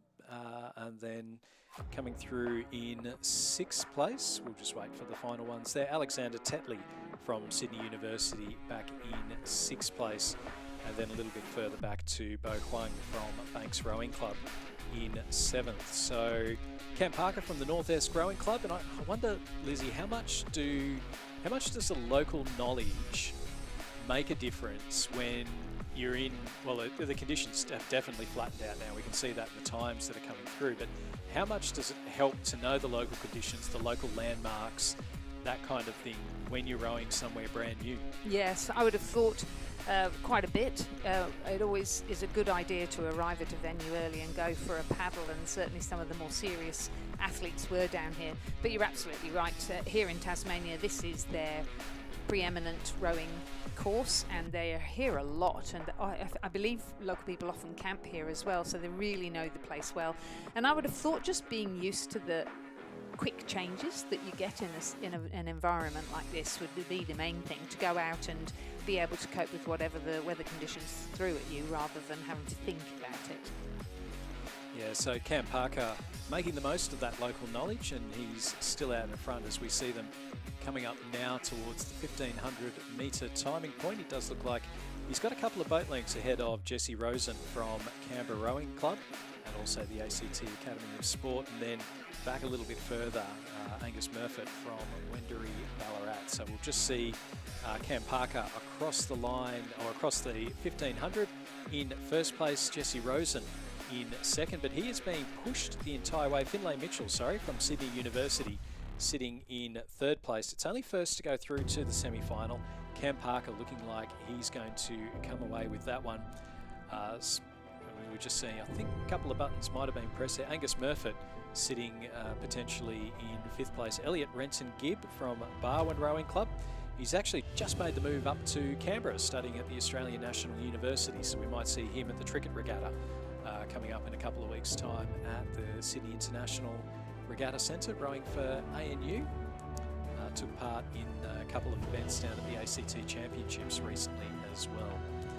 But Cam Parker from the North Esk Rowing Club, it's been a great row from him, and as they're coming up now towards the 250 metres left to go, the final batch of red boys, he's got himself a couple of boat lengths lead ahead of Jesse Rosen, and then Finlay Mitchell from Sydney University sitting in third place. Then a gap in the field, Angus Murfitt from Wendouree Ballarat sitting ahead of Elliot Renson Gibb from Barwon Rowing Club, and then back a little bit further to Alexander Tetley from Sydney University, and then Bo Huang from Banks Rowing Club in that very distinctive pink sooty of the Banks Rowing Club. I always quite like that Banks Rowing Club sooty. It's one of the nicer looking ones out there.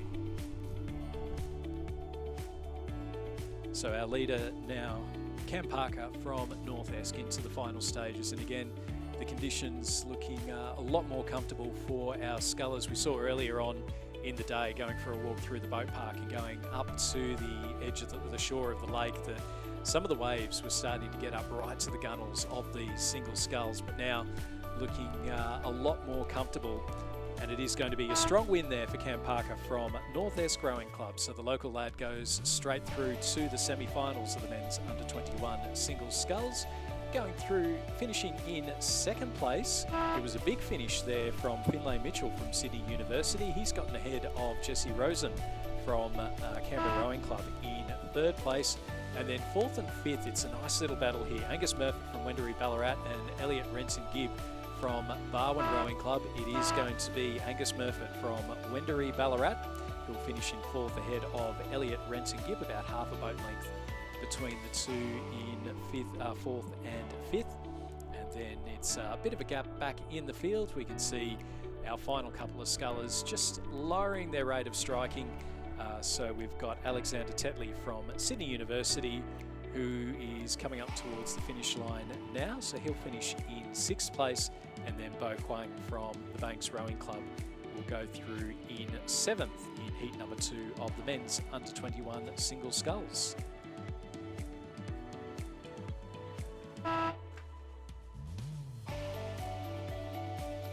As we move on now to heat number 3 of the men's under-21 single sculls, again first directly through to the semi-final. In lane 2, Max McAlpine from Sydney Rowing Club and the ACT High Performance Programme, coached by Tom Westgarth and William Hatcher. In lane 3, Trefon Stamboli of Newcastle University Boat Club, coached by Odin McIntosh. In lane 4, Joshua Matheson of Wendouree Ballarat, coached by Sam Hutchison and Jamie McDonald. In lane 5, James Williams of Adelaide University Boat Club. In lane 6, Harry Salfinger of Swan River Rowing Club, coached by Mark Beer and Neville Kempton. And in lane 7, Caelan Routley of UTS Haberfield Rowing Club, coached by Matthias Ungermark. And it's Harry Salfinger from Swan River Rowing Club who has the lead. A couple across from him, we've got Joshua Matheson from Wendouree Ballarat sitting in second, just a little bit over a boat length back, and then not quite raises Pashmina, but certainly not a lot to pick between third, fourth and fifth. So over on the far side of the course, Caelan Routley from UTS Haberfield sitting just ahead of James Williams from Adelaide University. Max McAlpine from Sydney Rowing Club back in fifth place, and then sixth place to Trefon Stamboli from a bit of a send-off for the Newcastle rowers going down here to the Australian National Championships. Plenty of support there for the local rowers up in Newcastle. co-commentator Ben Homer, who'll be down in a couple of days' time for the club men's double as well as the commentary. But it is Harry Selfinger from Swan River Rowing Club, again one of the very talented young rowers coming out of WA. We will see later on in the regatta, sort of, particularly as we get the crews out, the big boats later on, as to how it's all going to play out. And I think it's going to be a very open interstate regatta on the Sunday, where we do have a number of great rowers from around the country. There's been some illnesses. It has opened it up, particularly on the men's side of things. So we'll wait to see as to who's going to be able to walk away with the wins in the interstate. Harry Selfinger from Swan River Rowing Club, though, he's taken a very strong win from start to finish, and he'll go through to the semi-finals of the men's under-21 singles sculls. Second place goes to Joshua Matheson from Wendouree Ballarat Rowing Club. He wasn't too far behind, only about 5 seconds behind in second. We can see there the times. They were about 9 minutes 30 just an hour or so ago, and now down to 8:04. So still a little bit of a head. Halen Routley from UTS Haberfield in fourth. Coming through in fifth will be Max McAlpine from Sydney Rowing Club, and then Trefon Stamboli from Newcastle University finishing in sixth. So Stuart, I'm getting a little distracted. One of the things that always helps you figure out who's in which lane is the colour of the lane numbers, and different states have different colours, so that's another thing for you and I to get used to. And I also am finding that there's a kind of orange colour in lane 3 and an orange colour in lane 6. So anyway, having managed to watch the last few races, it's looking a little bit more clear. So for those of you following on the bank, hopefully this will help you too. So in lane 2 of our next heat, heat 4, we have Archie Critchell from Mercantile. In 3, Nicholas Barlow of Toowong. In 4, Oliver Quinn of North Est University. So Jasper Boyce from Adelaide University battling it out with Nicholas Barlow from the Toowong Rowing Club. And on that topic of the bow numbers, because New South Wales and the ACT both use the same colour scheme, so the ACT tend to do it so as that we can match up with anything that goes on within New South Wales, because there is that fairly hefty crossover between the two, between ACT clubs heading up to Penrith quite regularly. So it's so yeah, we'll keep an eye out on those ones. Unfortunately, my eyesight's, I wear very thick contact lenses, so my eyesight is not nearly good enough to be able to tell the difference between pink, beige and burnt sienna going down the course. But it is an interesting one, isn't it? The different things that you have to get used to at the different courses. Yeah, and same for our athletes, I suppose. So racing down here, racing what feels like completely the opposite direction to Zurich, which we're all used to, the Sydney International Regatta Centre, because the finish tower is at the other end. And we feel like we're racing from right to left rather than left to right. But everybody making a good go of it, and the conditions just getting better and better every race. So the water really flattening out now. There was some consternation on the bank that we, oh dear, are we going to have to delay racing? And it's such a packed schedule in this, the largest national championships we've ever had, on the second biggest day in terms of the number of races. I think it was 110 races today. And this is race 43, our fourth heat of the under-21 men's single scull, and as I say, conditions getting better and better all the time. Jasper Boyce from Adelaide University in the lead over Nicholas Barlow from Toowong Rowing Club. And again, those who don't know rowing particularly well or are fairly new to it, under-21 is really when we see universities come into their own. So a lot of junior rowers row in a school program and then row at a club as well. And then often they will move to a different place for university, and that crossover you were mentioning before, certainly a number of athletes who row at Sydney Rowing Club at university in the Capital Territory and now part of the ACTAS program, and there's a very strong link between the two places. Yeah, absolutely. We'll see Caitlin McManus Barrett, I think, is probably the main one in real recent leading times. One. Yes. Yeah, absolutely. It is Jasper Boyce from Adelaide University. We'll see him in South Australian colours a little bit later on in the regatta. We'll see him out the front of plenty of events. He is one of the up-and-comers. There's some strong male rowers coming out of Adelaide University. I think in the South Australian Youth 8 they had something like, it looks to be a very strong program there. So And again, you know, the more talent that we have coming out of the smaller states, I think makes it interesting for the interstate regatta in particular. So Jasper Boyce from Adelaide University, he is going to take a very strong heat win in heat number 4 of the under-21 men's singles sculls. Going through in second place will be Nicholas Barlow from Toowong Rowing Club, as he's just coming up towards the finish line now in what looks to be a very lovely green bucket hat. Third place will go to, that is Mercantile's Archie Critchell in third. So we've got South Australia, Queensland and Victoria, our 1, 2 and 3 here. Going through in fourth place will be lane number 4. So there we go, Oliver Quinn from North Esk Rowing Club. So 4 states, 4 places. And then coming through in fifth place will be Charlie White from Melbourne University. And then back a little bit further to Thomas Patrick from Sydney Rowing Club. So if Thomas Patrick had finished ahead of Charlie White, we would have had 5 different states in the first 5 positions. Sharing the love between all of our states here at the National Championships. So our final contestant crossing the line now in heat number 4. It was a win for Jasper Boyce of Adelaide University Boat Club, so he progresses directly through to the semi-final, and the rest of them will be progressing to the repechage. 3, Oliver Hart from Buckingham from Fremantle Rowing Club. In lane 6, Pierrick Cartier from Commercial Rowing Club of Queensland, and in lane 7, Campbell Milne from Canberra Rowing Club. Yeah, and it does look to be Oliver Hart from Buckingham. Oh no, sorry, that is Alexander Williams, who is out in front ahead of Remy Payne from Fremantle Rowing Club, and then back a bit of a distance to Angus Scott from Canberra Rowing Club, Campbell Milne, also from Canberra Rowing Club, and then Oliver Hart from Buckingham Rowing Club. So Alexander Williams from Adelaide University, can they make it 2 from 2? And again, we spoke about that strength of the program down at Adelaide University. So he has the lead ahead of Remy Payne from Fremantle Rowing Club, who himself is one of the up-and-comers from over in WA. So I think we'll see Remy Payne in the WA Youth 8 a little bit later on today, a little bit later on in the regatta. Not today, that would be a bit exciting to start the regatta. A bit too exciting. But our leading crews now coming up towards the 1500 metre timing point. We'll see the, I hadn't actually realised until just the last race that the timing huts are actually little sheds that are that are set up at the 1500. So it's not on the shoreline as it is at Cirque. It's actually a little hut. It's you like can see being it just in the foreground Henley there. Royal Regatta and being out past the boards in the middle of the lake. Yeah.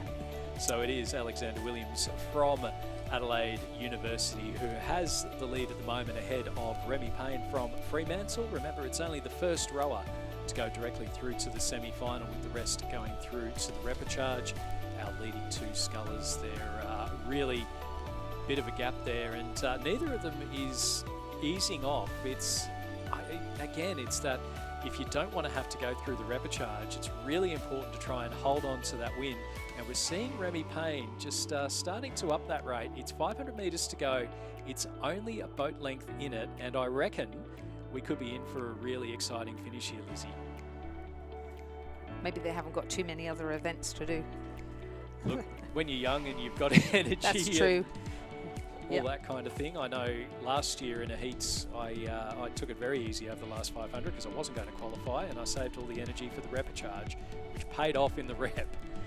But certainly Alexander Williams from Adelaide University just extending it out again. It looked like there was a little bit of overlap with him and Remy Payne from Fremantle, and then it's just spread out again. Alexander Williams just starting to push away from Remy Payne as they're in now to the last 250 metres or so.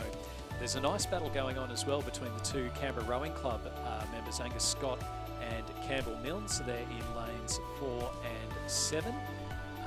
And then back a little bit further, we've got Oliver Hart from Buckingham and Pierrick Cartier from Commercial Rowing Club, our final 2 scullers. But out in front, Alexander Williams from Adelaide University. He has led right from the start. He hasn't been able to have it his own way though. At no point has he been able to drop the rating down and just ease off towards the finish, because Remy Payne from Fremantle Rowing Club has pushed him the entire way. It is going to be a second heat win for Adelaide University though. Alexander Williams going through with the win ahead of Fremantle Rowing Club's Remy Payne in second place. So there's a nice gap then between them and the rest of the field. So we've got Campbell Milne from Canberra Rowing Club over on the far side of the course, and then a little bit closer we have Angus Scott from Canberra Rowing Club. So it's the battle of the CRC boys, and it does look to be Angus Scott from Canberra Rowing Club. I think Campbell Milne's he's really eased off over the last few strokes, and Angus Scott is predominantly sculling, looking out to his left to make sure that he gets that intra-club bragging rights. So Angus Scott finishing in third place. Campbell Milne will come across in fourth place. Both of them coached by Mark Kwiatkowski. And then back a little bit further, we have Pierre Cartier from Commercial Rowing Club, who'll finish in fifth place ahead of Buckingham Rowing Club's Oliver Hart. And these two definitely dropping the rating down, conserving that energy as they will be going through to the repechage. Yep, so Alexander Williams from Adelaide University making it a second time that Adelaide University have crossed the line in first position. Very similar times, because our previous winner Jasper Boyce 7:47 and Alexander Williams 7:49. He progresses directly through to the semi-final, and the remainder go to the repechage. In Heat 6, we have Dylan Outram of Canberra Rowing Club in Lane 2, coached by Mark Kwiatkowski. In Lane 3, James Harlow from Sydney Rowing Club, coached by Shane Mulvaney and Brooke Robertson. In Lane 3, Luke Porteous from Swan River, coached by Mark Beer and Neville Kempton. In Lane 5, Igor Zarubin from Adelaide Rowing Club, coached by Ron Mobbs and Darren Potts. In Lane 6, Sebastian Atherton from Sydney University Boat Club, coached by Simon Huxley and Peter Warne. And in Lane 7, Mac Rogers from Toowong and the Queensland Academy of Sport, coached by Gus Rodero, Claire Raven and Flynn Lynham. So we're talking about people coming from juniors, from schools to universities. So Sebastian Atherton, who is originally from Adelaide and rowed at school there, now attending the Sydney University. Very familiar with sweep rowing, but not with sculling. So I think this is his first nationals in a single scull. So we'll see how he goes. He's certainly been training the house down. Absolutely, and we'll get a bit of an idea as we just see our leading crews coming up now to the 1500 metre timing point in that little hut out in the lake. And it does look like it is James Harlow from Sydney Rowing Club with the lead at the moment. So we'll just keep an eye out on those margins as they come up towards that timing point. And I guess one of the interesting things I think, Lizzie, that's come out in the last week or so has been the decisions from World Rowing. So we just confirmation there, James Harlow. And this is an interesting point, because we've seen the conditions really ease up even over the course of this event, because we've got the 6 heats. In the World Rowing ones, we're going to see the repechages out, and then the and it's the heat winners and then the next fastest. But when conditions can be changeable, that's going to be really interesting to see how that plays out, because if I'm in the good conditions, I'm loving it. Yes. But if I'm in the poor conditions, then you might see some dark clouds over the head of those rowers. Yeah, 100%. And the number of times I've seen, not always, and particularly at top level, but the number of times you've seen people not do so well in their first race and then really improve after going through a repechage. And I would say particularly for young people who are not very experienced at rowing, if it's your first World Championships, at whatever age group or open, you know, just settling your nerves, getting used to racing at that level, it's so different. Particularly because you've got people speaking different languages around you, you've got umpires that are not necessarily... More things change, the more they stay the same. Yeah.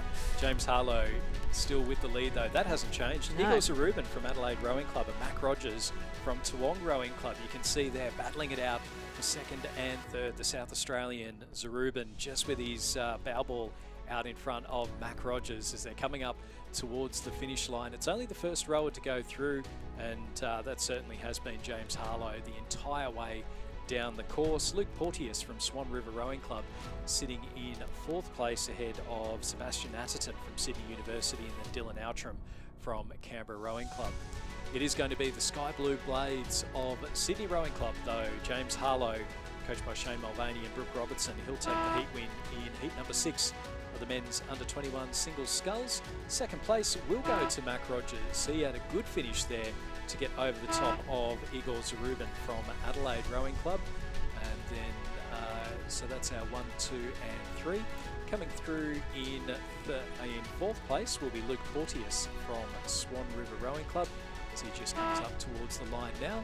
He'll in turn finish ahead of Sebastian Atherton from Sydney University, so a solid time for the sweeper in a scull. And then Dylan Outram from Canberra Rowing Club finishing in 6th place. James Harlow of Sydney Rowing Club progressing directly through to the semi-final in a time of 8 minutes 1 second, and the remainder of those contestants going to the repechage. Well, we're going to change from under-21 men's single sculling to under-21 women's coxless pairs. And here we have the first 4 progressing through to the semi-final because there are 3 heats. In race number 46, our first heat, we have a scratching in lane 4, so the University of Queensland crew of Crane and Bishop are out. But in lane 2 we have University of West Australia with Swan River, Olivia Youngson and Katie Wall. In lane 3 Melbourne University's Amy Cruff and Lola Dayan.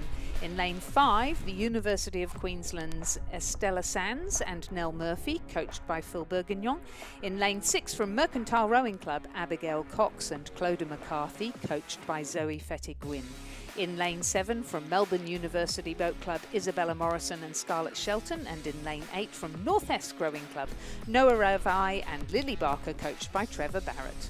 And again, we're going to see a number of rowers that will be competing for their states in this event, so particularly in this pair. So it's the University, I will confirm which Melbourne University crew that is. North Esk sitting in 3rd place, that is Ravai and Barker, ahead of Merckx in 4th place, that's Cox and McCarthy.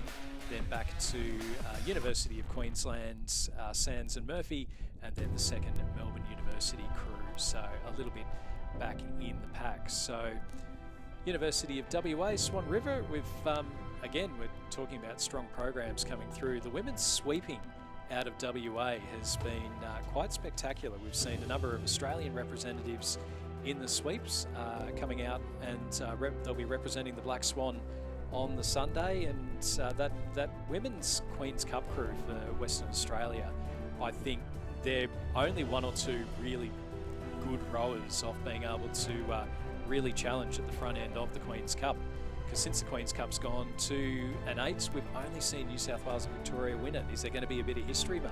Oh, that is very interesting. Very interesting. Well, let's hope so.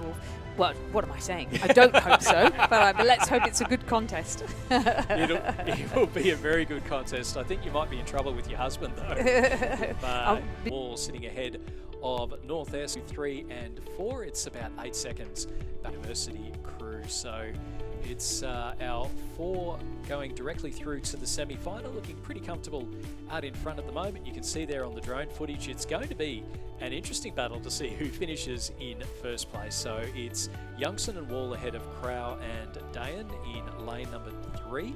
And then over on the far side of the course, we've got Ravai and Barker from North Esk sitting just over a boat length ahead of the Merckx crew of Cox and McCarthy.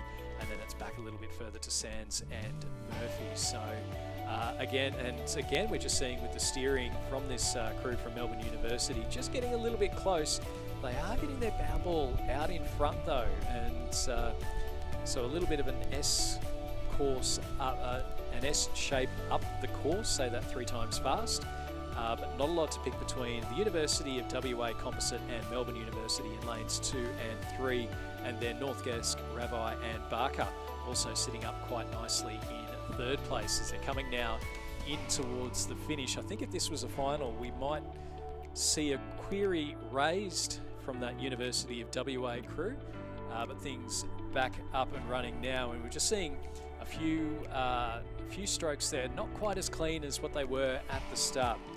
But Amy Crow and Lola Dayan from Melbourne University have moved out in front over the final stages of this race. They've got themselves about half a boat length ahead of North Esk and the University of WA Composite. North Esk themselves are really starting to motor through. It's almost a razor's pashmina as they come into the final few strokes.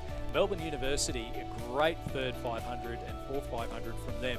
They're going to go through and take the win. Second place will go to the University of WA Swan River Composite in lane number 2. They finish second.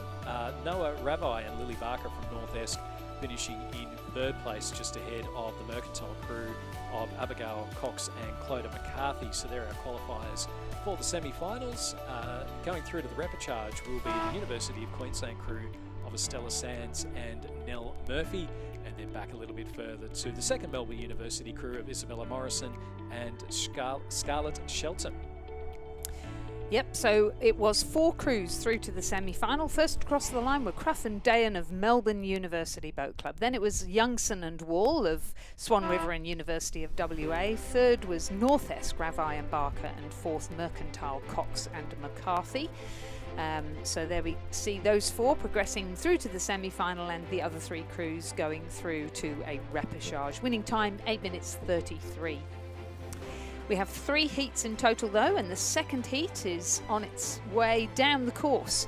An exciting crew, I think, in lane 2. Daisy Holland from Adelaide University and Alexandra O'Brien from Sydney University doing a composite here at the Nationals. In lane 3, Madeline Swain and Madeline Mannins from UTS Haberfield Rowing Club, coached by Sam Fennessy and Tim McLaren. In lane 4 from Swan River, Greta Spencer and Lila Fieves from Swan River Rowing Club, both junior internationals. In lane 5 from Sydney Rowing Club, Emily Over and Lara Val, coached by Lachlan Carter and Flo Griffiths. In lane 6 from Melbourne University Boat Club, Meg Dumbrell and Chloe Nevins. And in lane 7 from Toowong Rowing Club of Queensland, Robin Matthews and Una Murphy, coached by Alex Field, Jack Price and Hamish Cooney. This is a spicy field in this heat. So you've got Greta Spencer and Lila Fieves from Swan River, as you mentioned, Lizzie. I think it's 2-time Australian junior representatives. They dominated at the New South Wales Championships earlier this year. They're out in front at the moment. But over on their left-hand side, Meg Dumbrell and Chloe Nevins from Melbourne University sitting up quite nicely into second place, and Brian from Adelaide University and Sydney University. And then they're just ahead of a pair of Madeleines, Madeline Swain and Madeline Mannins from UTS Haberfield, who themselves are always a very strong sweep club, UTS. Tend to see them do quite well with one oar in the hand. Yeah, interestingly also no coaches listed for these various crews that we've just talked about, but certainly at Melbourne University they have a development squad there headed up by New Zealander Emma Dyke, and she's doing a great job at names before and doing a great team of coaches there and coaching at international level as well. And it is Greta Spencer and Lila Fieves out in front at the moment, and I think these 2 are in the women's youth 8 for WA, but we talked about, you know, can WA make that step up to the Queen's Cup? You get these 2 in maybe a year or 2, along with the girls that are already in the Australian rowing team, and geez, that starts to get a bit spicy. That starts to get a very, very quick Queen's Cup 8 for them. They are out in front. They've extended that lead. It's been sitting at about a boat length for most of this race, but they're now just over the final stages, starting to up that over Meg Dumbrell and Chloe Nevins from Melbourne University in second place. It is the first 4 to go through to the semi-final, with the rest going through to the repechage.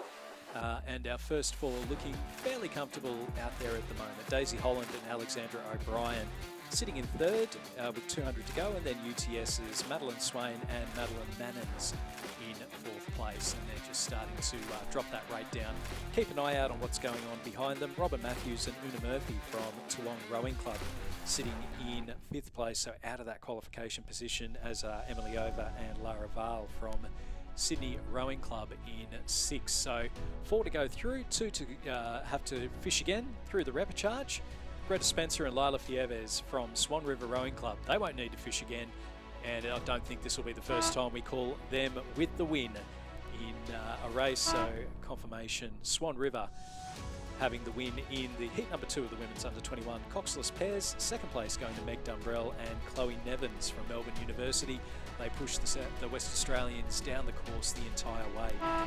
Daisy Holland and Alexandra O'Brien from Adelaide and Sydney Universities. They'll finish in third ahead of Madeline Swain, Madeline Mannins from UTS Haberfield in fourth place, just coming across the line now.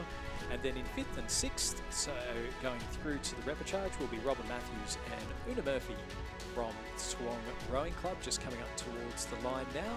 And they'll finish just over a boat length ahead of Sydney Rowing Club's Emily Over and Lara Val.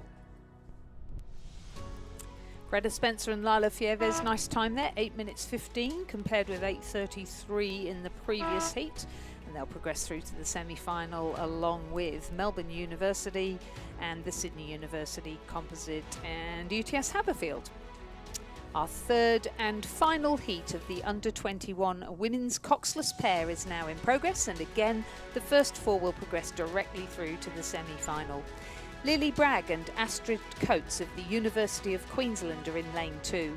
Sienna McArdle and Jemima Dryden. Or Sarah Burke. Happy birthday, Sarah. She's with Scarlett Woodbury, representing the University of Queensland Boat Club, and her coach is Phil Bourguignon. In lane 5, representing Cand, Georgia Campbell and Grace Turnbull, coached by Charles Betts and Warren Rowe. In lane 6 from Melbourne University Boat Club, Lulu Burney and Frankie Deaver. And in lane 7 from Sydney Rowing Club, Georgia Montague and Nicole Vance, coached by Lachlan Carter and Florence Griffiths. And we have another junior international there in Nicole Vance, who represented New Zealand. Yeah, there's a few internationals at Sydney Rowing Club at the moment. I think there's a couple that have come across from Great Britain. Yep. Yes, from the UK. And then I think Sydney University, Aisling Hayes has come out from Ireland. She has, that's very true.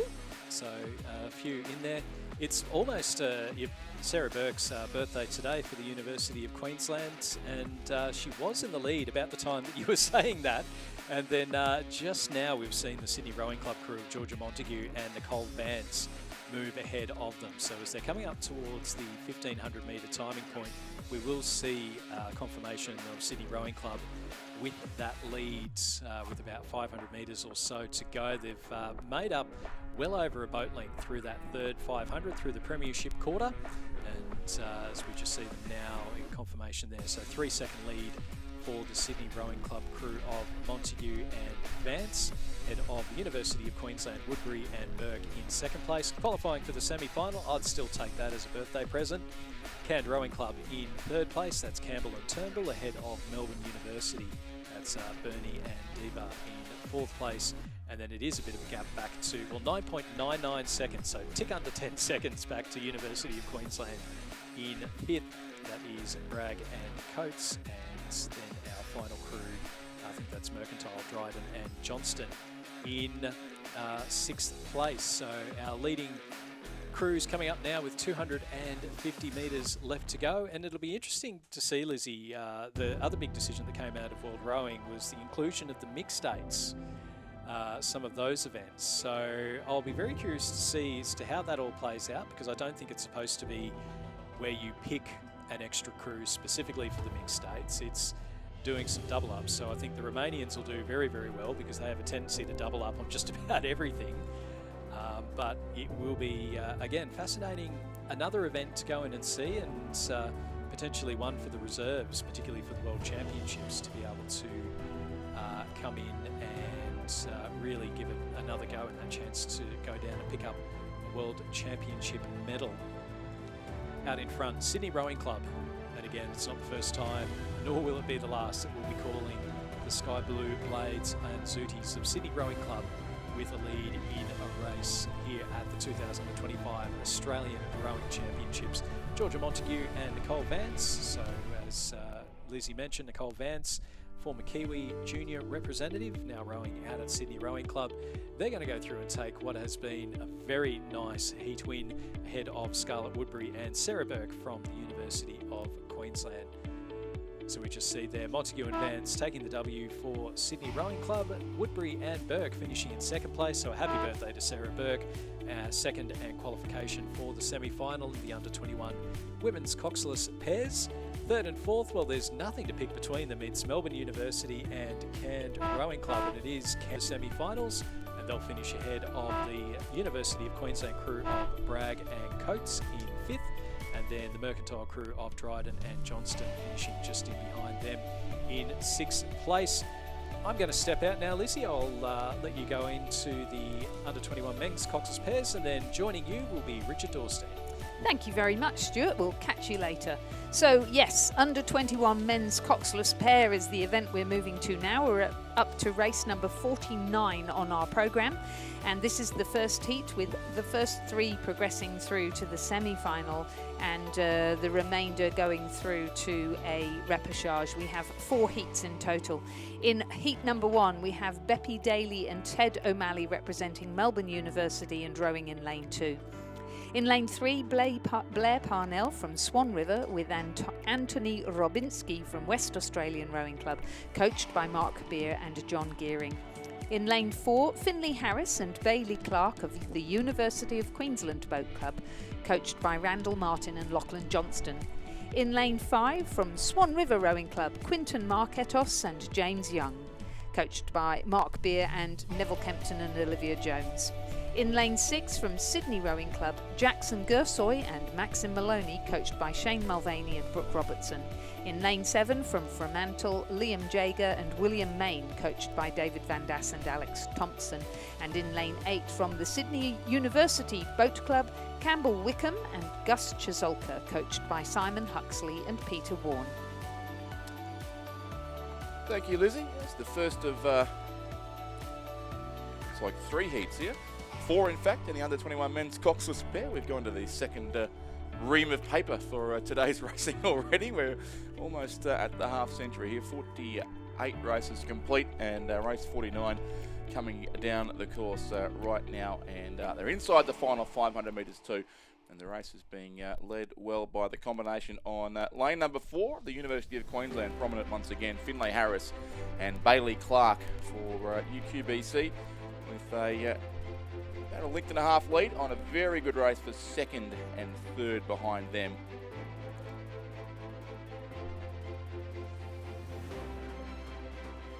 In fact, it might be the Swan River crew who lead it. We get a bit of a look out the window. It is Swan River in lane 5. Quinton Marketos and James Young, the race leaders from Swan River Rowing Club, ahead of University of Queensland and also Sydney Rowing Club on the other side of them. So our leading crews in bright sunshine now too. The sun's sparkling off the water. It's much more comfortable outside than it was an hour or 2 ago, Lizzie. When I first stepped out, it was cold and windy, but the wind seems to have abated a fair bit, which is great news for the athletes out on the course. And, much more like the forecast conditions here we were expecting. Yes, I agree. I was looking at the under-19 pairs thinking, whoa, the challenging conditions to row a pair in, especially if you're under-19. Some of those are not very experienced, but much kinder conditions for the under-21s.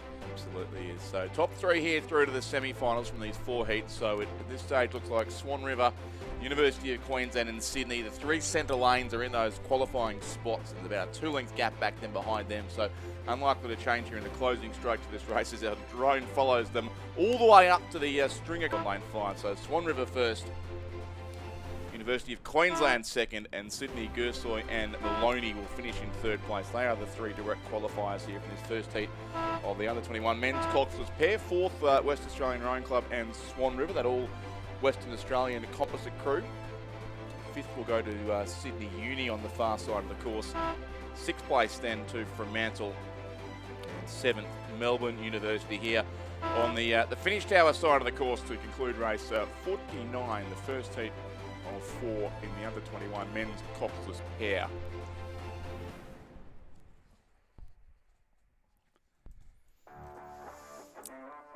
Yep, so the first 3 went through to the semi-final, as you said. So Swan River, University of Queensland Boat Clubs, Harrison Clark and Sydney Rowing Club into the semi-final, and the rest will race again in the repechage. We have a second heat in the men's under-21 coxless pair coming up, with Mercantile Rowing Club in lane 2, represented by Lockie Roberts and Matisse Kerr, coached by Ed Ryan. Wendouree Ballarat in lane 3, James Forsyth and Charlie McClure, coached by Paul Blanchfield and Richard McClure. In lane 4, Fremantle Rowing Club. Austin Vincent and Liam Davis, coached by David Van Dass and Alex Thompson.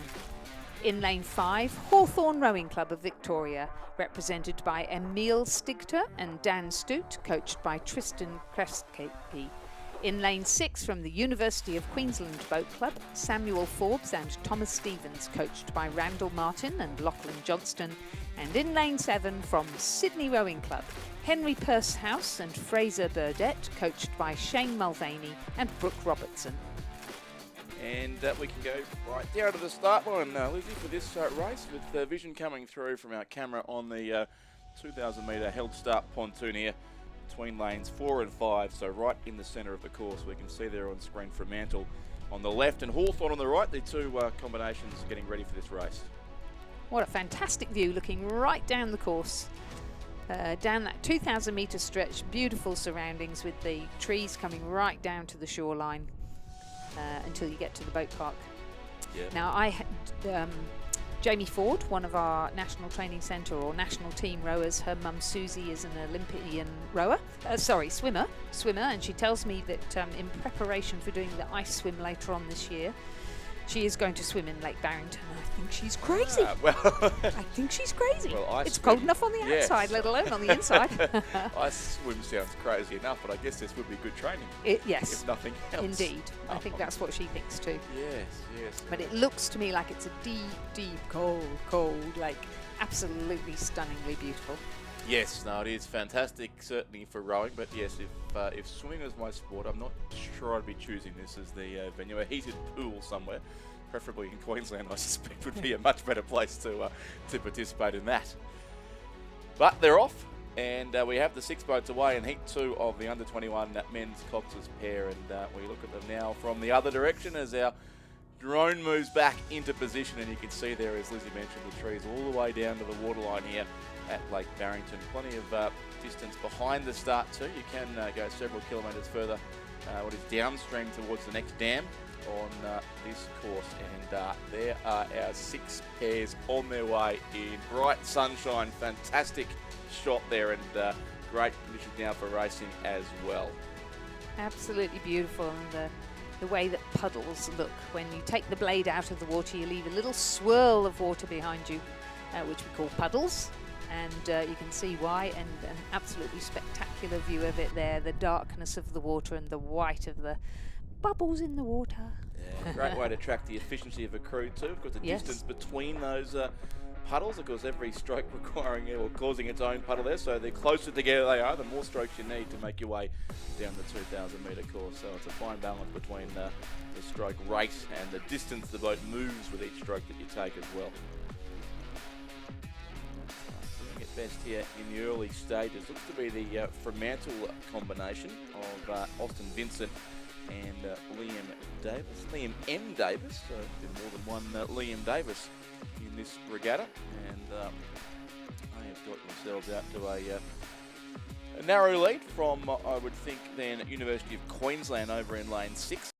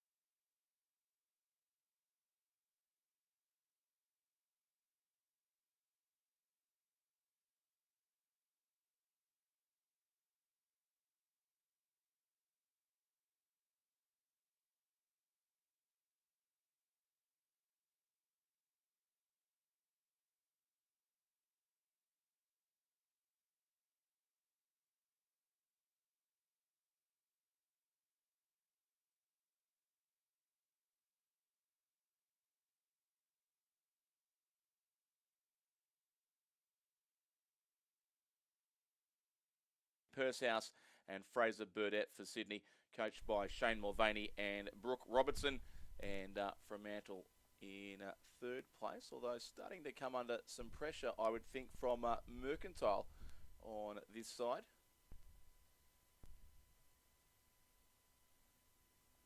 In fact, no, it's Fremantle in the middle there. It's Mercantile and also Hawthorn racing for 4th and 5th place here, but it's Fremantle who sit third. Sydney now 2 lengths off the race leaders from the University of Queensland, so they're really powering away late in this race too.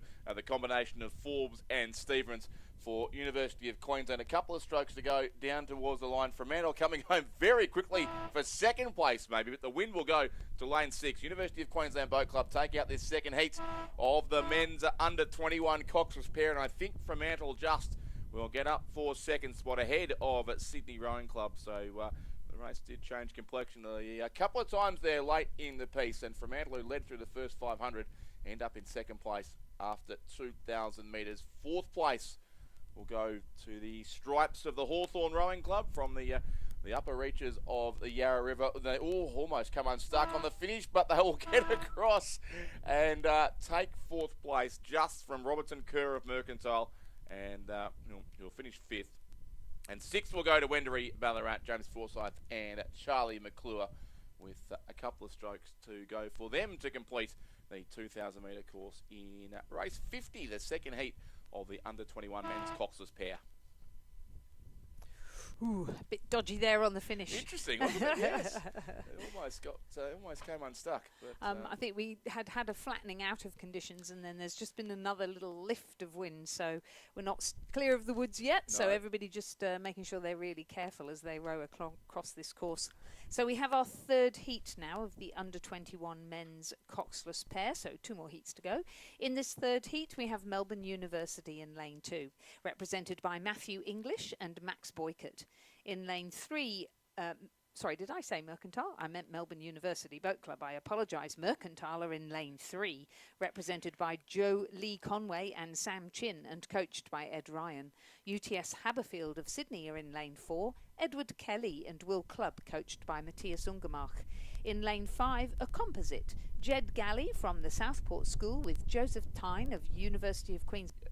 Kelly and Clubb sit in front by about 2 lengths in a very good battle for 2nd, but it's currently just Jed Galley of the Southport School and Joseph Tyne of University of Queensland on lane 5, narrowly leading it from Mercantile lane 3, Joe Lee Conway and Sam Chin. But all 3 look set here to move through to the semi-finals, which will come up on Wednesday in the under-21 men's Cox's pair. Repechage tomorrow for places 4 and onwards, but it's a lead of just under 2 lengths now, but it'll be UTS Haberfield who takes the win, rowing strongly into 2nd place, University of Queensland and the Southport School ahead of the crew from Mercantile. So UTS Haberfield in 1st place on lane number 4. 2nd goes to the Queensland Composite crew on lane 5, and then 3rd again, just a messy stroke on the line, but Mercantile were well clear of the chasing pack, so they'll comfortably go through to the semi-finals of this event. 4th will go to Melbourne Uni, English and Boycott on lane 2, and then to the far side of the course, Wendouree Ballarat will finish in 5th place, and Melbourne University lane 7 will finish in 6th.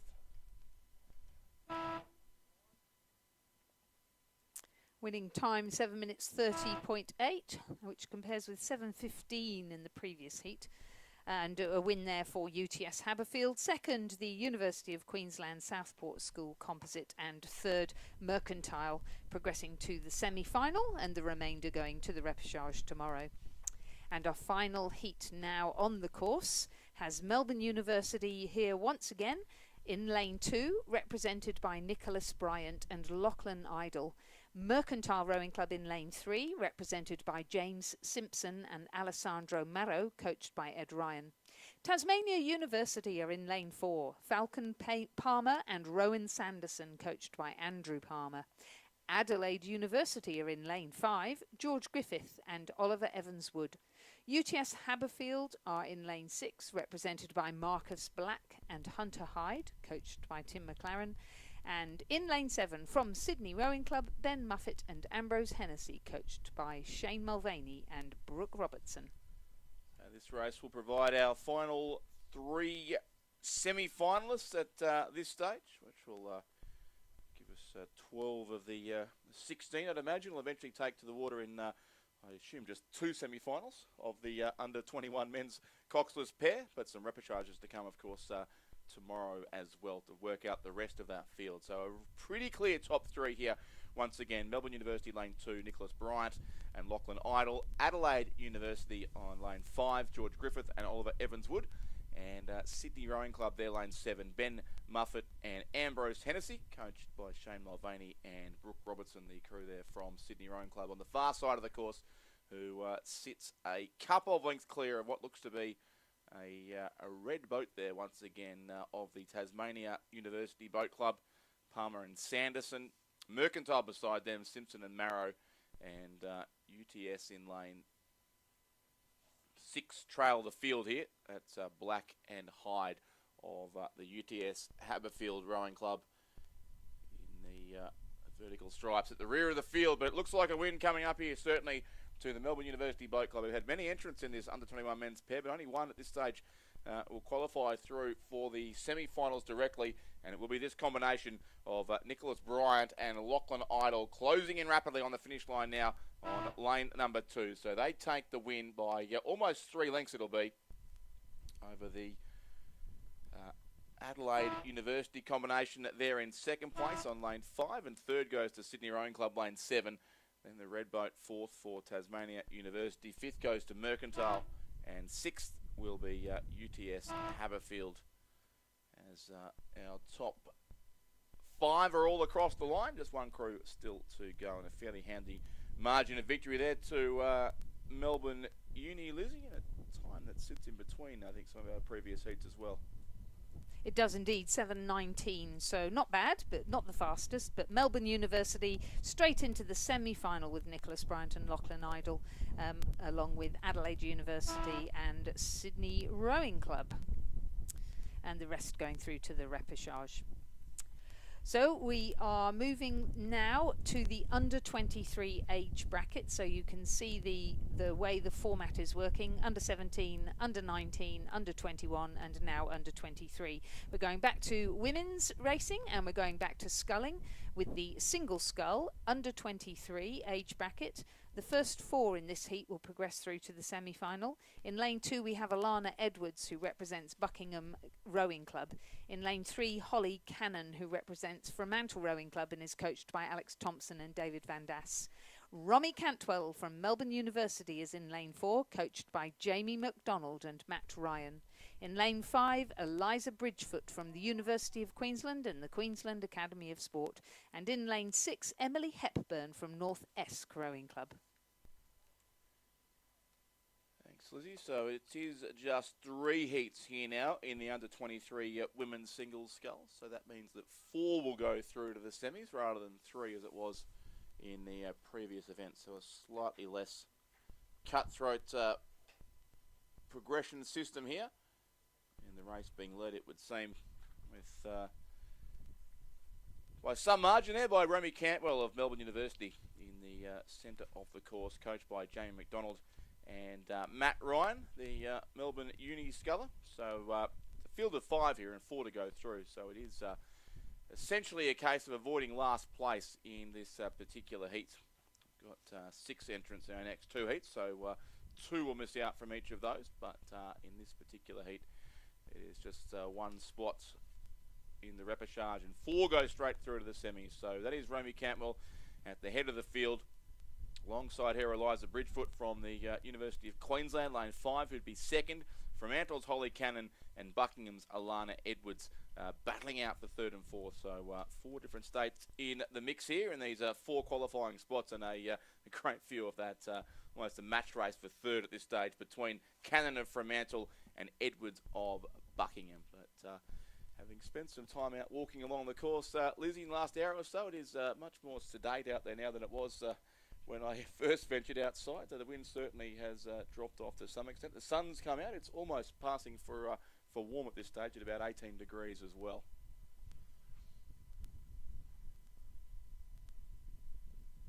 And some good racing here between these scullers too, as Romy Campbell continues to lead it from Eliza Bridgefoot. Probably a length and a half between those two. as they close in now on the Red Boys of the final 250 metres of the course. It's still very tight there for third and fourth as well between Alana Edwards of Buckingham, the club from Hobart, and Holly Cannon from Mantle on lane 3. Still sitting side by side, and still very hard to separate them even with the eagle eye of the drone from above. It might just be the Tasmanian rower Alana Edwards, or Sculler I should say at this stage, but they'll both go through regardless. It is 1, 2, 3 and 4 through to the semi-final, so no real danger for either Sculler in terms of missing out. And then at the rear of the field we have another Tasmanian, that's Emily Hepburn of North Esk over in lane 6. So Romy Cantwell has led this race for a while. Eliza Bridgefoot coming home with some speed here too in the closing stroke. She is lifting her reining up a little and making some ground up on our race leader, but still it is enough a margin, I would think, for the Sculler from Melbourne University as she closes in here on the finish line with only 3 or 4 strokes now to go. A length and a quarter clear she is, and the win will go the way of Romy Cantwell from the Melbourne University Boat Club. Eliza Bridgefoot in second place for University of Queensland. Third in the end will go the way of the Fremantle Sculler, Holly Cannon, who was just a bit quicker over the closing section of the course, and Buckingham's Alana Edwards will finish in 4th and back to 5th. We then have the Sculler from the North Esk Rowing Club in Launceston. Emily Hepburn will take out 5th place shortly as she comes down lane number 6.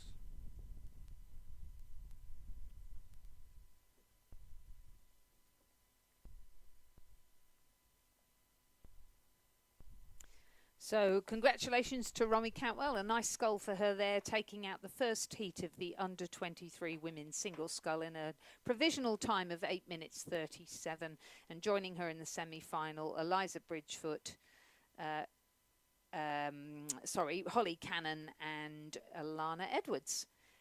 Oh, we have Liesl Page heading out the field now for Sydney Rowing Club in the second heat of the under-23 women's scull. Liesl is coached by Lachlan Carter and Florence Griffiths. In lane 3, Meg Cartwright from Melbourne University Boat Club. In lane 4, Sarah Fard from UTS Haberfield, coached by Sam Fennessy and Tim McLaren. In lane 5, Sophia Whiteman from Sydney University Boat Club, coached by Alfie Young and Alan Bennett. In lane 6, Imogen Nation from Mercantile Rowing Club, coached by Nick Lloyd. And in lane 7, Ava Myler from the University of WA, coached by Roland Warren. So a field of 6 here, and somewhat spread out, but a great shot there from above of all the 6 scullers as they make their way down the course here. Liesl Page of Sydney Rowing Club and Sarah Fard of UTS Haberfield would be the top 2. Sophia Whiteman then for Sydney University, and alongside her also is Imogen Nation of Mercantile. So it is the New South Wales scullers in the top few qualifying spots at this point. Sarah Fard from UTS and Liesl Page from Sydney closest to the camera there, and Sophia Whiteman there in shot as well from Sydney Uni, although she's of course a Queenslander. Sophia Whiteman, another student from the St Margaret's school originally, whose parents I met at the course just a little while ago, who were here for the week watching their daughter perform, as of course so many parents are either here or watching us on the live stream as well. So they are clearly our top 3. It is Fard, Page and Cartwright, and then interest in 4th spot, a couple of Victorian scullers there, Imogen Nation of Mercantile, Meg Cartwright of Melbourne University, and Ava Myler then from the University of Western Australia on the far side of the course as well.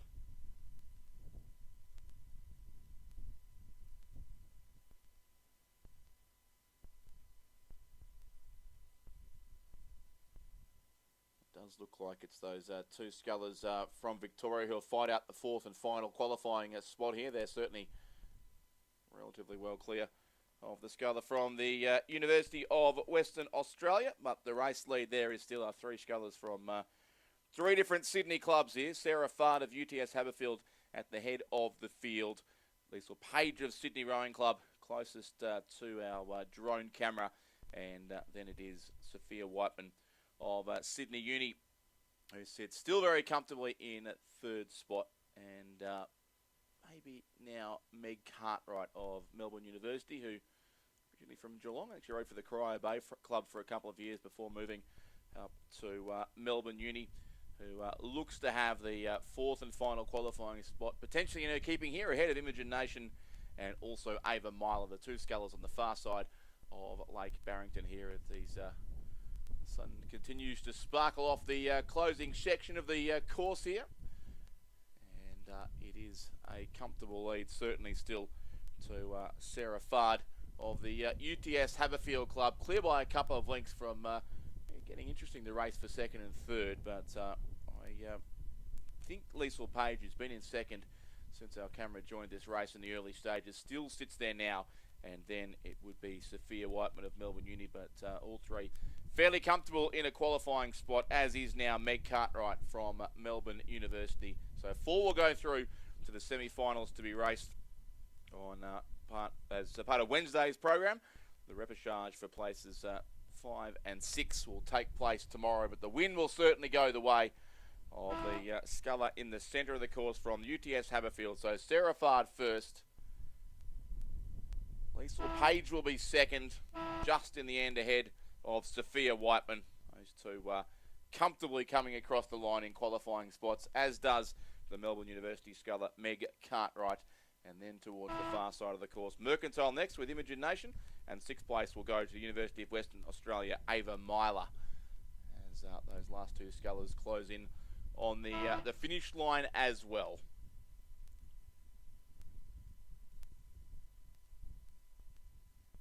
So into the final of the under-23 women's single scull go Sarah Fard from UTS Haberfield, Liesl Page from Sydney Rowing Club, Sophia Whiteman of Sydney University Boat Club, and Meg Cartwright of Melbourne University Boat Club.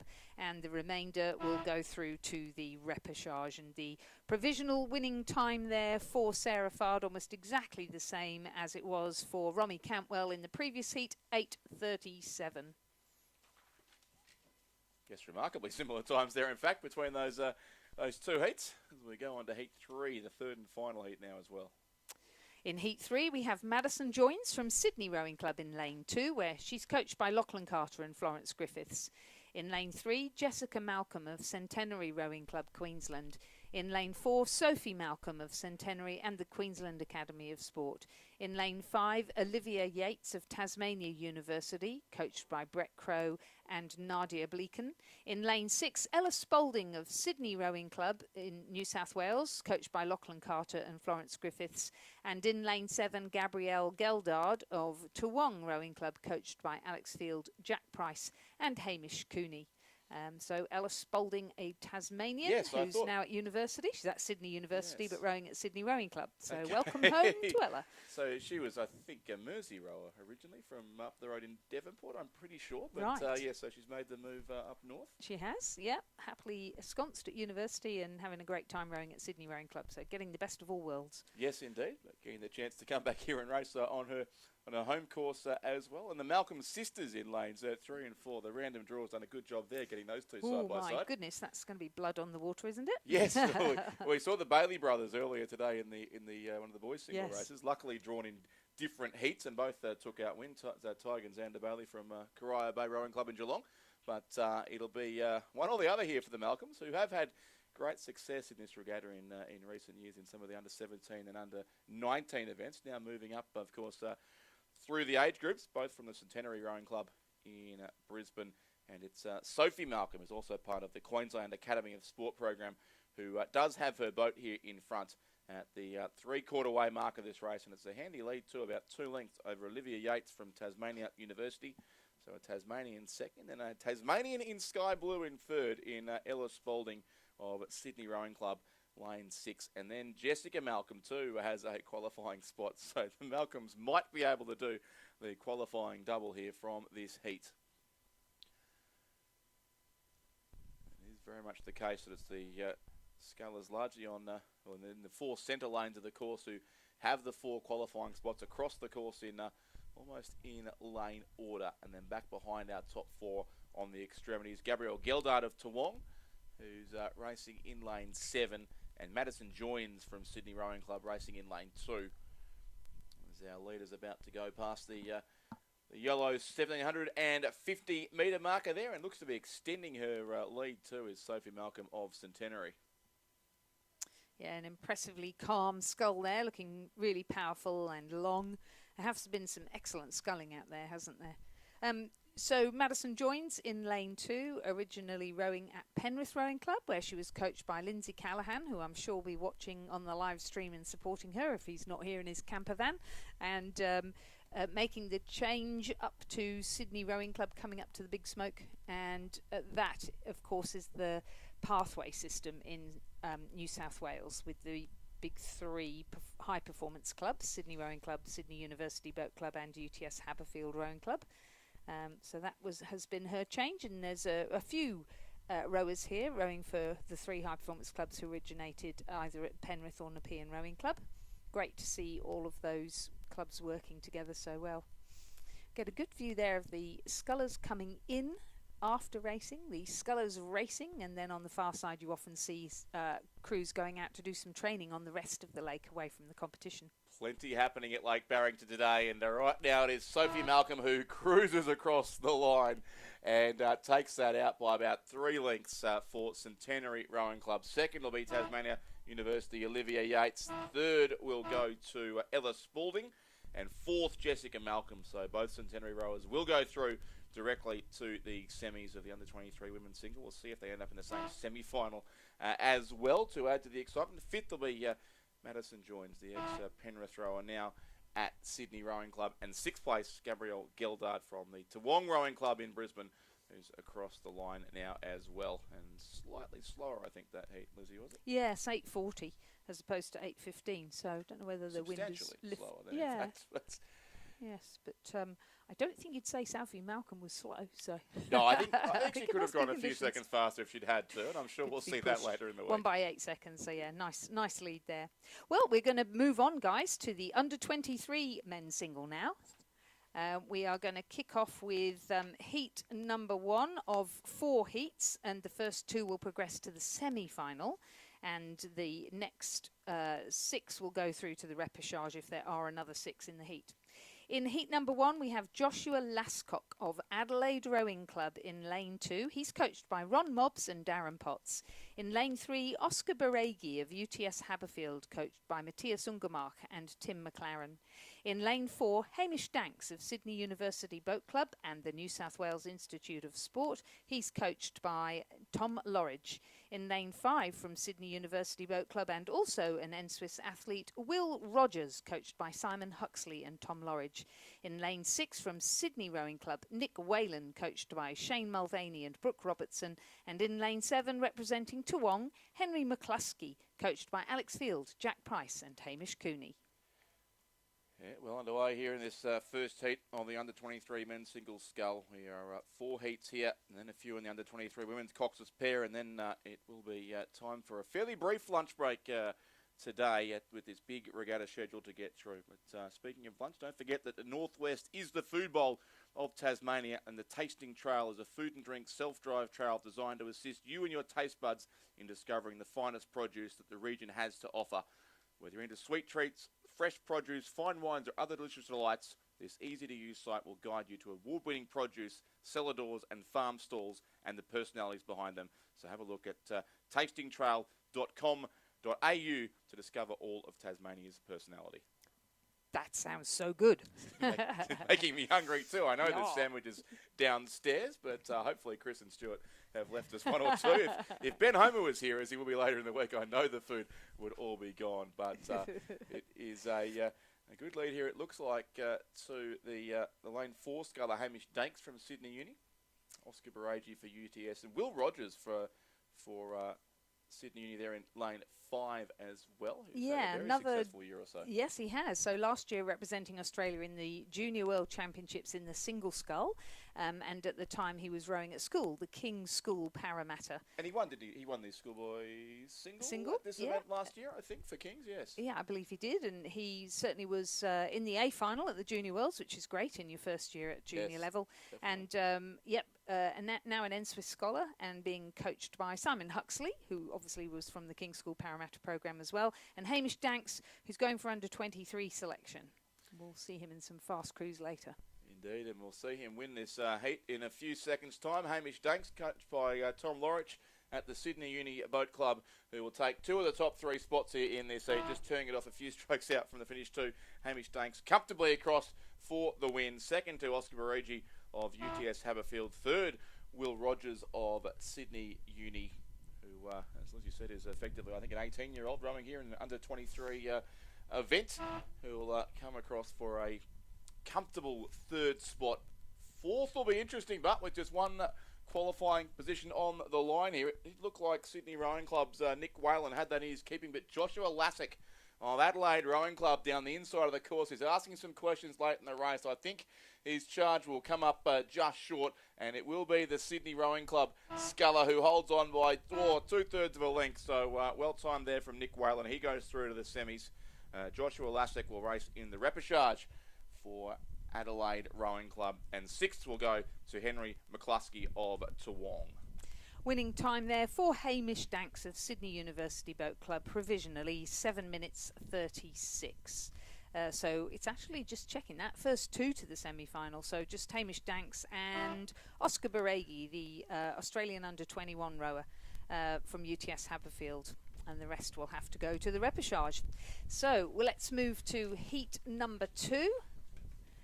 Where we have Daniel Holding of Fremantle Rowing Club, WA, in lane 2. He's coached by David Van Das and Alex Thompson. Joshua Hantke of West Australian Rowing Club in lane 3. Adam Holland of Adelaide Rowing Club in lane 4, coached by, and he's also from the South Australian Sports Institute, where he is coached by the head coach there, Nick Mitchell. In lane 5, Ben Horsnell from Surfers Paradise, and I'm pretty sure the QAS. He is coached by Marcus Free. In lane 6, Mitch McGeever from the University of Queensland Boat Club, coached by Randall Martin, Lachlan Johnston and Michael Russell. And in lane 7 from the University of Queensland, Lex Tucker, coached by Lachlan Johnston and Randall Martin. Yeah, good field here in Heat 2, and yes, you're quite correct, Lizzie. There are 4 heats of the under-23 men's single scull, so just the top 2 will go through to the semi-finals, and the rest of the field to the repechage. So it'll be the same in this particular race with 2 of the 6 to go through, and you can see there on screen a pretty clear top 2 as well, as they have now come past the 1,000-metre mark, and it is Adam Holland, Joshua Hankey and Adam Holland, our top 2, with yes, the race at this stage in favour of the South Australian. Adam Holland from Adelaide Rowing Club, coached by Nick Mitchell. And Josh Hankey 2nd for the West Australian Rowing Club. And Adam Holland, another one who's gone on from schoolboy success in this regatta to the higher levels of the sport as well. Right. And Adam Holland, we're going to be seeing him in a double scull with Hamish Danks once we get to the under-23 double. So that'll be an exciting one to watch. And then I believe they're in a quad with Ben Horsnell. And I need reminding who the 4th person is, but Sam Mounter, who's in the next heat of the under-23 singles. So we've got some real talent out there, and I'm sure Rowing Australia are looking at all of this carefully to see how the combinations work as well as the individual boats. Great race going on here. Yes, it is, and these two certainly seem determined to not let the other take the win here, but it's certainly a lead still to Adam Holland of the Adelaide Rowing Club, with Joshua Hankey chasing hard from the West Australian Rowing Club, but behind him in 2nd place, and they've really stretched out to a substantial margin, 10 seconds exactly, in fact, over the rest of the field. Ben Horsnell sits 3rd for the Surfers Paradise Rowing Club. Mitch McGeever and Lex Tucker, the other 2 Queenslanders there from University of Queensland, in 4th and 5th, and Daniel Holding from Fremantle is in 6th place down the finish tower side of the course here, but a very clear top 2 once again.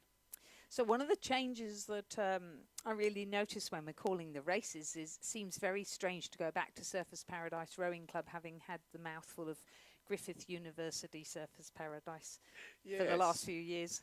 Yes, it is slightly easier to say, but you're right, that was just one of those. They don't run these combinations by us when they their club names, but you're right, Surfers Paradise Rowing Club, which I think, as it was originally known. Yes, it was indeed, and it was, I think, of the home of Reg Free, that fine Tasmanian coach who moved up to Queensland, and now Marcus Free coaching there. Yes, that's right, and Jackson Free, of course, rowing there. I'm sure we'll see Jackson shortly. Yes, exactly right. So, and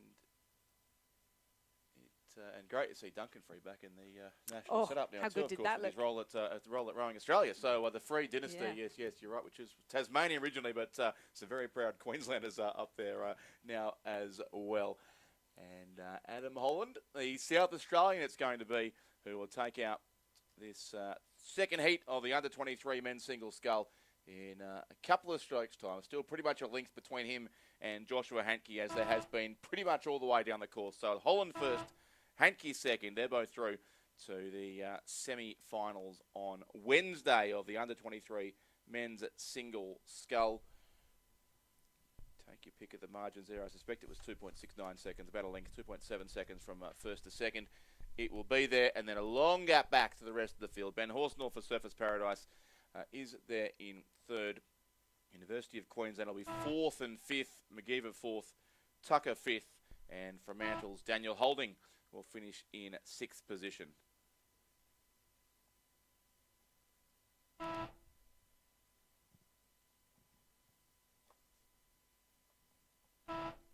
So as we mentioned, only two will progress directly through to the semi-final. The rest will have to fight a repechage. And the two going straight there are Adam Holland from Adelaide and Sassy, and Joshua Hantke from West Australian Rowing Club. Provisional time 7 minutes 44. The third heat of the under-23 men's single scull is charging down the course with Liam Taylor of UTS Haberfield Rowing Club in lane 1, coached by Tim McLaren. Pat Murphy of the University of Queensland Boat Club in lane 2, coached by Michael Russell. Mitchell Owen of the University of Queensland Boat Club in lane 3, coached by Lachlan Johnston and Randall Martin. Samuel Mounter from Tasmania University in lane 4, coached by Andrew Palmer. Andrew Waitman of the University of Queensland Boat Club and the QAS in lane 5. Jacob Minchin of the University of Western Australia in lane 6, coached by Roland Warren. And in lane 7 from Melbourne University, Nick Adkins. Plenty of universities represented there. In fact, they're all university clubs. Yes. Liam Taylor, I'm not sure that he is a university student, but he hailed again from Penrith Rowing Club and is now rowing at UTS Haberfield. So this is his first nationals in the black, white and teal, and has been doing well and is on the screen in front of me. Yeah, look at this race too, Lizzie. 4 boats across the course. A good battle for these two qualifying spots at this stage with a field of 7. Certainly is. In the third heat of the under-23 men's single, and we've just been joined outside the window by those same wasps that were annoying Chris and Stuart yesterday during a podcast recording down at Row Union. They've gone again now, but the wasps were coming for us as well, it looks like. Yeah, well, I was going to say there's quite a few of them, and they hover above the ground. I don't know if you've noticed them, so you do need to be careful where you're stepping when you're around here. To add to all the other wildlife we're seeing here in beautiful Tasmania. We're 3 stories up here, so they're doing well to hang around the window, enjoying the view, I guess, of this great race coming down in the third heat of the under-23 men's single scull. Andrew Waitman is just the leader there after 1,500 metres. And is that Samuel Mounter who's giving him a good challenge there? Oh, I think just starting to, just behind him. And then we have Mitchell Owen of the University of Queensland. So what a good battle. And then I think it's just back to Liam Taylor doing well there for UTS Haberfield, coached by Tim McLaren. So having a wonderful mentorship going on there. And then Pat Murphy, always competitive. Pat Murphy from the University of Queensland Boat Club, where he's coached by Michael Russell. Nick Adkins in 6th, Jacob Minchin in 7th at the moment of our 7 crews. Yep, so it is Andrew Waitman just still holding it then ahead of Samuel Mounter, who was the Tasmanian champion in the club men's, or the championship men's single scull, the Tasmanian Club Championship Regatta a few weekends ago on this course. So he is certainly well accustomed to Lake Barrington, and he looks to be going for the win here too, Samuel Mounter. Moving up right alongside Andrew Waitman from the University of Queensland. And they've collectively pulled clear of Mitchell Owen from the University of Queensland, who is in a clear third place, but will be difficult for him to qualify from there. But still it is Samuel Mounter here on his home water, Lake Barrington, which had great success on recently, right alongside Andrew Waitman there from the University of Queensland, of course, the son of Olympic silver medalist David Waitman as well there in the UQ boat. But it is the Tasmanian Samuel Mounter just getting clear here in the closing strokes of the race. He's coached by Andrew Palmer. Mitchell Owen is making a late charge here as well to try and get up to second spot. But Samuel Mounter will take the win by a length in the third heat of the under-23 men's single scull. UQ second and third, but Andrew Waitman will go through. He gets the job done there to qualify in the top two. Third, Mitchell Owen. Fourth and fifth will be tight as well, right down here on the finish tower side of the course. Liam Taylor of UTS, Pat Murphy of University of Queensland. It's still UTS just with a couple of strokes to go, although the UQ sculler closing on him late. Will get close, but maybe not quite. I think Liam Taylor has held on for fourth. Pat Murphy will be fifth, sixth to Nick Adkins, and seventh to Jacob Minchin. That was some exciting racing, Lizzie, in the third heat of the under-23 men's single scull. It certainly was, and I'm not 100% sure the timing's right there, so sorry people in the finish tower who are pressing the buttons. So we've got a 7:47 for Samuel Mountain provisionally and a margin of 2.79, but it looked a lot closer than that to me. Yes. But those two progress through to the semi-final, and there's even exciting racing in the repechage going to be coming up, so don't go anywhere, folks. You keep watching, because we'll keep bringing you this really fantastic racing.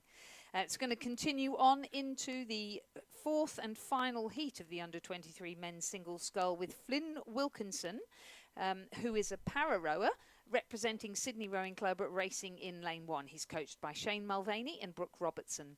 Ben Stockwell from Toowong in lane two, coached by Alex Field, Jack Price and Hamish Cooney, and his club mate Mitchell Bridge, also from Toowong in lane three. In lane four, Jack Power from UTS Haberfield Rowing Club, a powerful under-21 rower. I think we will see him in a double scull with Will Rogers later on in the regatta. Looking forward to that. He's coached by both Matthias Ungermark and Tim McLaren. Max Curry of Hawthorn is in lane 5, coached by Tristan Kriskevsky. In lane 6, Fergus McNamara of Swan River, coached by Mark Beer, Neville Kempton and Olivia Jones. And in lane 7, Sean Day Barnes, coached by Roland Warren and representing the University of Western Australia. So good field here in heat number 4, the fourth and final heat of the under-23 men's single scull. And it looks like it's the Hawthorn sculler who leads it here. Max Curry, it is indeed. In fact, they've come through the halfway mark, so confirmation there from the timing system as well. He's clear by a bit over a length, 3.33 seconds from Max Curry back to Mitchell Bridge in second place, the sculler from Toowong Rowing Club in Queensland, and then Jack Power in third for UTS Haberfield. So it is our three scullers in the centre lanes of the course here. Just two will qualify, so Max Curry is well placed here, coached by Tristan Kriskevsky and rose from the Hawthorn Rowing Club on the Yarra, of course, the home of the finishing line at the head of the Yarra each year, that huge regatta of 270 or so eights that makes their way upstream from Boathouse Drive to the Hawthorn Rowing Club, and a growing program there too at Hawthorn. A number of successful, especially small boat rowers, have come out of there in recent years. It was good to see them boat in 8-2 for the first time in a while in one of the club events at the recent Victorian Championship Regatta at Ngambie Lakes as well.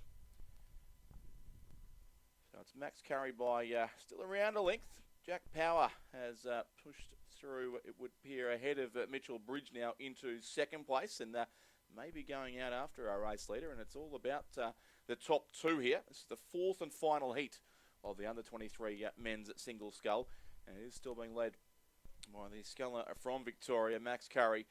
Then UTS Haberfield's Jack Power, coached by Matthias Ungermark and Tim McLaren. And Mitchell Bridge next to him from Toowong. He's coached by Alex Field, Jack Price and Hamish Cooney. So it's an Eastern Seaboard trifecta here at this stage, with the Victorian scull leading it from New South Wales and Queensland. About a neat length between each of those. So some work to do here for Mitchell Bridge of Toowong to try and bridge that gap on our leading two. And he is doing that now. There is an umpire's boat. Yes, very right in the race course at this stage. I'm not sure what they've seen they've got to attend to with such urgency, but it is lucky they've managed to evade the scullers on the course at least. So it is still here. Max Curry of Hawthorn, who'll row for Victoria in the Youth 8 on Sunday afternoon as well, who leads this by a length and a half ahead of Jack Power from UTS and Mitchell Bridge of Toowong. They remain our top three. And then back to Scullers on the other side of the course behind them. But it's the top two only to go through. And Max Curry turns it off now with a couple of strokes to go and comes comfortably across, still a length ahead. So Max Curry first for Hawthorn. Jack Power second for UTS Haberfield. They'll go through to the semis directly. Third Toowong, Mitchell Bridge. Fourth will be the Sydney Rowing Club sculler, Flynn Wilkinson, in lane 1. And then to the far side of the course, the sculler in the blue cap there in lane 6 is Fergus McNamara from the Swan River Rowing Club. 6th will go to the second Toowong sculler, Ben Stockwell, and 7th place to University of Western Australia, Sean Day Barnes. Yep, so that's Max Curry of Hawthorn Rowing Club and Jack Power of UTS Haberfield, who will progress directly through to the semi-final, and the remainder will go through to the repechage. Well, we're going to move from single sculls back to coxless pairs, so to sweep rowing, where we have the under-23 women's coxless pairs now on the race course. We have 2 heats, with the first 2 going through to the A final directly and the remainder going to a repechage. In our first heat, we have Ruby Dollar and Tyler Hutton of the University of Queensland Boat Club in lane 3. They're coached by Phil Bourguignon. In lane 4, Zara Lavery from Melbourne University with Anna Morrison from Mercantile Rowing Club. In lane 5, Sophie Barr and Bella Scammell of Sydney Rowing Club, coached by Lachlan Carter and Florence Griffiths. In lane 6, Olivia Natty and Tiffany Botha representing Sydney University Boat Club, coached by Alfie Young and Alan Bennett. And in lane 7, Jess Hawker and Olivia Nairn of Mercantile Rowing Club, coached by Nick Lloyd. So only the first 2 through to the A final. And our under-23 women's field always pretty competitive. Yes, and straight to the final for the winners, so a lot to race for here. They'll get 2 days off. They finish in the top 2. And I would have my money, I'm afraid, on Sophie Barr and Isabella Scammell of Sydney Rowing Club, because very strong, both of them, and Bella Scammell winning the Sprint Eliminator in New South Wales. Lizzie, that was what did you think? That was fantastic. That was fantastic. It's a great idea, isn't it? It was brilliant stuff. The was it 250-metre races, 5 minutes apart. One rower knocked out each round. Each time. Start with 9. Yeah. Yeah. No, it was compelling viewing, and Stuart John was fantastic in calling the racing, and Chris McCarthy interviewing with the the losers, in fact, as they came in on the pond, the eliminated rower after each race, and then eventually the top 2 as well. But yes, Isabella Scammell beating Tara Rigney in that final 2 by not much. Strong. If the race had been, I think, 275 metres, it would have gone the other way. But that was fantastic to watch, I can tell you. And what was a rowing free weekend in Victoria that weekend? So I had nothing else to do but watch the head of the schoolgirls. Schoolgirls rowing from Sydney. Yeah, I've been called worse, don't worry. That's right. It was held in the lunch break at the schoolgirl head of the river. Yes. Yeah, exactly. Yeah, very inspirational for our young schoolgirls, and we saw plenty of them this morning, and we'll see plenty more through the regatta. And Bella Scammell was, I believe, a past student of Kinross Wallaroy. Who then went on to win in a very tight race too. The schoolgirls 8, and that's something I know we're looking forward to coming up later in the regatta as well. So. Yes, a lot to look forward to here, but at the moment we're into the final quarter of this race, and as you predicted, Lizzie, it is indeed Sophie Barr and Isabella Scammell who lead this by a bit over a length from Melbourne Uni Mercantile. That's a very exciting combination. I think Zara Lavery and Anna Morrison, very strong, powerful rowers. Zara, very skilled. Oh gosh, I remember seeing her winner. Was it a schoolgirl 4, coached by Hannah Every Hall last time we were here? So she's made such huge progress. Great rower. Yep. Having a humdinger of a race there against the Sydney Rowing Club combination of Sophie Barr and Isabella Scammell. Yes, they are. And then about 2 lengths back to the crew in 3rd place here is Sydney Uni. Olivia Natty and Tiffany both are there by Sydney Uni, coached by Alfie Young and Alan Bennett. So they sit 3rd, but we'll have to do well to make up some ground on that Yeah, both of these Victorian girls have battled a bit with injury during the course of the season, so it's just fantastic to see them out there in the pair and certainly looking very strong. So getting this first race done and dusted will be great for the nerves. Actually, they're pressing hard against the Mercantile. They are composite. indeed. I was about to say they may well appreciate the repechage row if they're a bit short on training, but they look determined to move up into the top two. They do indeed. And That's a storming finish. This is the sprint eliminator all over again. But it's going to be Barr and Scammell who'll take the win here. But certainly a strong surge coming from that Sydney Uni crew over towards the far side of the course. I think the Victorian combination have got just enough here. They seem content to hold their rating and just sit there in second spot. But a good win to Sydney Rowing Club. Sophie Barr and Isabella Scammell who get the win, and it is in the end that Fusion Melbourne crew, Mercantile Melbourne Uni, who finish in second place, Zara Lavery and Anna Morrison. But a good race certainly by Olivia Natty and Tiffany Botha from Sydney Uni, and then a tight battle for fourth and fifth as well on this side. Ruby Dollar and Tyler Hutton, coached by Phil Bourguignon at the University of Queensland, and the far side Mercantile, Jess Hawker and Olivia Nairn, and that is the way that they'll come across the line. So UQ in fourth and Mercantile in fifth place.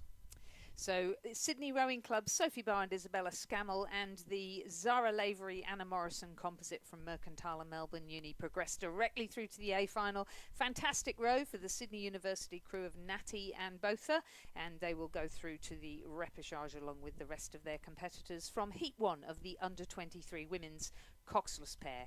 Winning time provisionally 8:01. The second heat is now in progress. Alice Reddy and Nancy Duncan Banks from the University of Queensland are in lane 3, again coached by Phil Bourguignon. In lane 4, a composite of Stephanie Preller from Sydney University and Talisa Noak Driver from Sydney Rowing Club, coached by Alfie Young and Lachlan Carter. In lane 5, Remy Mackay and Laura Cypher from Sydney Rowing Club, coached by Lachlan Carter and Florence Griffiths. And in lane 6, another composite of Georgina Tager from Adelaide Rowing Club and April Draney from UTS Haberfield, coached by Sam Fennessy. So April moving into university rowing for her first year, I believe. She was previously at the Armidale School. And great to see them representing in under-17s and under-19s earlier today. Yeah, it's one of those, like so many of these schools in regional Australia, who have to travel a long way to race. Similar, I know, for not quite as far for Kinross Walleroy, but Gibson Grammar School as well in Victoria end up at regattas. Not just in Victoria, they've turned up in Canberra to race a couple of times this season as well. So the regional schools really do have to do it the hard way. Yes, yeah, but we certainly find some talent from those regions, don't we, and from those great schools that have rowing programs. Yes. So one heck of a race going on again here in the front of the screen, or closest to the screen and closest to you in the boat park. Stephanie Preller and her mate Talisa Noak Driver. So Talisa, who was a junior sculler for Australia, Stephanie under 21 rower. Going into this composite pair earlier this season and having a really good season so far. And again, Stephanie, who was injured last year, so great to have her back in the sweep boats for this season.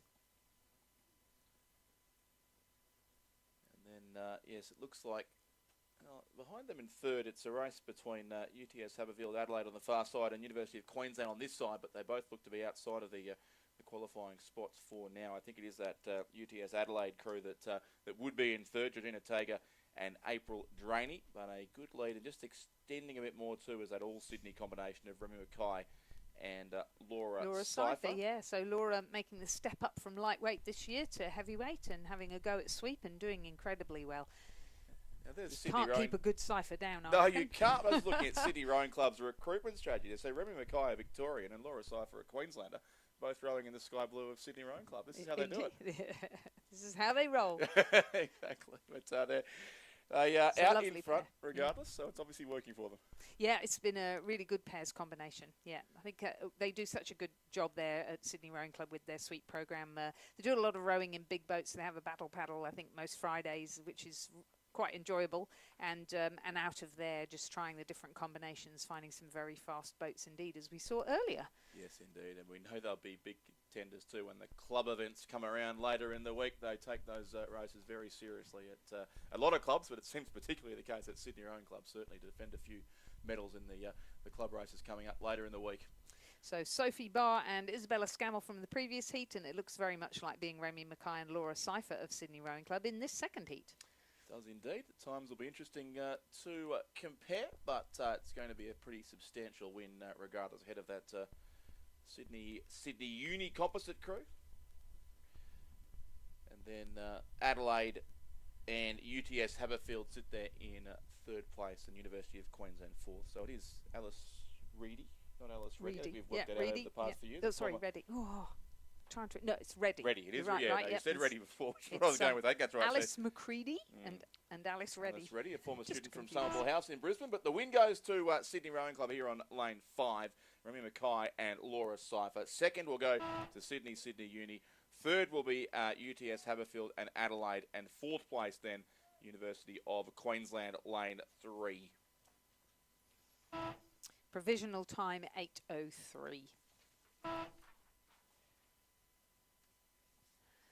So those are our 4 crews progressing directly through to the A final. Sydney Rowing Club's Barr and Scammell with the Mercantile composite of Lavery and Morrison. And from the second heat, Sydney Rowing Club, Mackay and Seifert with the composite of Prella and Noak Driver. So some of our biggest under-23 clubs represented already in the final, the rest to the repechage. And now the under-23 men's coxless pair. And again, we have 2 heats with the first 2 to progress through to the final. In lane 2, representing Fremantle and Swan River, Harper Davies and Oscar Lurie, coached by Mark Beer and David Van Das. In lane 3, from Cand Club in Queensland, Mackenzie Branch and Jake Gilmore, coached by Charles Betts. In lane 4, a composite of Oliver Scalzo from Mercantile and Mackenzie Thompson from UTS. In lane 5, a composite of Alec Hoskin from Sydney Rowing Club with Monty Martin from the University of Queensland, coached by Randall Martin, Fran Zimfeld and Shane Mulvaney. In lane 6, Sydney Rowing Club, Hugh Harold and MacArthur Bucknell, coached by Shane Mulvaney and Brooke Robertson. And in lane 7, from Adelaide University Boat Club, Max Henry and Arthur Drayton. Don't forget too, as we approach the lunch break here, if you're queuing up for food down in the main catering area, there is the little red coffee van down here near the finish line as well, next to Davies Bay Lodge, where currently I can see out the window there are no queues. So if you're after coffee, either hot coffee or iced coffee, if you can't work out if it's hot or cold outside, but they're all available from the little red coffee van near the finish line. Lots of food and drink options, and best of all, no queues. So head down towards Davies Bay Lodge to find that red coffee van. Continue through here. We've seen Sydney Rowing Club win the last 2 races, and they're well placed here to at least take out half of the winning combination with that University of Queensland Sydney Rowing Club composite crew. Monty Martin of University of Queensland and Alec Hoskin from Sydney Rowing Club combining here on lane number 5, and then they've got probably just under a length now ahead of the, again, a 2-state composite crew there in lane 4.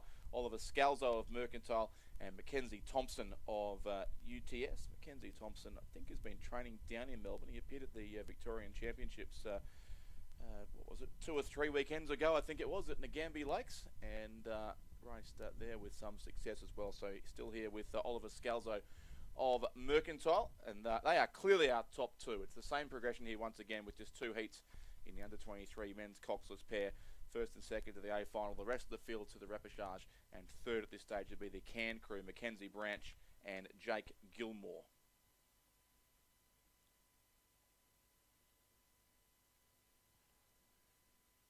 So they've gone past the last of the yellow boys on the course here. In fact, only about 180 metres to go now for our leading 2 combinations.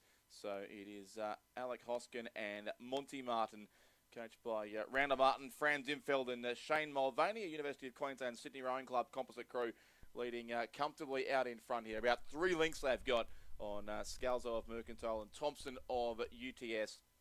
And then still Branch and Gilmore of Cand, coached by Charles Betts. Sydney Rowing Club 4, Hugh Harold and MacArthur Bucknell ahead of Fremantle, Swan River, Harper Davies and Oscar Laurie, and Adelaide University, Max Henry and Arthur Drayton. But a comfortable win coming up here to the 2-state composite crew with Sydney Rowing Club there in the bow seat. Alec Hoskin and Monty Martin from the University of Queensland. And they'll get there by 2.5 lengths. Second place goes to Scalzo and Thompson. And they both go through to Thursday's A final in the under-23 men's coxless pair. Third place will be lane 2. That is the Fremantle and Swan River composite crew. You might have called them Canned earlier on, but Canned are back in 5th place. It's certainly Fremantle, Swan River across in 3rd. Sydney Rowing Club will be 4th towards the far side. And then 5th will in fact be the crew from Canned, but they will go through to the repechage round regardless. And 6th on the far side is the Adelaide University crew of Henry and Drayton.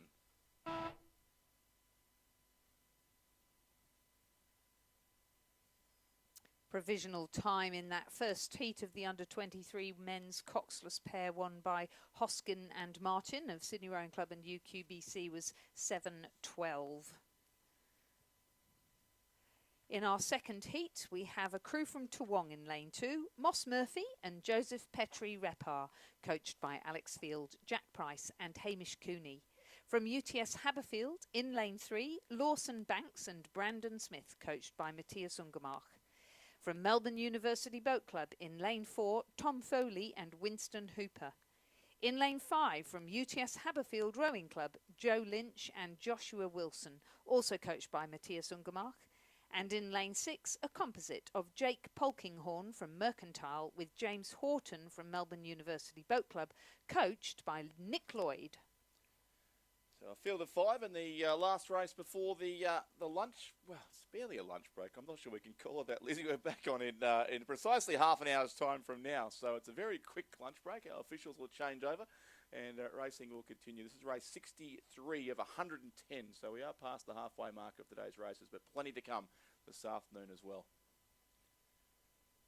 A very tight battle here on screen between the UTS Haberfield crew with the narrow lead. That's Joe Lynch and Joshua Wilson out in front, but that gap is diminishing as Tom Foley and Winston Hooper are on the move here for Melbourne University. And a long gap back to the rest of the field.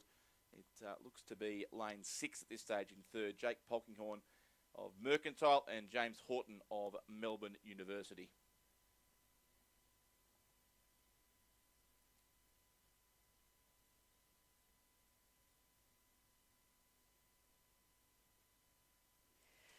Yeah, and looking out on the boat park, I can see there, Richard, we've got more people arriving now, filling up the boat park. And just a reminder, if you are rowing in 8s, to both the coaches and the athletes, that of course 8s arrive in 2 parts. And I've noticed, I think a few of us have noticed that they obviously get put on 2 racks. But as the boat park fills up, it's really important that we free up that space so that people can actually rack their boats. So if you could put your boats together and get out for a paddle, I would highly recommend it. And it will also free up the rack space so we can get everybody squeezed in. Yep, Boat Park almost at its maximum at this early stage of the week, as everyone's just about turned up now and so to unload the trailers. So well, you say that, but of course there's going to be another influx from the schools on all arriving in Tasmania on Wednesday afternoon and coming down to race on Thursday. Can't wait. It's going to be great fun. Absolutely will be. And Thursday is our biggest day of all. 118 races coming up on Thursday. Good so Lord. Stay tuned. But this has been a great race here for the Melbourne University combination. Tom Foley and Winston Hooper, who have certainly gone past while the drone's been watching the UTS Haberfield crew there in lane number 5. 2 crews from UTS in this race, but one comfortably in the top 2 still, Lynch and Wilson. Now they're in 2nd place, but it is certainly Foley and Hooper who've gone through to take a reasonably comfortable lead now as they close in on the final 200 metres now of the course. 3rd place looks to be Toowong still. Moss Murphy and Joseph Petrie Repar. UTS Haberfield, Lawson Banks and Brandon Smith. And on the far side, Melbourne Uni's James Horton, along with Jake Polkinghorn of Mercantile.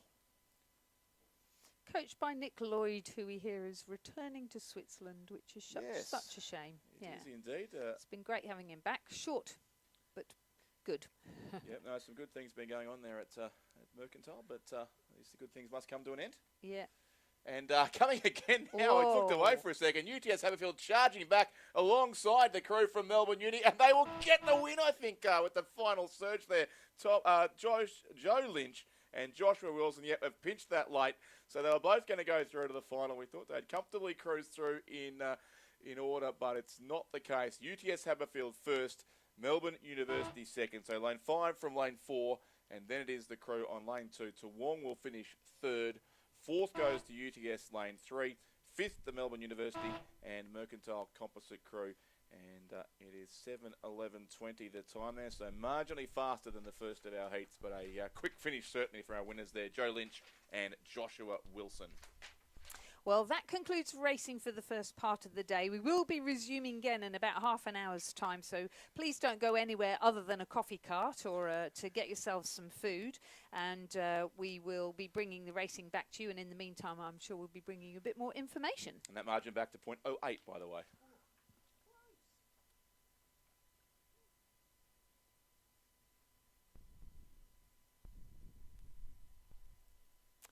So, during your lunch break, check out the traders.